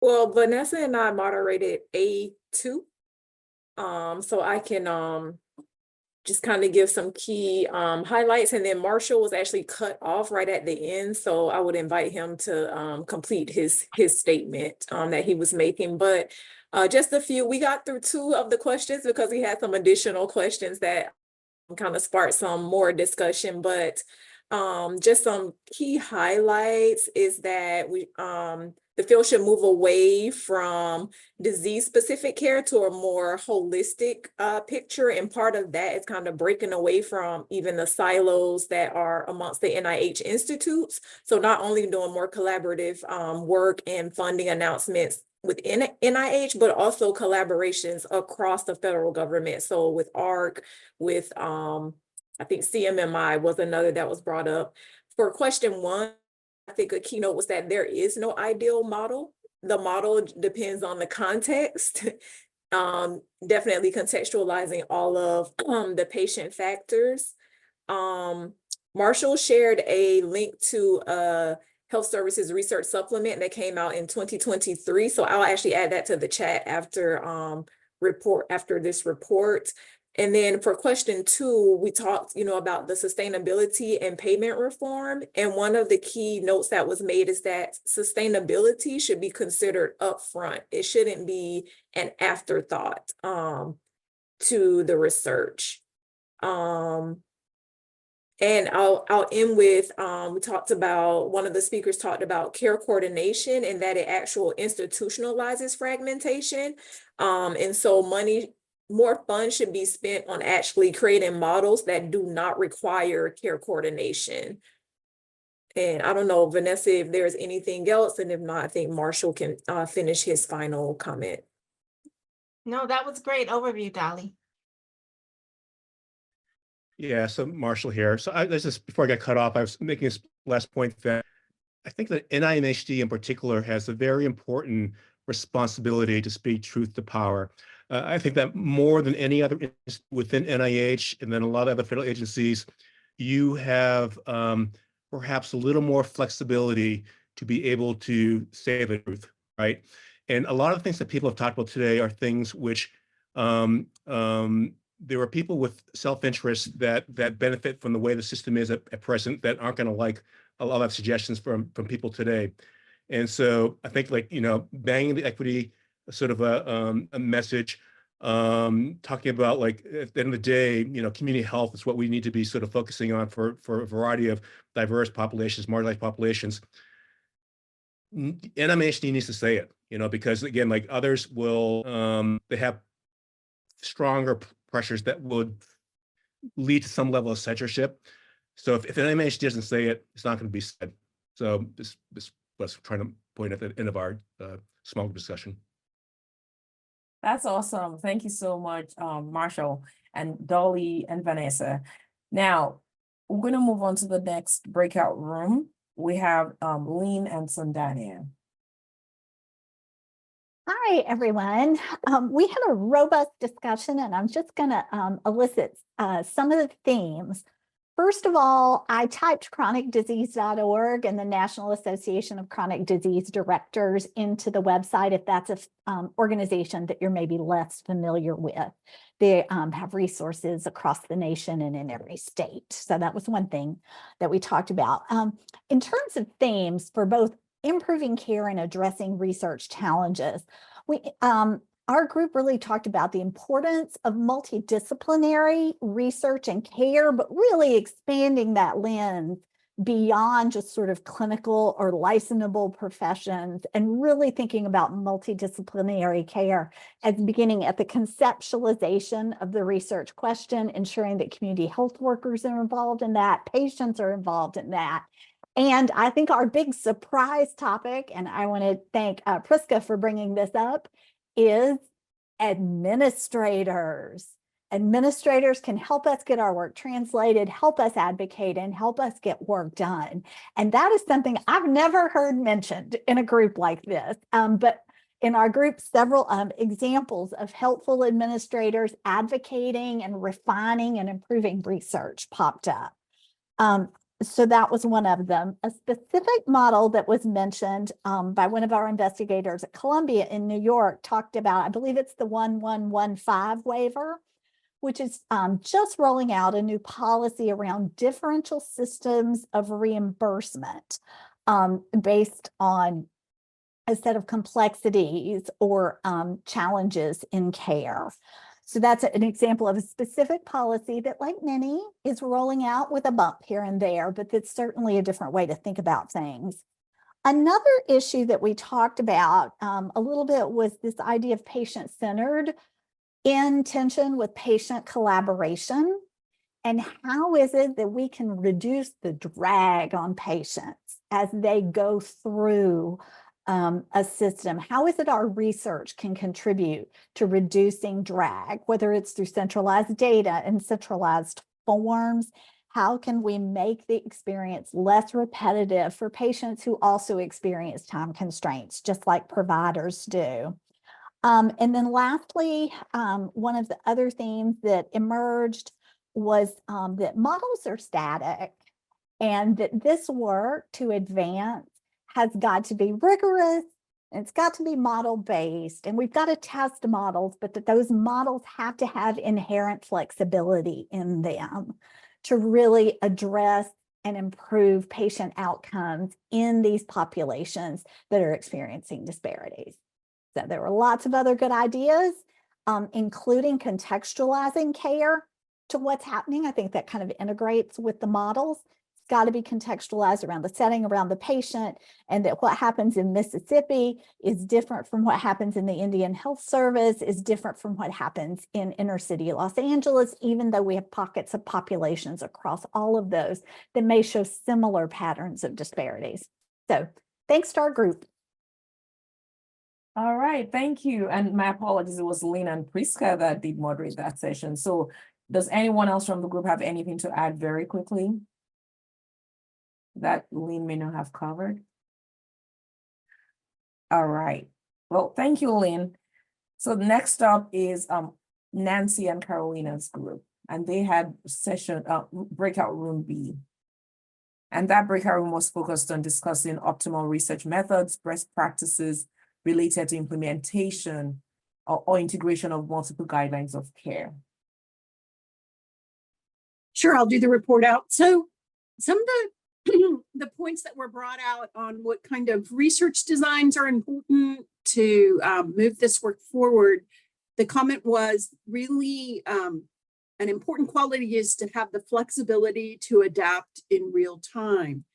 And there was the comment that, while there's often a bias in the research community for highly controlled random design trials, that often the answers are not able to be implemented into the settings where the care is the most needed. And so there was this sense of, really promoting designs that allow the flexibility to adapt in real time, as well as the different settings where care, like where the most gain for improvements in care could occur. And going along with what are some of the settings, really the idea is certainly the setting has to be chosen based on what question you're answering. For example, if you're really getting at, certain outcomes, maybe primary care is the best where the patients are followed, versus if someone is acutely ill and you want to see how transition, then you would do a different design. But the observation was made that, like a lot of times we go towards what's easily accessible. And so, we have some clinics that we can really gain and go after the big data, but sometimes that misses the clinics that we really want to most affect change in. And so just making sure that we also in our portfolio focus on research projects that are getting at maybe clinics that would need more support to actually get their data in such a way that it could be analyzed. And there was a little bit of discussion too about, like sometimes some of the settings where we want to do the research that, especially community groups that might partner, there's a tension, like after the research is gone, what do you do with the different positions? Maybe they got someone who does QI or QA, and there was one innovative model that Dr. Duran spoke about, was that some community centers have been able to actually partner with businesses to support some of the structures that were built during research to sustain them beyond research time. I think another question they asked, what would ideal multi-team system or multidisciplinary care teams look like? And there was a unique one talking about, especially when you're thinking about accessing and enabling people access to social determinants of health, a unique team player would also be the legal members that could really navigate and help with the unique challenges in many of the things such as like housing, SNAP, or other policy related questions. Then other team members would include people like information system analysts, finance, epidemiology, research analysts, clinicians, and clients. And there was a sense too, like for the clinician view or the care view, to include a robust team that would include people like the provider, the nurse, the pharmacist, the community health workers, all for the clinical care team. Let me see. I think those were, one last point. When in the response to the question about, where's the opportunity for technology and technology innovation in healthcare for persons for population experiencing health disparities, one observation was that as we push to more technology innovations to make sure that, like people can actually access, have e-health literacy. So, like not all populations would have the same ability to use technologies, and to just pay a mind with that as we are promoting technology solutions. So those were some of the comments from ours. I don't know if anyone else from the group, did I capture most of it? There were other details that we'll pass on to the organizers. All right. Thank you, Nancy. Nancy and the team that worked in that breakout room. So the last breakout room we have, the last one on the list, was moderated by Shilpa Amin and Crystal Barksdale. So who's going to be reporting out for that group? I will, Yewande. Thanks. So we had a robust discussion, and I think a lot of our discussion, cross-cuts with some of the discussion that was presented in the other breakouts. But so it'll be somewhat of so there may be some themes here.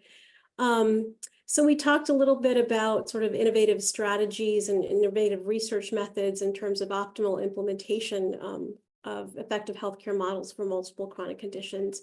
And some of the comments had to do with sort of integrating sort of that patient-centered medical home concept, with an individual life health coach to help the patient organize self-management strategies and connect them to resources in the community, and really being able to access that in order to help them sort of develop healthcare goals and interventions to try to help reduce hospitalizations. And that was one of the studies, I believe, that was discussed.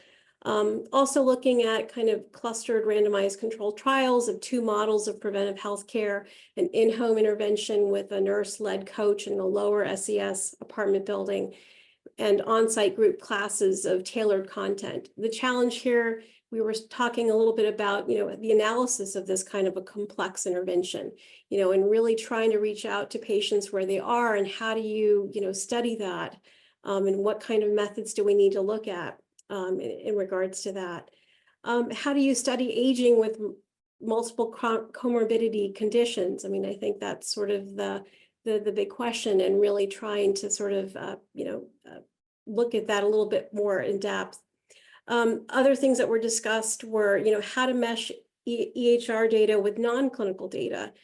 There are those that are not, patients and folks that are not in the data set, and how do you access that information, particularly those that don't follow into that spectrum of the multiple chronic condition care? How do you actually access those folks that we need to study more? And then looking at settings outside of the clinical spaces, as I sort of alluded to earlier, and really looking at regional centers, looking into communities and sort of being a little bit creative about where we can study patients outside of sort of that clinical context. Some other things that we had talked about is, who would be the ideal teammates in such a, multi-team system or multidisciplinary care team. Not just looking across different disciplines, but looking at multiple ancestries, ages, genders, and that would be dependent upon the region in which the research is happening to reflect the community of interest. And we talked about community health workers, churches, CBOs or community-based organizations, obviously dietitians, nurses, social workers, all of those folks that fit into that care team process. I mean, really trying to find out ways of how we can integrate them, and particularly as we're designing models in the future. How can it be operationalized and sustained? And so we talked a little bit about that, and some of the things that were of emphasis, which were discussed earlier today, were, effective healthcare communications within the team members and the teach back method, and really creating diverse teams where you have sort of an effective communication system built in. How do we operationalize that and sustain it? One of the things that was pressing on my mind is sort of the training upstream, and really building in sort of these integrated models into future primary care workforce training, which is really essential. So sort of building in that team concept. Other thoughts were about, how do we build this into clinical practice? And so there was some discussion about doctor on demand technology as an innovative model in clinical practice. There was an example that was also discussed about the barbershop and hypertension model, and really kind of simplifying the innovation and really trying to, work on a specific health outcome, but really integrating the community and doing it in a way that you're reaching patients where they are. This might be a barrier for clinicians, but it may be an effective way of actually working with patients on a particular health outcome.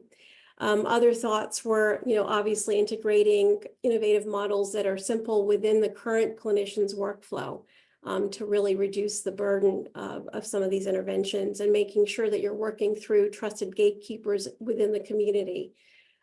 Challenges which are obviously we have discussed today, or was discussed, I should say, by the speakers, were, kind of balancing that time commitment with clinicians and really trying to foster that team building.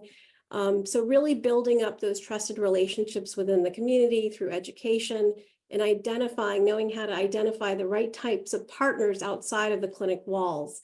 And some of the challenges might be, if we're focusing more on the technology-dependent interventions, that might increase health disparities or might create more barriers to really understanding and studying these populations. And so I think the common theme that came up in our discussion is really trying to sort of strategize ways that we can reduce some of the workload and burden on clinicians.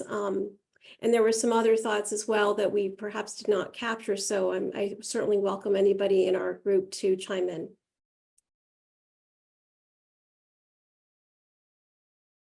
Okay, I think this was great, Shilpa. I think you captured the highlights from the conversation that we had in the breakout room. That was the breakout room I went into. So thank you so much. So thank you to all the different breakout groups. And just, there's so many themes that have come out from this, from day one of this workshop. And I'm just going to highlight very quickly to wrap us up a few of those that I heard.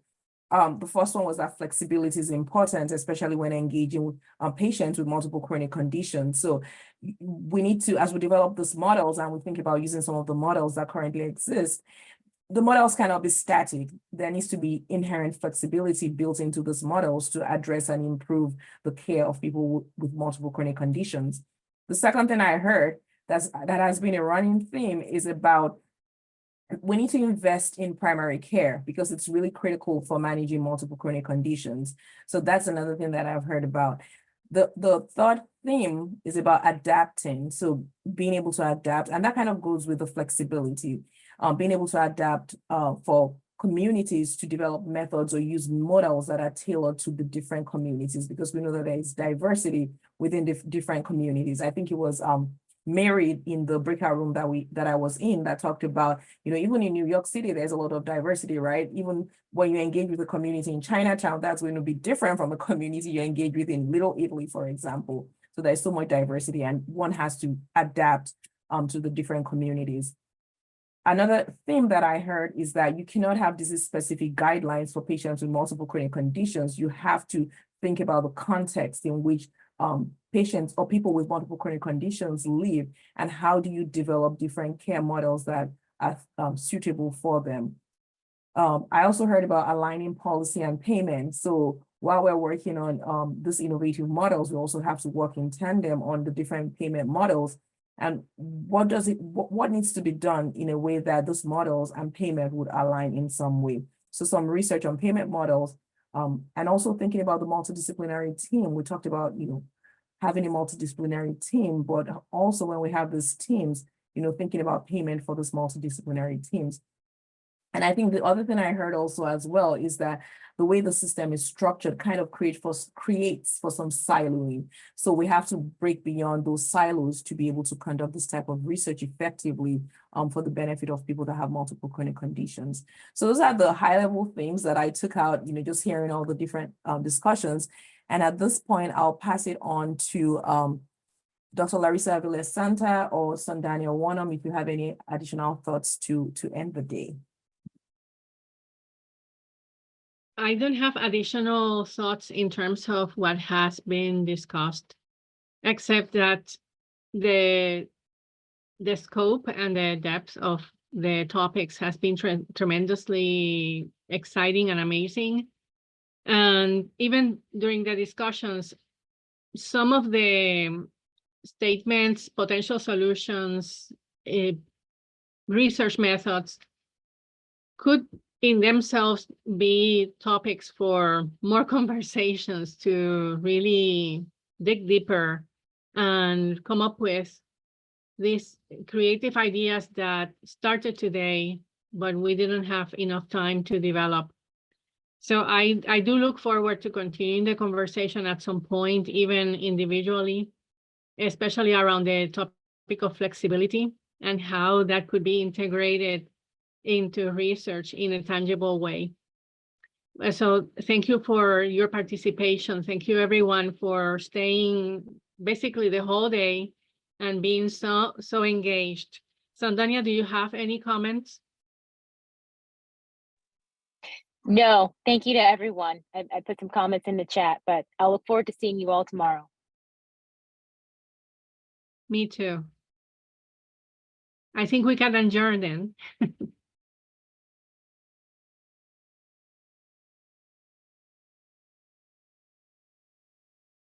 Have a good one.